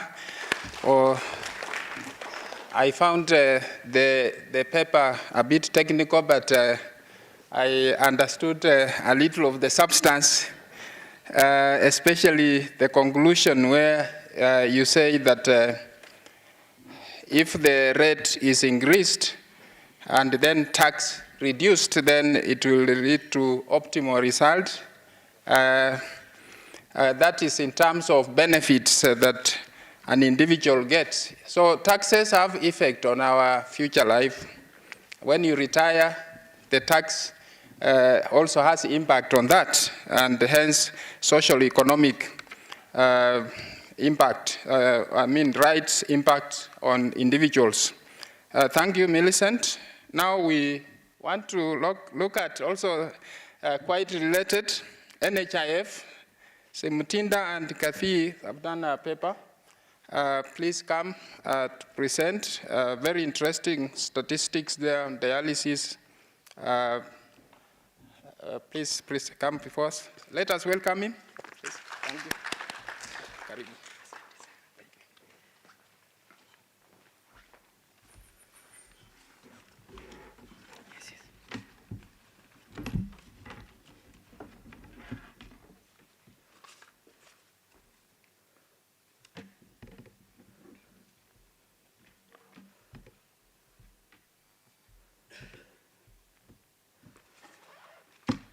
Good afternoon. Good afternoon. We are going to be very, very brief. I think one of the advantages that you get when you come last, you also have to say the least, because most of what you would have said has already been said. So allow me to begin by thanking this institution for giving us an opportunity to do a presentation.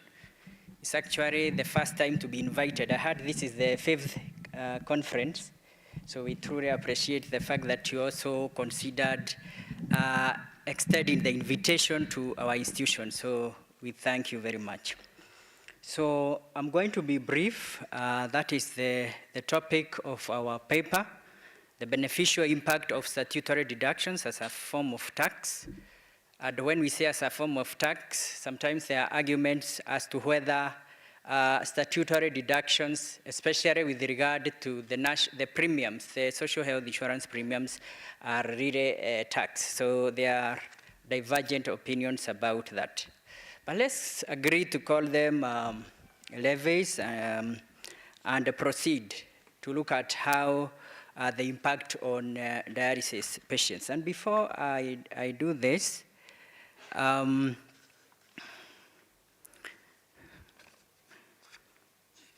want again to appreciate the fact that with this kind of conferences, there is now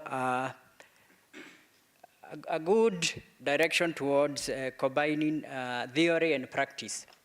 Because you see, many other times, what we are doing as practitioners, and then when you go and dig into the books, you realize that there are gaps. And so I think that by this institution, having this kind of conferences, they truly add a lot of value. So this is how we structured our presentation. First and foremost, we look at the symbiotic relationship between taxation and social protection. The second item is on the lava scarf, which has actually been talked about since we began. So I think my earlier presenters have done a good job in terms of talking about this. So I'm really going to be very brief. I'll just touch on a few points, and then I will invite my colleague, Jay Mutida, to do the rest of the presentation. So when we think about these two concepts, and I imagine at this point, probably we're also probably a bit tired, but I invite you to think about the question my brothers have raised about this famous rabbi. When he was asked the question, they were dealing with the question of how deep should this Caesar that we are talking about dip his pocket into our pocket, so to speak. But us, we are also wondering, why is it that the one who was asked the question did not say, well, when he was asked the question, is it right to pay taxes to Caesar? Why is it that he did not provide a yes and no answer? And our response to that is because when you think about those two concepts, taxation as well as social protection, you start to realize that they are actually, you cannot separate them. Because the reason why you do taxes is so that you can provide the goods that we heard so much about in the morning, but at the same time ensure protection of these individuals that you are serving. So I think why he did not give a yes or no answer is simply because both the taxations and the individuals involved in the process are important. So having said that, that is the symbiotic relationship that we see when we are thinking about this subject. Allow me not to go into details because this has already been covered, but I think coming last, let me just say this is really a good summary and a take home, that you can only tax people so much, but there is a point at which, and I think the case that have been made by my brothers is what we really need to think about. What is this optimal point as a nation whereby is where we are able to generate more taxes, the point at which we can do taxes, generate the most possible for an economy like ours, and also do a lot of good. And so I think that is a subject that you find when you interact with this subject. So let me just, in point form, say we need to establish optimal taxation rate. And again, also sometimes also not overtax the wealthy.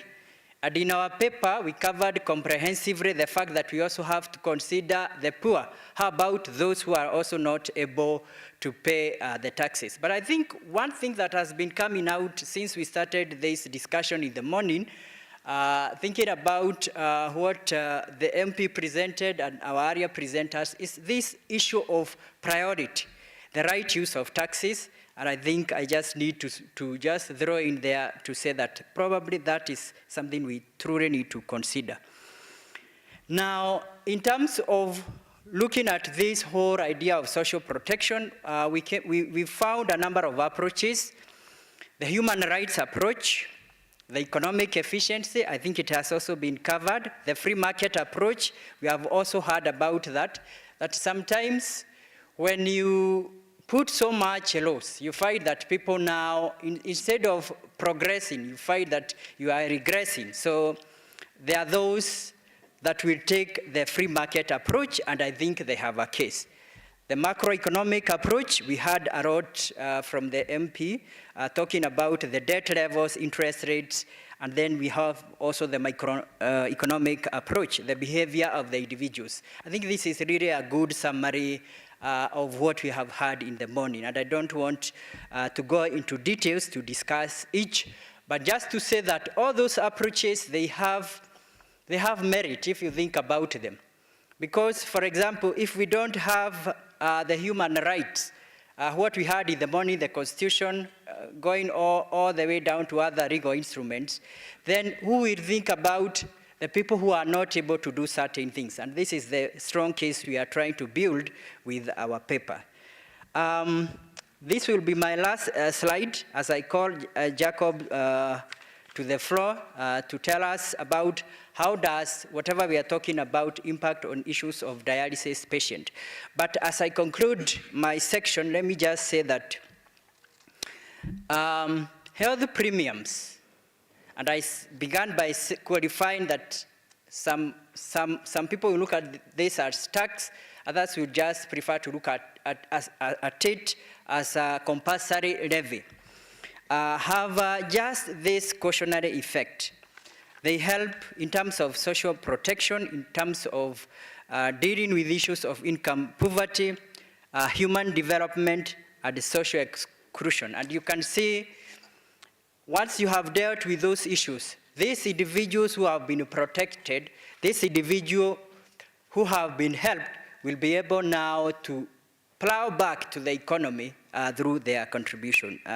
Jacob, kindly if you can come and take us through the next 2 slides as we finish. Thank you so much. It was an honor to do a presentation. Thank you. Good afternoon. My name is Jacob Mutinda from NHIF. And just to mention that currently NHIF is metamorphosizing into the Social Health Authority. So you'll be hearing more of the SHA than NHIF.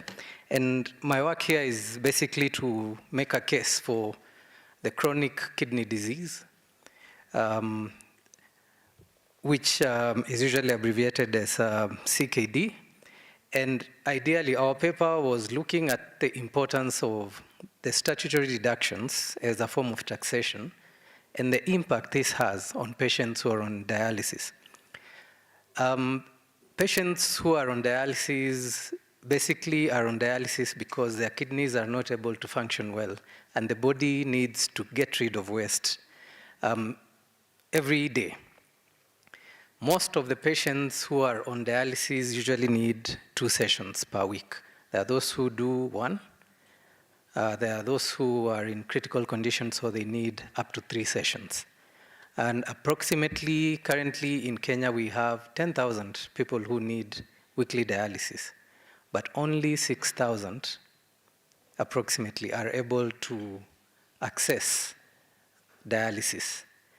And for us, we are looking at it in terms of those 4,000 who are not able to access, and even these 6,000 who are accessing. What is enabling them to do that? And these 6,000 who are able to access that, it's basically because of these statutory deductions, which are taxes. And the 4,000 who are not able to access, why are they not able to access? And what we found out is that the biggest issue is them not being able to afford to pay their monthly premiums for NHIF. So it's an issue of affordability, and another small group, it's an issue of accessibility. The dialysis centers, most of them in Kenya, are in urban areas. So the people who live in remote rural areas are not able to access these services just also because of proximity to health centers. Currently, Kenya has 214 dialysis units, of which 54 are in public hospitals. 143 are in private hospitals. We have 17 in faith-based hospitals. And as I've said, most of these are distributed in the urban areas. And a previous research that we had done recognized that out of this, the ones in the private facilities are the ones that are more or less working efficiently. And we did a survey to Kenyans to ask them, why do you choose to go to private hospitals rather than public hospitals? And the interesting answer was that it's just because of the consistency of service. That if today I decide to start going for dialysis in a public hospital, which actually would cost me less because it's all the amount that is covered there would be paid for by NHIF. The problem is that issue of lack of sustainability, that I'm not sure that today if I go there, I'll find the machine working.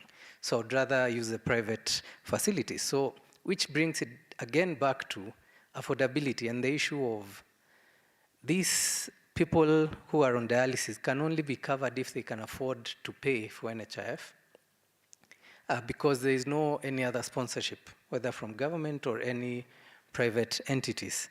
And so our argument is on the impact or the magnitude that statutory deductions or taxes have on patients who suffer from chronic kidney disease. And accession of dialysis costs 9,500 Kenya shillings. Thus, a patient, the average patient needs 2, costing 19,000 a week. In a year, this translates to 988,000 Kenya shillings. And ideally, this patient, on average, the people who are on voluntary basis usually contribute 6,000 shillings. So for 6,000 shillings, this person is able to get benefits of nearly 1 million. But then again, there are those who still cannot afford the 6,000. But those who are able to afford, you can see how much risk has been mitigated for them. And we noticed that out-of-pocket expenditure, which is basically for those who are not able to be covered by insurance, have to pay out of their pocket. And this paying out of their pocket leads to catastrophic expenditure for the household. According to a previous survey done by the government, it was noted that every year, 1.1 million households get into poverty just because of catastrophic expenditure on healthcare.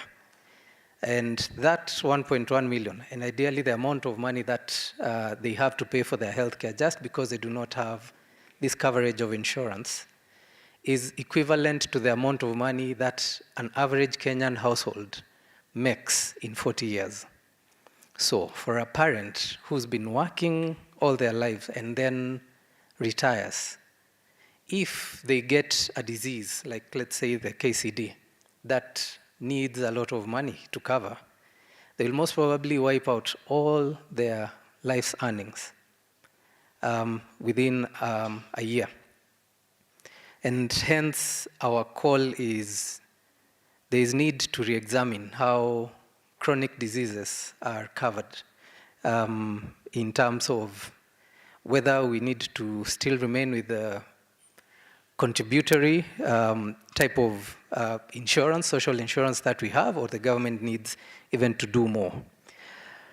And so basically our conclusion is that tackling this catastrophic health expenditure is crucial to reduce poverty and poverty levels.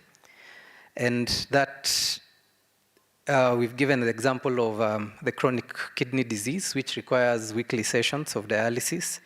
And this speaks volumes as to the impact and the magnitude of social programs, social protection programs such as NHIF and even NSSF in terms of protecting the risk, or protecting people from risk or citizens from risk that they go through. And we say that insurance systems that solely depend on voluntary private markets will inevitably provide coverage to fewer individuals. So any insurance that is only depending on member contributions, which is currently where we are at as a country, will only cover a section of the population. And so we'll be going through a cycle where on one hand we have people who are getting out of poverty, but on the other hand, the same people after a while will go back to a circle where if anything were to happen to their health, it would get them back or take them back a good 40 years to where they began and where they were working from. So basically our paper shows how much of an impact the issue of social protection programs have.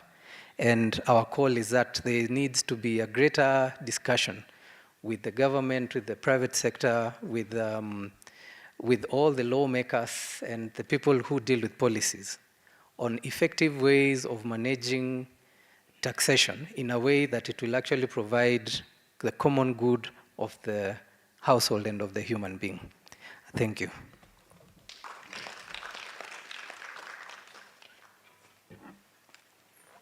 Thank you. Let's clap for Mutinda and colleague.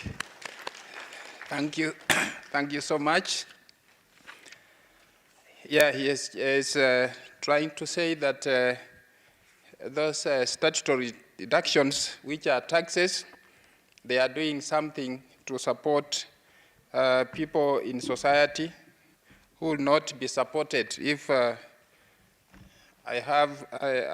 lost a cousin who was undergoing dialysis twice every week, and it continued for about 3 years. I don't know who could have afforded, and NHIF came in handy.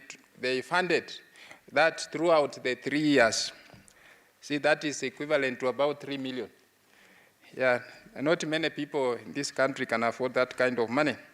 So thank you, presenters. We want to have a session, a few minutes because of time. We have 3 presentations to conclude today's sessions. So I want us to put questions. You can lift up your hand from this side. We have the first session of Nelson Dalila talking about tax incentives. You heard what he said. I don't want to, I have my summary here, but I can't talk about that because of time. We can have this side. If you have any question on the end of the sessions, tax incentives, we had Kinyo and Otieno talking about how to constrain the power to tax. Yes, I think, Kinyo, you didn't tell us about the Iscariot, Judas Iscariot relationship, which I saw. Maybe you'll explain while talking about the collaboration between the legislature and the executive. Let me see your hand. Yes, Sam. You can quickly ask your question on end of the session. We cannot go per session. Yes, I appreciate all the presenters. My question will be in relation to NHIF that is transitioning to SHIF. I'm just wondering whether in that context we've done any study, any projection, any strategic planning, including assessing how much money we spend on medical treatment outside Kenya, how much money we spend sending people to India. This is a very apt time to ask that question when we are thinking about the doctors, the interns, and so on. Do we have a strategy, 10 years, 20 years, 50 years, where we can develop our medical capacity so that that money that is going outside can be retained here for better treatment, and not only that, we can take advantage of the region, DRC, Tanzania, Rwanda, Burundi, so that those people don't go to India, they bring that money here, and we'll be able to pay our doctors, our interns very well. I have an example of how this works. Before 1996, the only place you could study law in Kenya was University of Nairobi. 1996, the first class opened up in Moi University. Apart from Kenya, people would go to India or other places to study law. But now when we brought the privately sponsored programs in our universities, money that families used to raise and send to India, to UK, to South Africa, was now being retained within our local universities. So I'm just trying to draw a parallel between that and medical care provision in Kenya. Thank you. Any other question?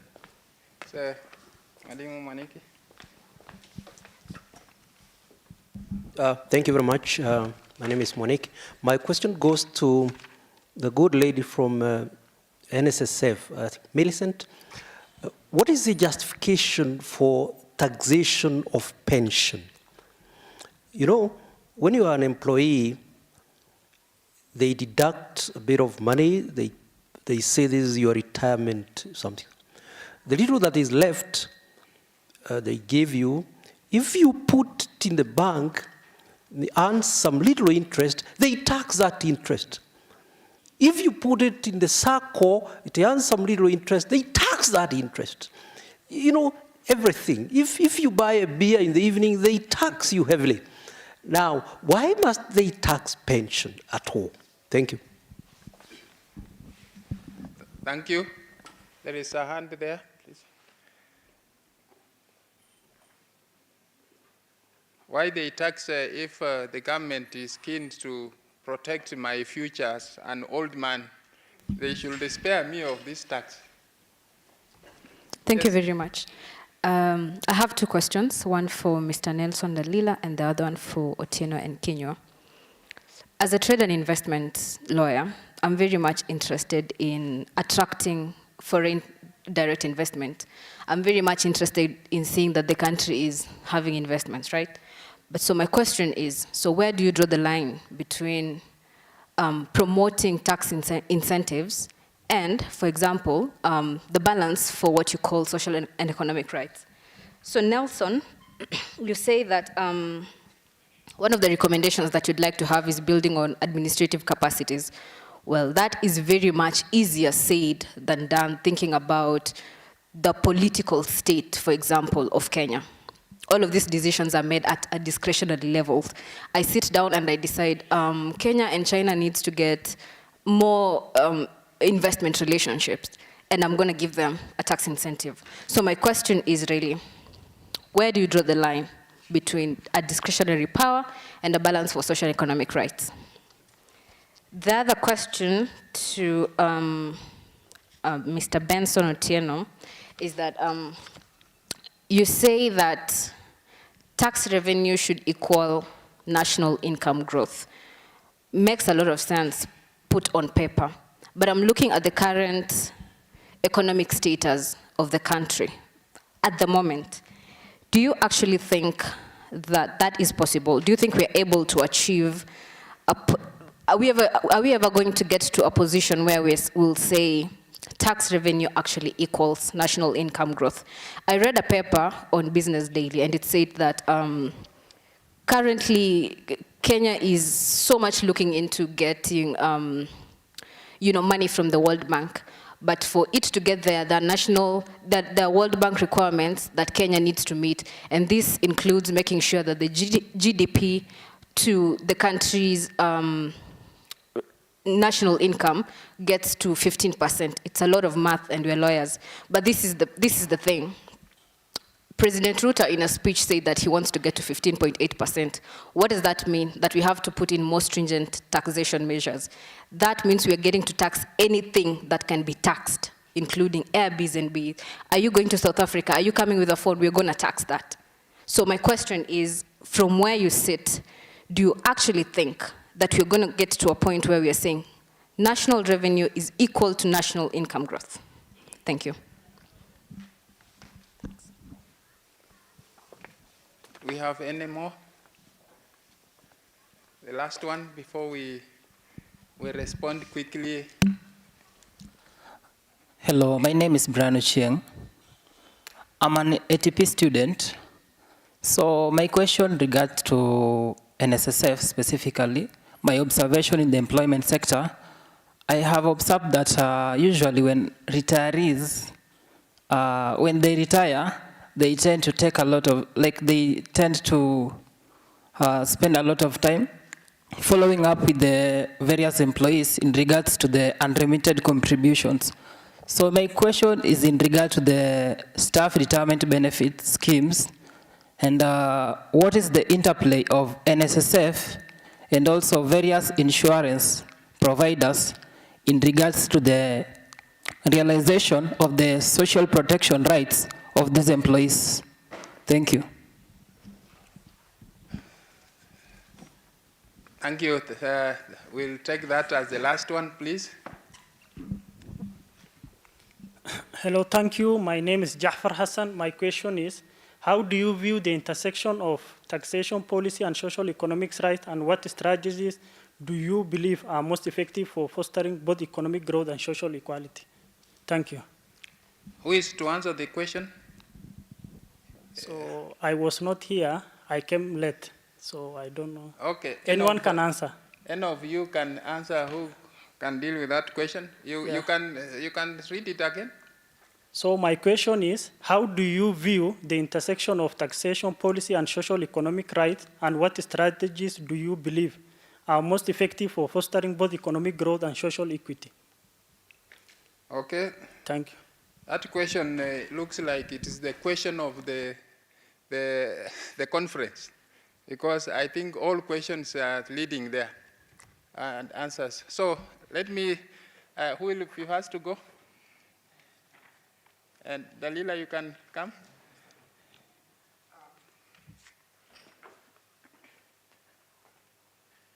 So I will try. I didn't get the question properly, but I will answer. Your question was about discretionary power vis-a-vis social economic rights. Okay. So I gave examples of bad behavior in tax incentives, which are more. But there are a few instances of a little bit good behavior. I mean, like, it's not sustained, but for example, you look at interestingly, the example of the housing,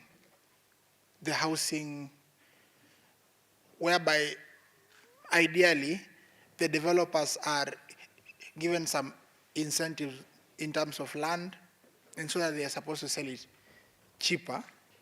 And the banks are also supposed, I think the banks are allowed to lend up to 9 million shillings at, to individuals with pay slips at concessionary interest rates today. That is an example of good behavior, still through the use of the discretionary power. The argument here is that structurally, as we grow, we cannot keep depending on behavior of people. We want a situation whereby you know that this is black and white, black letter. If you invest in this, this is what you're going to get. So particularly, we are arguing against that discretion because that is what leads to abuse of power. I will not be able to take your question because I also felt it's a bit broad because my entire presentation was also geared towards answering the other question. I will leave it at that. I don't think there was another question. Thank you. Nelson? We can have Millicent, I think there were some questions for you.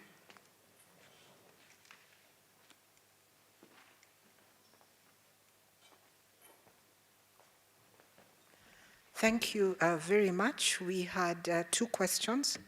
The first one was a very interesting one. Why tax pension?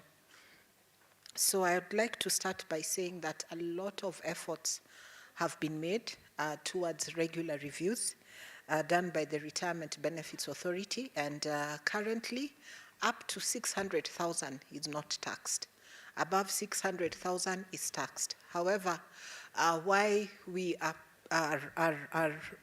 participated in this conference was that we feel that we have athletes who come back into the country and they may want to put in lump sum contributions. Now, if you say that up to 600, and probably they want to bring in and put in $1 million, or for any other Kenyan who wants to increase or voluntarily increase their contributions, then it discourages them because after the limit of 600,000, then there's a tax to their contributions or to their benefits, which is being paid out at the end of their retirement. What are we doing as NSSF? The NSSF Act number 45 of 2013, section 66 particularly, talks about progressive realization of a tax-free regime. And so from where we sit, we hope and believe that one day we shall be able to see full realization of section 66 of the NSSF Act. Thank you. So the second one is an observation in terms of employment, following up on the gaps of unremitted contributions from the various employers. So one of the things that we have done at NSSF is, number one, we are now online. If you dial *303#, then a member is able to get their statement. The importance of this is that based on your statement, you start from very early, seeing where there are gaps in your statement, you forward this to us, and then we are able to follow up with your different employers so that you can check where there are gaps in your statement. The other thing we've done is gone online, and we have also a WhatsApp chatbot. And this WhatsApp chatbot is 0704 303 303. I'll repeat, 0704 303 303. If you chat with it again, you're able to access your statement.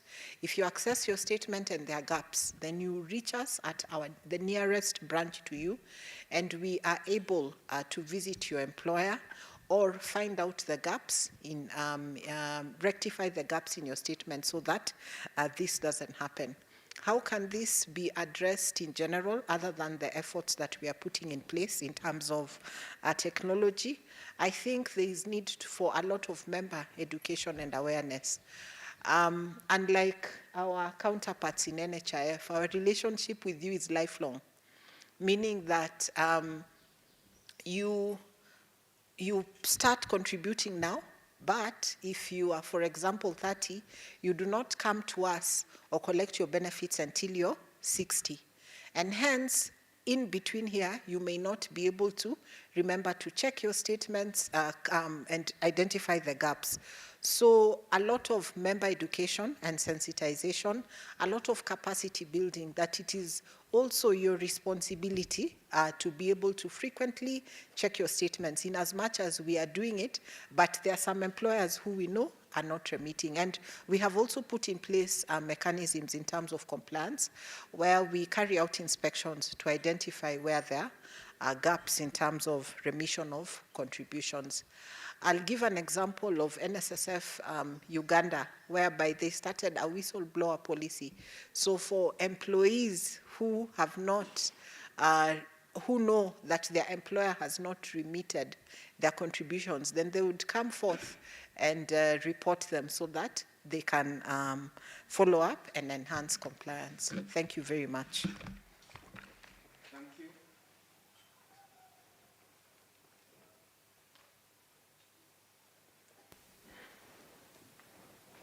So to answer the question on NHIF, yeah, there were studies which were done concerning the current move from NHIF to the Social Health Authority. And just to give a very quick overview is that the idea right now is under Social Health Authority to have 3 different funds, where the first fund will be called the Primary Care Fund, which will cater for dispensaries, community health volunteers, and level 1 and level 2 hospitals. It was noted that Kenyans postpone treatment, that when you're sick, you'll wait until when you have money to go sick for treatment. So I don't know whether there's a time when the community health volunteers were flagged off at Uhuru Park. So that the idea is to have at least 1 community health volunteer for every 10 households. So that in case of a disease, you can have this person do the first aid. If the disease needs to be escalated, they'll escalate it to the nearest level 1, level 2 hospitals. If not, there will be a reference system to now level 4, level 5, what we used to call district hospitals. So that will be catered for by another fund, now called the Social Health Insurance Fund. Then after that, there will be a chronic illness fund, which will now cater for what we are talking about today, things like dialysis and cancer and all that, which are very big ticket items which consume a lot of money. And to just answer the other question about people going outside the country to seek for treatment, now this third fund, the Chronic Illness Fund, there are a number of hospitals, like the Kenyatta University Teaching and Referral Hospital, which have started bringing in equipment, which ideally is what Kenyans are going for outside the country. So the effect that this is expected to have is that with these 3 different funds and some increased contributions, Kenya will be able to start offering some of the services that they are going to look for outside the country. And ideally, essentially, this should also lead to better remuneration even for the medical human resource, which is one of the current hot political issues that we are dealing with. So all these are in policy. But as we always say, Kenya has very good policies. The issue is usually the implementation. So our hope and prayer is that the implementation of these ideas will bring positive returns, even with the current issue of the human resource. Thank you.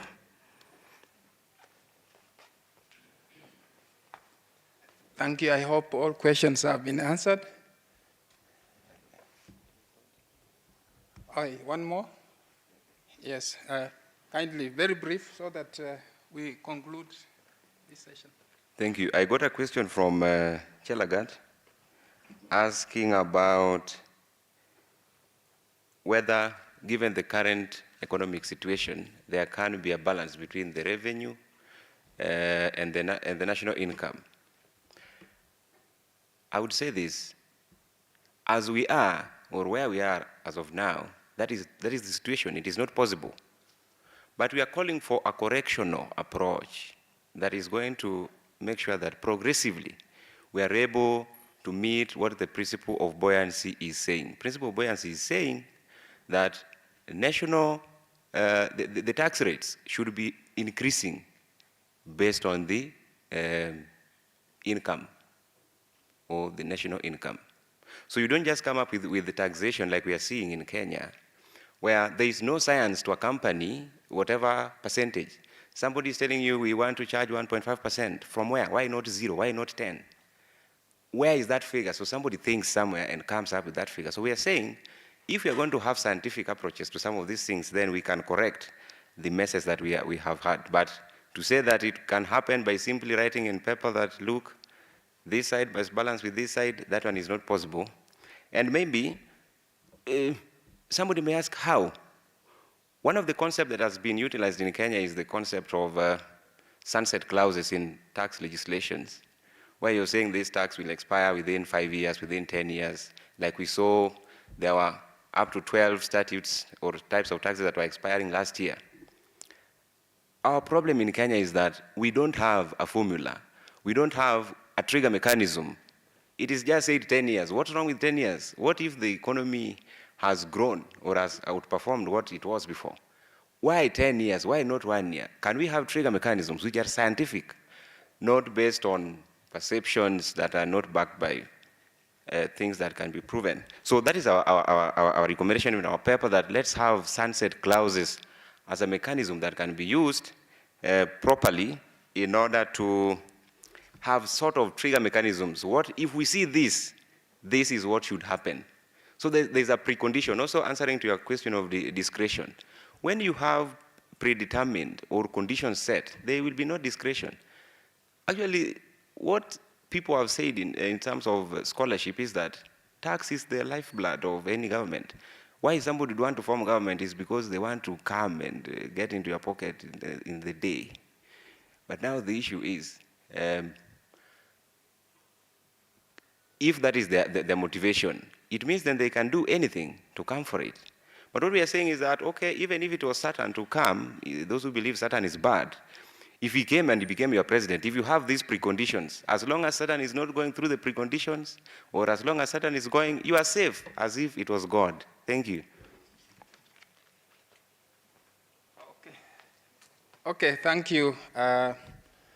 You'll permit us to do the last bit. Thank you, presenters. You can resume your seats on the other side. Thank you so much for very well-researched papers. You agree with me that those issues are deep, and when you finally get to read the articles, I am sure you'll, this time we have the papers. There is no presentation which doesn't have a full paper.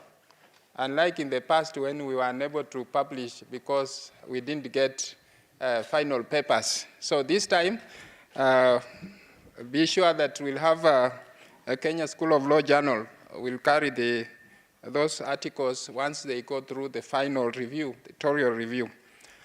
Thank you. I hope you'll be patient with us. We are going to do the last bit. Do we have Collins, Nelly, and Bernadette? Are they in the audience? Okay, please come over this side. When we are through with this session, we'll go for lunch at the restaurant, and we won't be coming back, so please don't go away. You have been patient since morning. The topics, we are still under the theme. You may wish to stretch as they settle. You can stand and stretch a little. We have Collins and Ndungu Wanjau going to talk about assessing the impact of tax policy on access to affordable housing. I think the catchword there is affordable housing. socio-economic rights perspective. Nelly will talk about multinational companies, the boon and the bane of middle-income countries. And finally, Bernadette will talk about tax policies in Kenya, look into the inclusion of refugees in granting social security rights to promote tax compliance. So, with your permission, I know you also know that time is well spent. I know you'll summarize in point form, and we are looking forward to reading I've read some of the papers already. All of us will be reading those papers when they are published. So, and we have Collins. Will 10 minutes do in summary? Thank you.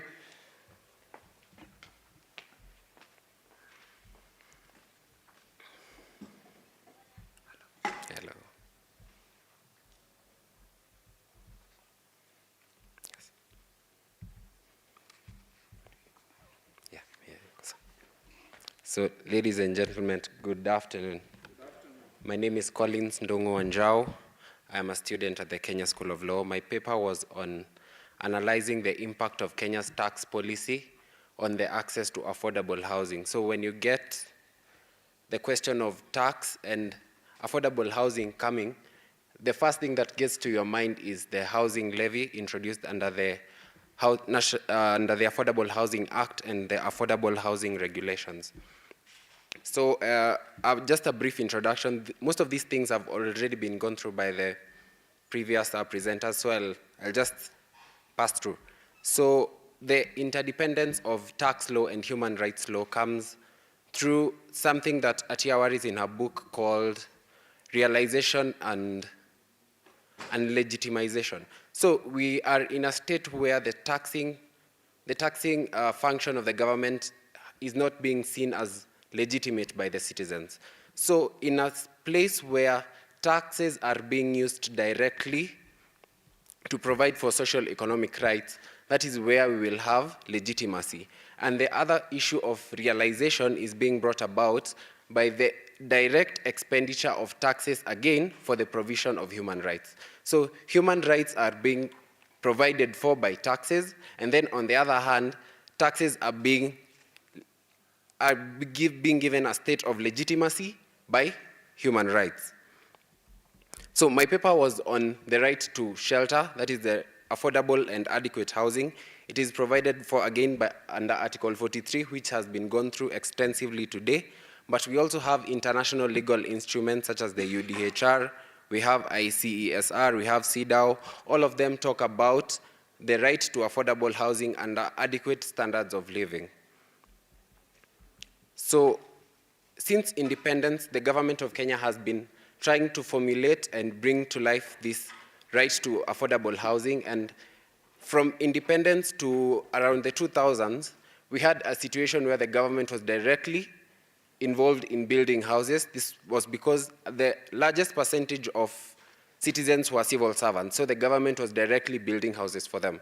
Then you come to the 2000s, where now the government performs a catalytic role.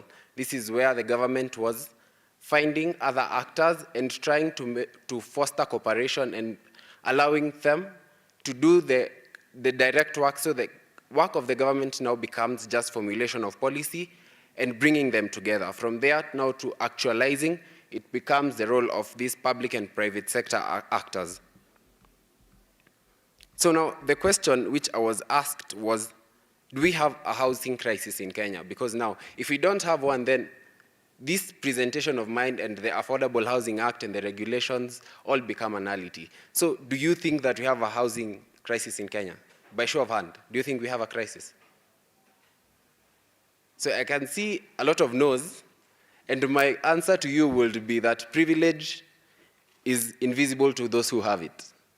But for those who don't have that privilege, for those who are in the streets, for those who right now are sleeping on roofs, they are not enjoying this right to housing.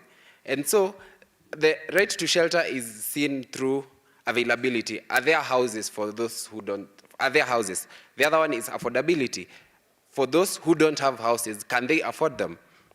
Security of tenure. We have a history of forced evictions. So for these people who already enjoy the right to shelter, do they have security of tenure? Can they say that this house will not be taken away from me, regardless of whether it is rented or owned? The other one is access to other incidental rights, the access to education, access to water, access to healthcare. So it's not only about having a house. Again, that's why maybe some people were saying that we don't have a housing crisis. Housing is not limited to just having a house. That is just a structure. But housing comes with other rights. So do we have healthcare? Do we have water? Do we have education?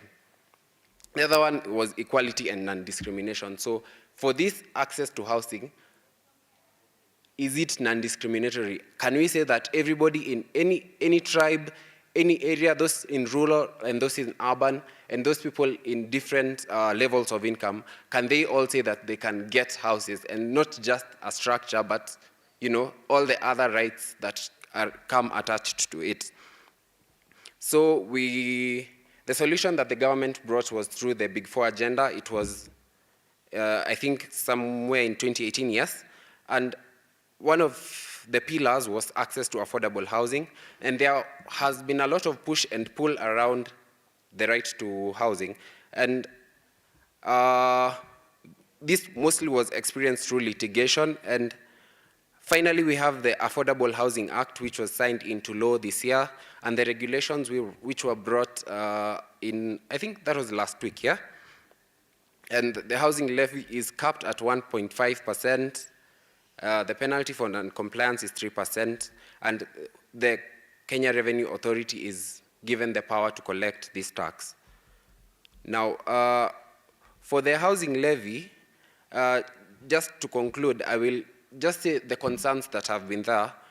The first one is the separation of functions between the national and county governments. So when you look at Schedule 4 of the Constitution of Kenya, the function of the national government is simply formulation of policy. The function of county governments, on the other hand, is now implementation. Now we have a situation where now the national government is coming and saying, we are going to build these houses. So do we now have a problem of separation of duties between the national and county governments? If you read the Act, you will see that county governments have something that is called the County Urban and Rural Housing Committees. That is the only role that has been given to county government. So will we have a situation where this levy and these houses bring about a constitutional issue? The other question is compliance. Now, we already have a situation where people are complaining about taxes. Now, is bringing another tax the best solution to the problem? The other question is administration. Now, we have the principle of, I think, administrative efficiency when it comes to taxation.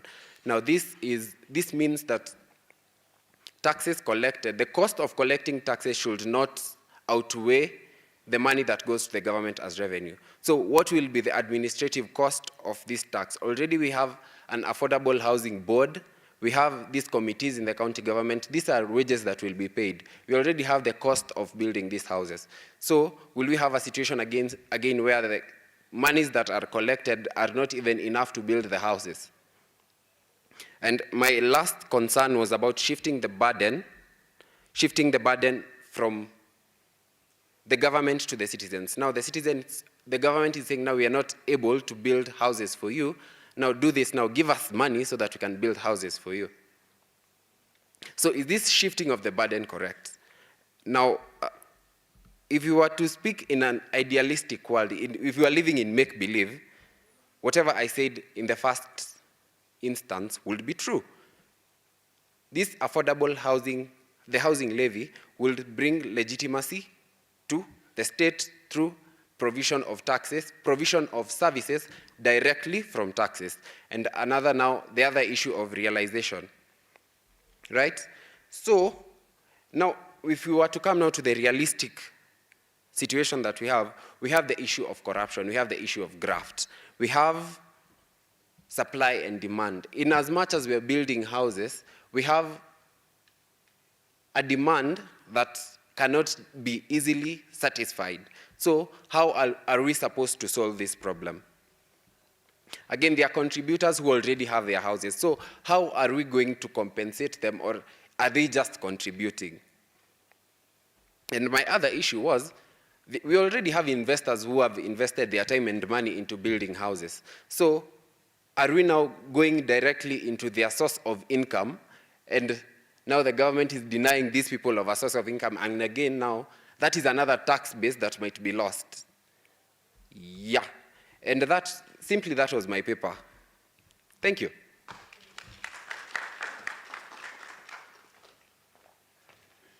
Thank you for being very brief and putting across the points. Some of those issues are, I think, being litigated upon in court, especially on the function of the national government vis-a-vis county government. But the interesting thing is that county governments actually don't complain. It's others who complain. It's very interesting. They have never complained that this is our function. Thank you so much, my brother. We can have Bernadette. Oh, my sister, you can do your presentation first. Will 10 also do? 10 minutes, I think we can quickly hear the summaries.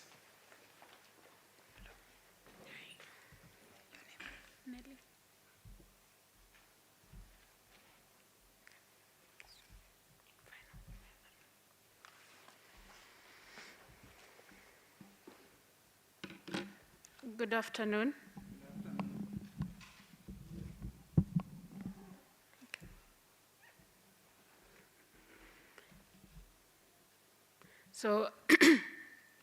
So picture this. What most multinational companies, what most middle-income countries bring to the table is raw materials. They then sell these raw materials to more developed countries in order to generate revenue to grease the wheels of public service delivery. Then these more developed countries go and process and manufacture the raw materials and come back and sell them to middle-income countries, but at a higher price. We can therefore infer that middle-income countries go at a loss, and this perpetuates an inescapable cycle of poverty. So middle-income countries realize that they need funds to operationalize their countries, and they opt for external borrowing. So say, for example, Kenya goes to the IMF, and the IMF says, you need money, we have it, but we have some conditions. The idea from the perspective of the lender is to minimize the possibilities of the borrower from defaulting on their loan. So these conditions could range from, say, for example, increase in taxes or certain restrictions on different trade practices, etc., etc. So middle-income countries then say, because we don't have money, we will take it and we will implement your conditions. So they come back to the state and they have to actualize the conditions that they were given while they got the money. But you have to remember that the country did not have money in the first place, so there's actually little to no income to tax, let alone to increase the taxes. So then the countries, these middle-income countries, figure that they need to do something to boost the economies, and voila, foreign direct investments. But for middle-income countries to have foreign direct investments, then they must position themselves in a way that is attractive to foreign investors. And how do they do this? They do this through different ways of preferential tax regimes, say tax incentives, tax holidays and tax breaks, or different subsidies. And the idea here is that middle-income countries want to look the most attractive to foreign investors so that they can invest in their economies. But two things that middle-income countries fail to give due regard is, one, that all middle-income countries are trying to attract foreign investments, which means that they're all trying to give multinational companies incentives. And at a larger scale, this means loss of tax revenue, which means loss of money that they could have used to build the economy in the first place. And the second thing is that multinational companies are not in the business of helping countries to realize their social economic needs.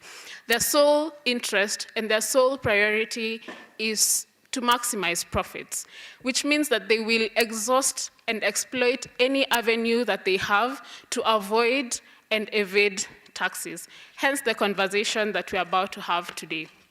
My name is Nelly Minor, and I am an advocate in training here at KSL, and I decided to title my paper, Multinational Companies, the Boon and Bane of Middle-Income Countries.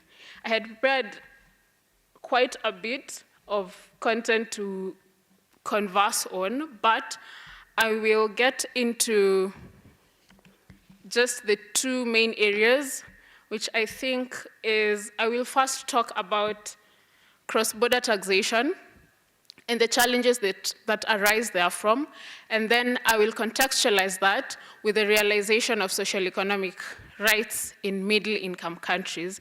And then finally, I will try to answer the question whether tax evasion is a necessary evil for the realization of social economic rights. So,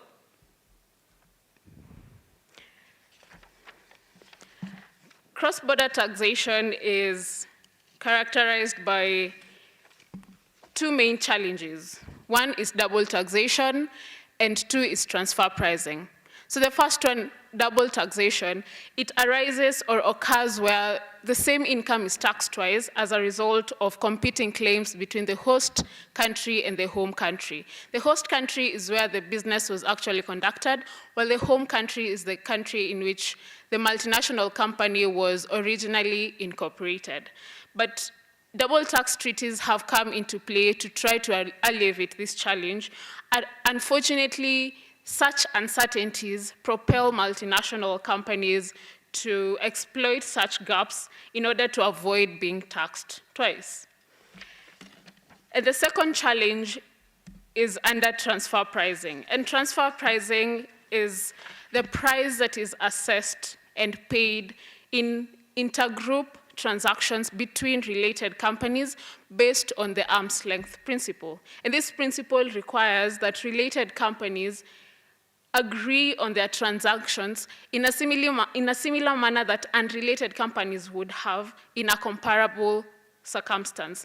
The challenge arises where there are no comparables to be found due to the nature or uniqueness of their transaction, or because this particular transaction is being done in a developing country, which then means that there are fewer comparables that could be taken into consideration, and consequently rendering avenues for tax evasion and, in some cases, illicit outflow of finances.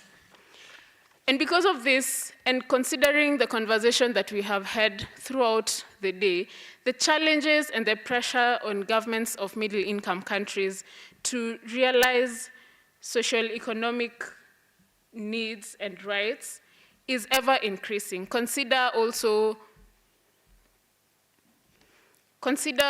the impacts of COVID-19, consider the challenges that come with climate change. The situation is only getting worse. Economies are dwindling, inflation is increasing, poverty is worsening, and the list could go on and on and on.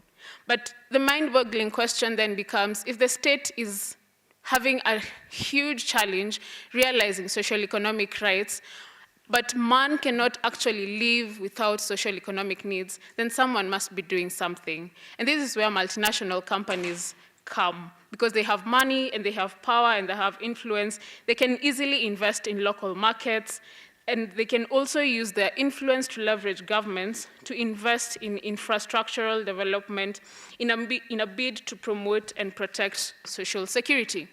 Unfortunately, the truth and the harsh reality is that multinational companies, due to this influence that we have just talked about, they view the world market as a single entity which they can exploit to garner maximized profits. They only take into consideration the entire world market instead of what is best for a specific host country. And as a result, their participation in tax evasive activities is almost always very high. Multinational companies have specialists and resources that can give them advice. Unfortunately, they give them advice to propagate and to propagate the extrapolation of principles, for example, of the arm's length principle, especially with regard to management fees and hard-to-value intangibles, especially under intellectual property rights. So in my paper, I argue that the truth and the fact of the matter is multinational companies will easily propagate neocolonial policies to further their own selfish needs at the expense of what is good for middle-income countries. As a matter of self-interest, they will use this power to get protection, to get tax rebates, investment allowances, etc., etc. And because they deal with elite groups in the business sector and the government sector, then the needs of the people will not be prioritized. Nevertheless, my argument is that the burden is on us, people living in the middle-income countries, to take cognizance of where we are in the global sphere and act accordingly. And the first step is to emancipate ourselves from the claws of new age colonialism and take a stance. And first, which then means every person has to play their role. Leaders who have genuine intentions to promote economic independence, intellectuals like all of us here who want to promote antithetical ideologies that are against the interest of multinational companies, we must all arise and take a stance. And as I conclude, I would like, maybe we can borrow a leaf from the 4 Asian tigers, the likes of Singapore, Taiwan, South Korea, and Hong Kong. I think it is extremely disconcerting that at the time of our independence, we were at an economic position to lend these countries. But then right now, these are among the richest countries in the world, but Kenya is lagging far much behind, and we are struggling to even stay afloat. But then I don't think what these Asian tigers did was miraculous, so to speak.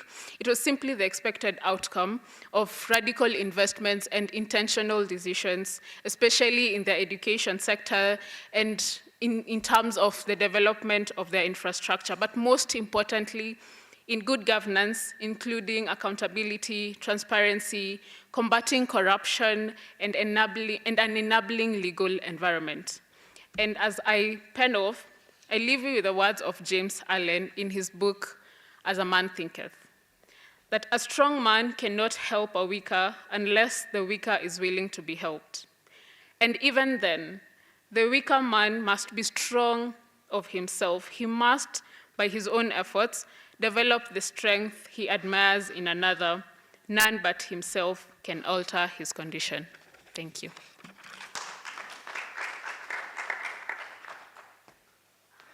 Thank you, Nelly. I don't know whether law firms are also multinational companies. We now have multinational law firms. Thank you so much for that. The challenge, I think I get also that the impact on social economic rights is very collective, because most of them deal at impersonal level. They don't interact with the people directly, they interact at a higher level. So they may not have a feeling of the local person. Thank you so much. As you have any questions, please do so. There are questions which have raised on transfer pricing and double taxation issues being manipulated to disadvantage the host countries and therefore also disadvantaging the people themselves who live there. The last presentation is from Bernadette. Please come over to do the last presentation. Then we'll have some 10 minutes for question and answer, then we wind up. Karibu.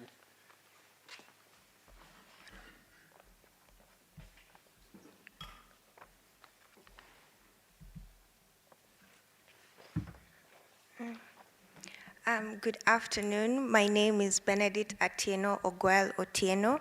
I am a graduate lawyer from Strathmore University, and currently I'm an advocate in training at Kenya School of Law. So today my paper will be about tax policies in Kenya, a look into the inclusion of refugees in granting social security rights to promote tax compliance.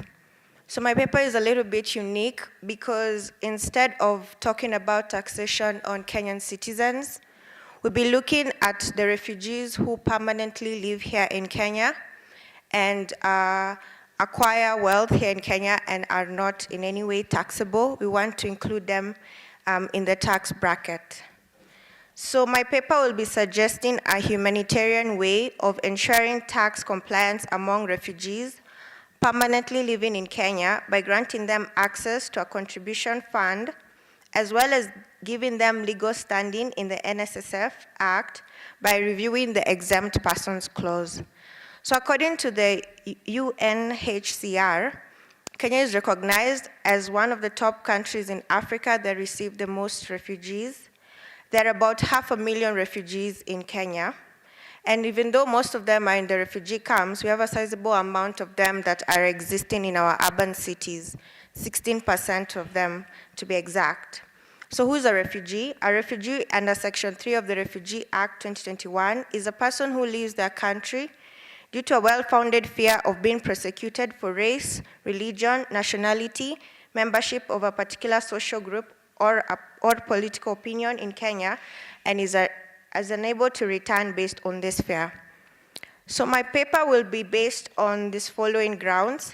So the 2022-2023 National Tax Policy that was drafted after the ascension of His Excellency, President William Ruto, called for the government to explore ways of enhancing taxation in the informal sector, as well as rolling out education programs to informal sector groups on taxation, including their registration with respective subsector associations. Also, the Income Tax 2021, Section 3.1, says that income tax shall be charged upon all income of persons, whether resident or non-resident, which accrued in or is derived from Kenya. As we've been told, social security rights are found under Article 4.3 of the Constitution, Article 43(1)(c) of the Constitution of Kenya. But what is most important to us is Article 43, subsection 3, which says the state is mandated to provide appropriate social security to persons who are unable to support themselves and their dependents. So how are refugees exempted from being members of the NSSF Act? Therefore, in general, they are exempted from being part of a social security fund in Kenya. So the exempt persons clause in Section 29 of the NSSF Act, together with the first schedule, defines persons exempted by international instruments and persons not ordinarily residents of Kenya, but are employed in Kenya for not more than 3 years. So to be a member to the NSSF, you have to be registered. But this exempt persons clause says that these individuals shall not be registered as members of the fund, but may register as voluntary contributors. And since Kenyans are subjected to the same restrictions imposed on non-citizens of Kenya under Section 28(1)(b) of the Refugees Act 2021, they're also subjected to the exemptions under the exempt persons clause. Yes, and then unfortunately, for Kenya, they do not qualify, the NSSF Act does not qualify under the elements of a good social security system, which includes the social protection of vulnerable groups of people, including non-nationals. We all know our state's obligation to refugees, and this is basically under Article 21(2) of the Constitution, which the state is obligated to enact legislations and policies that help in the realization, the progressive realization of socio-economic rights. This progressive realization should be deliberate, concrete, and targeted. We will move on to that, and I want to talk about one of the implications I found under public good implications of this 2022-2023 tax policy. And among the implications I found was that there needs to be incorporation of stakeholders in in matters of helping the government in implementing any tax policy. And in my research, I said that the community can be included as one of those stakeholders because their interests are beyond profit maximization and they extend to a duty to the community. This is very interesting because social protection in our native communities was delegated to our extended family. Therefore, if you grow old or you get sick, the extended family or your village would be considered to be the closest thing to social security that will take care of you when you're either sick or also take care of your dependents. However, there's something called the principle of conditional transfer. No, my apologies. I want to talk about tax implications, yes. So my paper found found that social security rights are found in two forms. The first form is the contributory principle, where benefits are paid out to the value of contributions made. This is what is found in countries like Australia, the UK, and the US. In the US, contributions are made through taxes. So the government takes part of the taxes you pay, and then they put them towards a social security fund. And then the ones that are given as a citizenship right, it only accrues to a person who's a citizen of that country. Therefore, it was in my paper that I said that the US tax policy could be the best form we could use, whereby when refugees, as they're subjected to the same laws as we are, that a part of their taxes can be taken and put towards a social security fund to help them.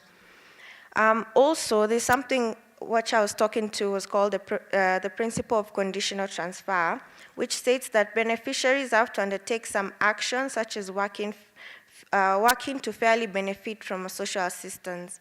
This means that you have to work to show the government that you're doing something for them to give you any form of assistance. Also, the United Nations Convention relating to the status of refugees, Article 7.2, states that you have to be here in Kenya for 3 years to be exempted from this legislative reciprocity, meaning that you're not required to show any form of corresponding action or gain to the state. You simply enjoy any right other nationals enjoy in the host country. So I want to go to my recommendations. My recommendations is that refugee workers should endeavor to join individual schemes that cater to their specific issues and can seek funding from either the community or the NGOs, as well as the exempt persons clause should be revised to exclude refugees working in Kenya from its exemptions. And then my third recommendation was to ensure a steady and predictable contribution system. Deducting the contribution from taxes seems fair and a way to promote tax compliance, as refugees are subject to the same laws as Kenyan citizens. And lastly, information should be dispersed by the government and NGOs on social security rights and individual schemes, since most refugees come from countries that do not have any form of social security rights. My conclusion, I make a strong statement which says that repatriation is not the answer to the refugee problem, but integration of refugees into the economic life of Kenya. However, this should be subjected to certain conditions, such as those outlined in Section 4.1 of the Refugees Act, where certain refugees can lose their refugee status if it is found out that they committed a crime against peace. That is a war crime, a serious non-political crime, guilty of acts contrary to the principles of the African Union and the UN, or is determined to be a threat to the national security. And therefore, in granting social security rights to refugees, it helps the informal working sector refugee to anticipate for contingencies, and by deducting their contribution from taxes, it helps them to contribute to the country as well as their own well-being. Thank you.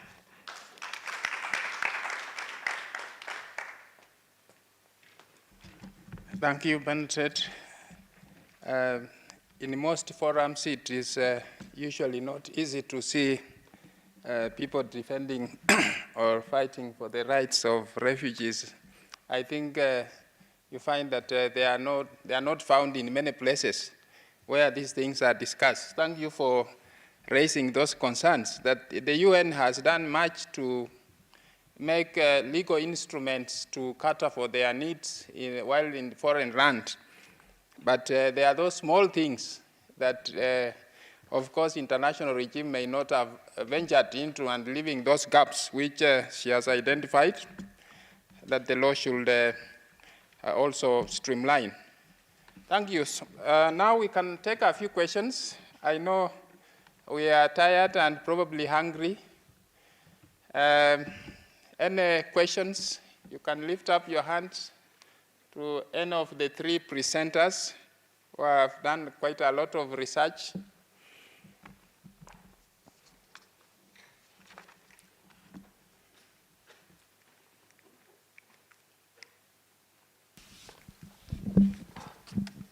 Good afternoon. My name is Otieno Bill. My question is directed to Collins Ndungu Wanjao. Thank you for taking time and researching on the issue. First question, I'd like to engage you or give us what you think.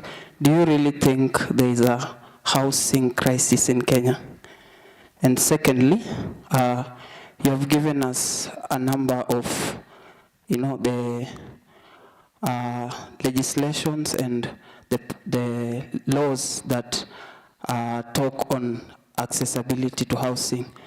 Do you really think the intention of those, of the Article 43, Article 21(2), and the CEDAW and the other international legal frameworks, did they really envision the actual act of governments building houses, or they envisioned a situation where they come up with policies that will make it easier for the citizens to build houses or to come up with homes that are affordable, and not to burden the small percentage of, let's take the instance of Kenya, the small percentage of taxpayers who are bearing the biggest brunt on making sure that this right has been attained.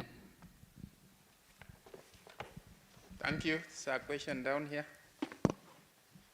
Or do you have somebody up there? You can start up there.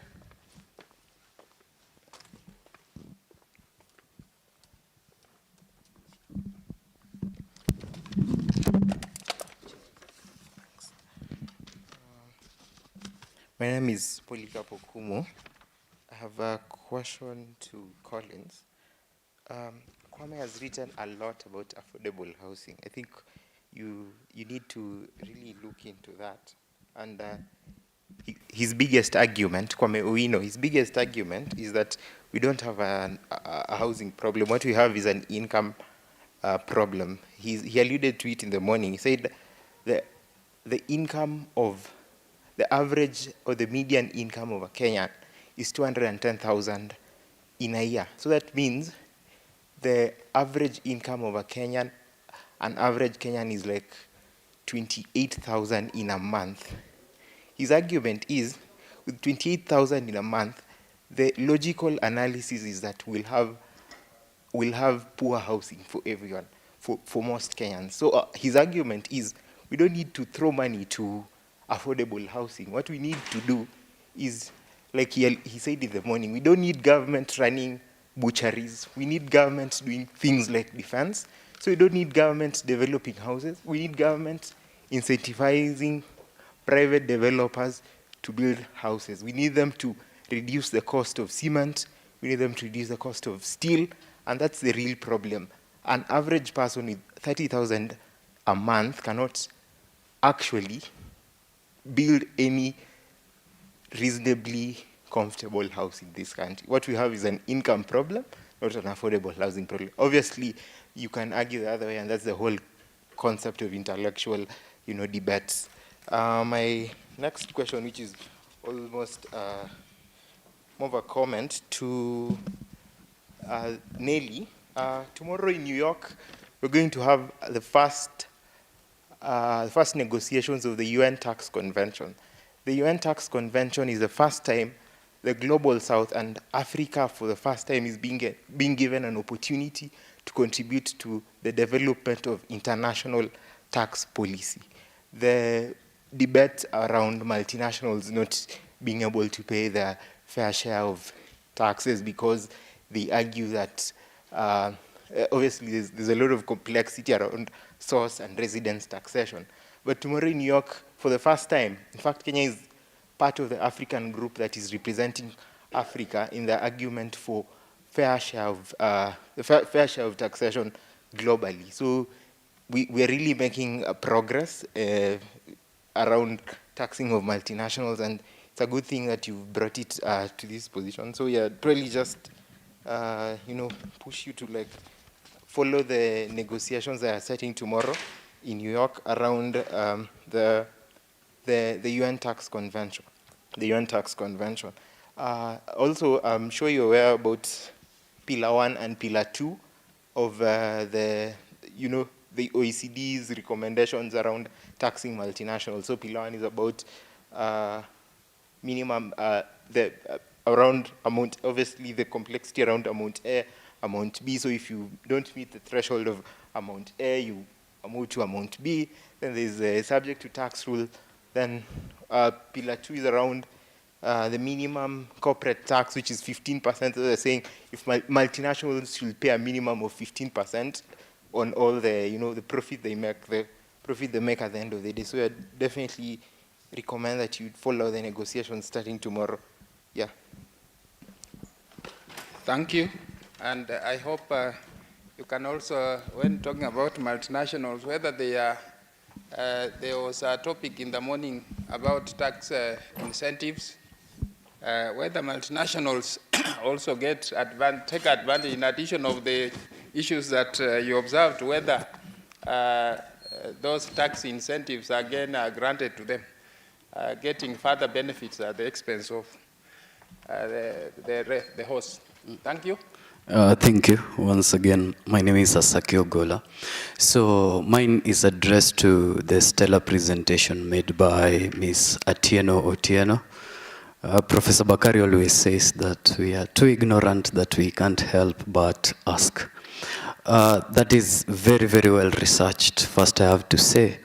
But in your conclusion, as you highlight certain crimes that would go against the principle of non-refoulement when it comes to repatriation of refugees, illegal tax evasion is not perhaps one of the grounds that can lead to the breach of course, the principle set in the non-refoulement principle.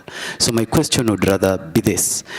If a refugee out of the 16% that lives beyond the refugee border zones accrues a lot of wealth that actually needs to be taxed for the revenue of the country to be realized, and they end up evading tax, what is the legal mechanisms that is available for such incidents? Thank you. Thank you. The last question here. Then I'll invite the presenters to quickly respond to them. I know some comments, and thank you for your comments. The others also take those comments as they finalize their papers. That is part of the feedback we provide during such a session. Thank you. My question goes to Collins. You posed a question. Is housing a problem in Kenya? You got an answer, which was contrary to what you thought, but somehow you had a conclusion that there is a problem.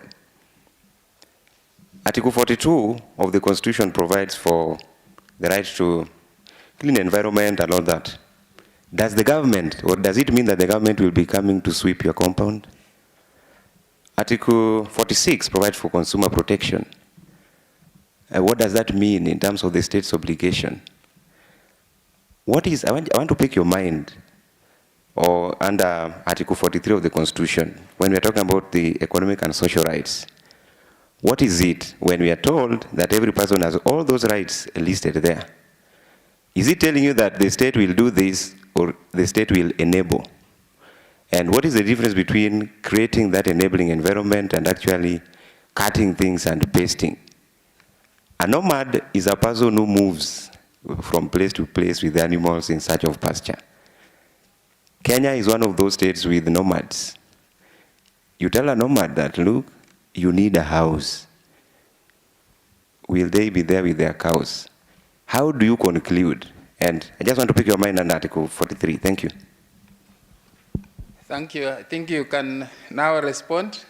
There was just to add on to that discussion by Mr. Kwame about public goods, and he didn't directly address the question of housing, but he was talking about Article 43, that they are not public goods. That's what he said. So maybe as you answer the question, and it has come in different forms from several of us here who have asked questions, is it okay for government to build houses? I think that's the question. So we can start with you. Each one of you has a question, isn't it? Yes, quickly. You can start with the...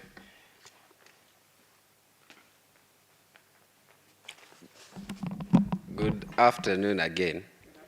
In my quest to be brief, I think I became controversial. So I will put this in my paper. There's a quote that's there, and it's, in pursuit of developing tax policies, third world countries engage in an art of the possible rather than the pursuit of the optimal. So my answer to all of you will be, because the question is one, is there a housing crisis? My answer still remains to be yes. Do we need direct involvement of the government to provision of this right? My answer for that in the paper and now remains to be no. And the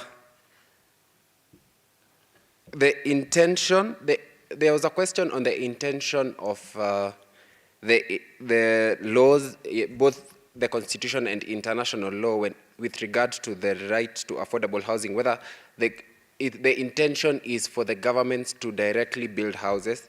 And I think the intention of any law or any policy is for realization of a certain right. It does not go on to now state how the government is to realize this right. So it is up to a government to decide whether or not, or to the level of involvement it will engage in. And again, it is not a foreign concept. It is not an it is not a domestic concept where government actually build houses for their citizens. There are actually countries that are doing this. We have social housing in the UK, we have social housing in the US. So again, it comes down to a question of what works.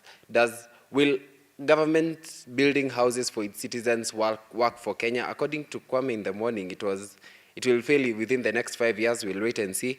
But in my answer to you will be both in the paper and in my presentation. I may not have highlighted it due to the brevity of it, but the answer will be we do not need the government to be directly involved in building houses for the citizens. What we need is the government going back and performing a catalytic role. Make it easy for developers to build houses. Make it easy for people to buy land. Make it easy for investors to come from outside and come and provide these rights for their citizens. So my answer is, it is easier for a government to catalyze rather than to be directly involved. And that is why I looked at the history.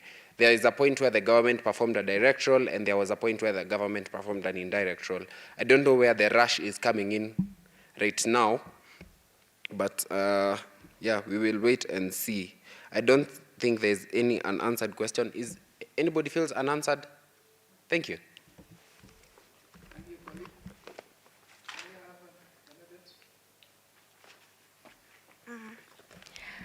Thank you so much for the question and also the compliment to my presentation. The question was on whether these refugees who can accrue wealth and evade tax, what legal mechanisms are there for them? First of all, when I talked about Section 4.1 of the Refugees Act, which stated the conditions in which a refugee can be stripped of their status, I was talking to the imposition of conditions in which refugees can now be integrated into our socioeconomic life. When it comes to when they have now lived here in Kenya for 3 years, and now they can now be fully integrated into our economic life, the one thing that happens to them is that they just become like us. They become like nationals. Therefore, whatever legal mechanisms there are for nationals who evade tax will also apply to them. Yes, thank you.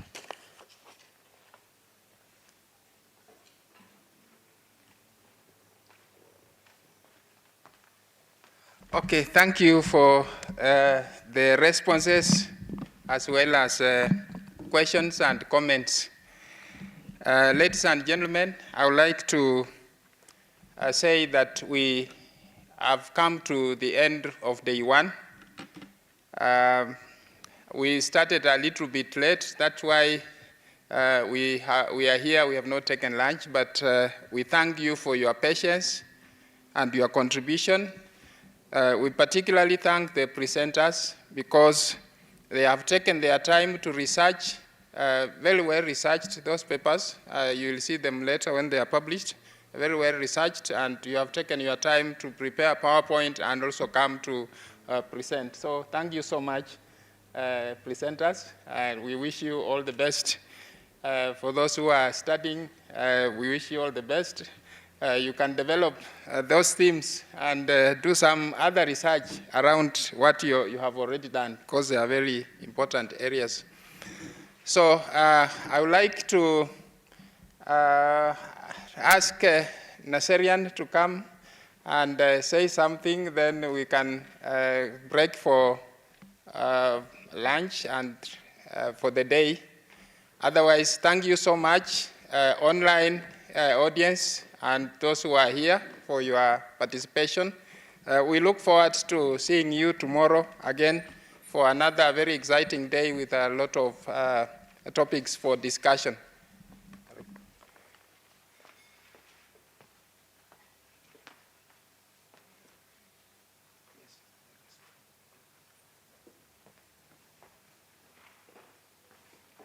All right, I would also like to appreciate everybody who was able to attend today's conference, and for the presenters, you did a great job.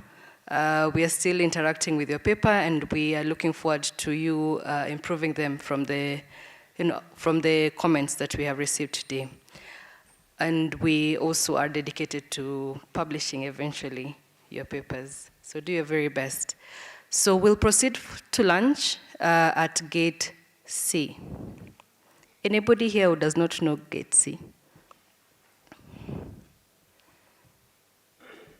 So, Ashas, you have spotted somebody who does not know Gate C. You will be shown Gate C. At the main restaurant, all of us will be able to fit. So we'll proceed moja kwa moja towards Gate C at the main restaurant. Avoid using the field as a path, since because of the rains, it's not possible to pass through that. Just use the main entrance of the building and head towards Gate C. So once again, thank you, and have a wonderful lunch.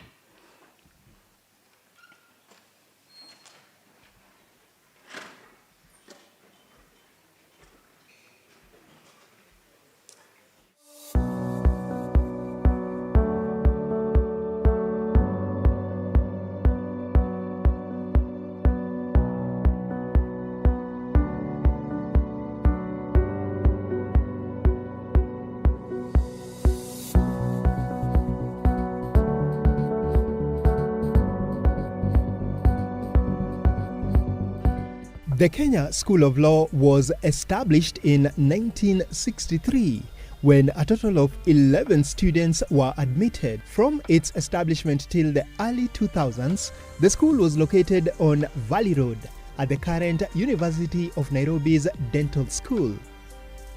The school was a department in the Attorney General's office until 1995, when it was removed from that office and placed under the management of the newly established Council of Legal Education. And after this, this position remained until 2012, when, as a result of a task force that had been established in 2006, the school was delinked from the Council of Legal Education by virtue of the Kenya School of Law Act 2012 and the Legal Education Act of 2012. So the Kenya School of Law Act established the school as an independent institution, whereas the Legal Education Act established the council as an independent regulator of the legal education. The new functions included training on legislative drafting, training of judicial officers, and organizing special short courses, amongst others. So the units that are taught at the Advocates Training Program, they are 9 in number. They are statutory in that they are provided for under the law, and this includes civil litigation, criminal litigation, probate and administration, legal writing and drafting, trial advocacy, legal practice management, professional ethics, conveyancing, and commercial transaction. At the Kenya School of Law, this is where the rubber meets the road, because the program is intense, the training is rigorous, and the time is short. Unlike campus, whereby you have 4 years, at the Kenya School of Law you only have 9 months to do your classwork, and you have 6 months to work at a law firm or a legal institution. Therefore, with the Kenya School of Law, you are required to put into practice everything you've learned for the 4 years, and of course you come and also learn new things. Therefore, for someone who is aspiring to join the Kenya School of Law and to become an advocate, you need to be very well prepared. You need to be adversed with the courses that are being offered at your school, because those are the very same things that you're going to learn at the Kenya School of Law, and you're required to do that in a very short time. The expanded mandate was not implemented until after 2006, when a task force chaired by Professor Githu Muigai recommended to the then Minister for Justice and Constitutional Affairs, Ms. Martha Karua, that the school needed to undertake continuing professional development and paralegal studies, in addition to its traditional functions. Our other program is Diploma in Paralegal Studies, and that is aimed at preparing persons who will be support staff in the legal sector, whether in a law firm, in the courts, in private companies, and so on and so forth. So the Act sets out the admission criteria for both categories. For an advocate, you must have performed at a particular level in your KCSE, that is having a mean grade of C+ and a B in English or Swahili, and then done your undergraduate and come here to the school. The school implements the core mandate through 2 divisions, the Academics Division and the Continuing Professional Development Research and Projects Division. Kenya School of Law is a very interesting institution. The program is rigorous. The teaching is good, however.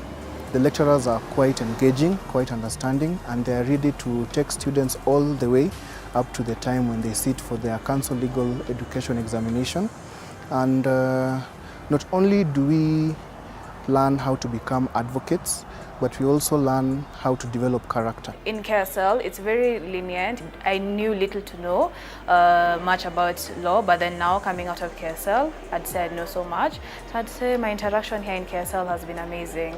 The school has maintained ISO 9001-2015 certification because of its desire to maintain high standards of service delivery that satisfy the needs of the customer through continual improvement. All our processes and strategies are such that they all work toward the goal of excellence. So the mandate of the school under Section 4 of the Act is to train persons to be advocates, to provide continuing professional development, to provide paralegal training. Fourthly is other specialized training, other specialized legal training. The fifth is develop curriculum and examinations. and lastly, to provide projects, research, and consultancies. The Advocates Training Program, ATP, has the objective of training lawyers for entry into the legal profession. Training is conducted in 18 months, 12 months in-house, and 6 months pupillage or internship. Teaching in ATP is conducted on a clinical basis, practical for the purpose of equipping the learner with skills to practice law in the real-life situation. The classes are divided into firms, which are study groups where legal problems and issues are thoroughly discussed. One of the topics that is usually taught in the ATP program, we have a unit called mooting. So students get to participate and have a feel of what to expect in practice. So moot court competition is basically a simulation of court, and then there is a winner. So students have actually traveled out of the country due to moot court competitions. So this is one of the great opportunities that we get to engage in. For one to successfully complete ATP, one has to pass in all the 9 units: civil litigation, criminal litigation, probate and administration, legal writing and drafting, trial advocacy, professional ethics and practice, legal practice management, conveyancing, and commercial transactions. We conduct 3 sets of exams for the PTP, that is termly because you have the 3 terms, but for the pre-bar it's only once a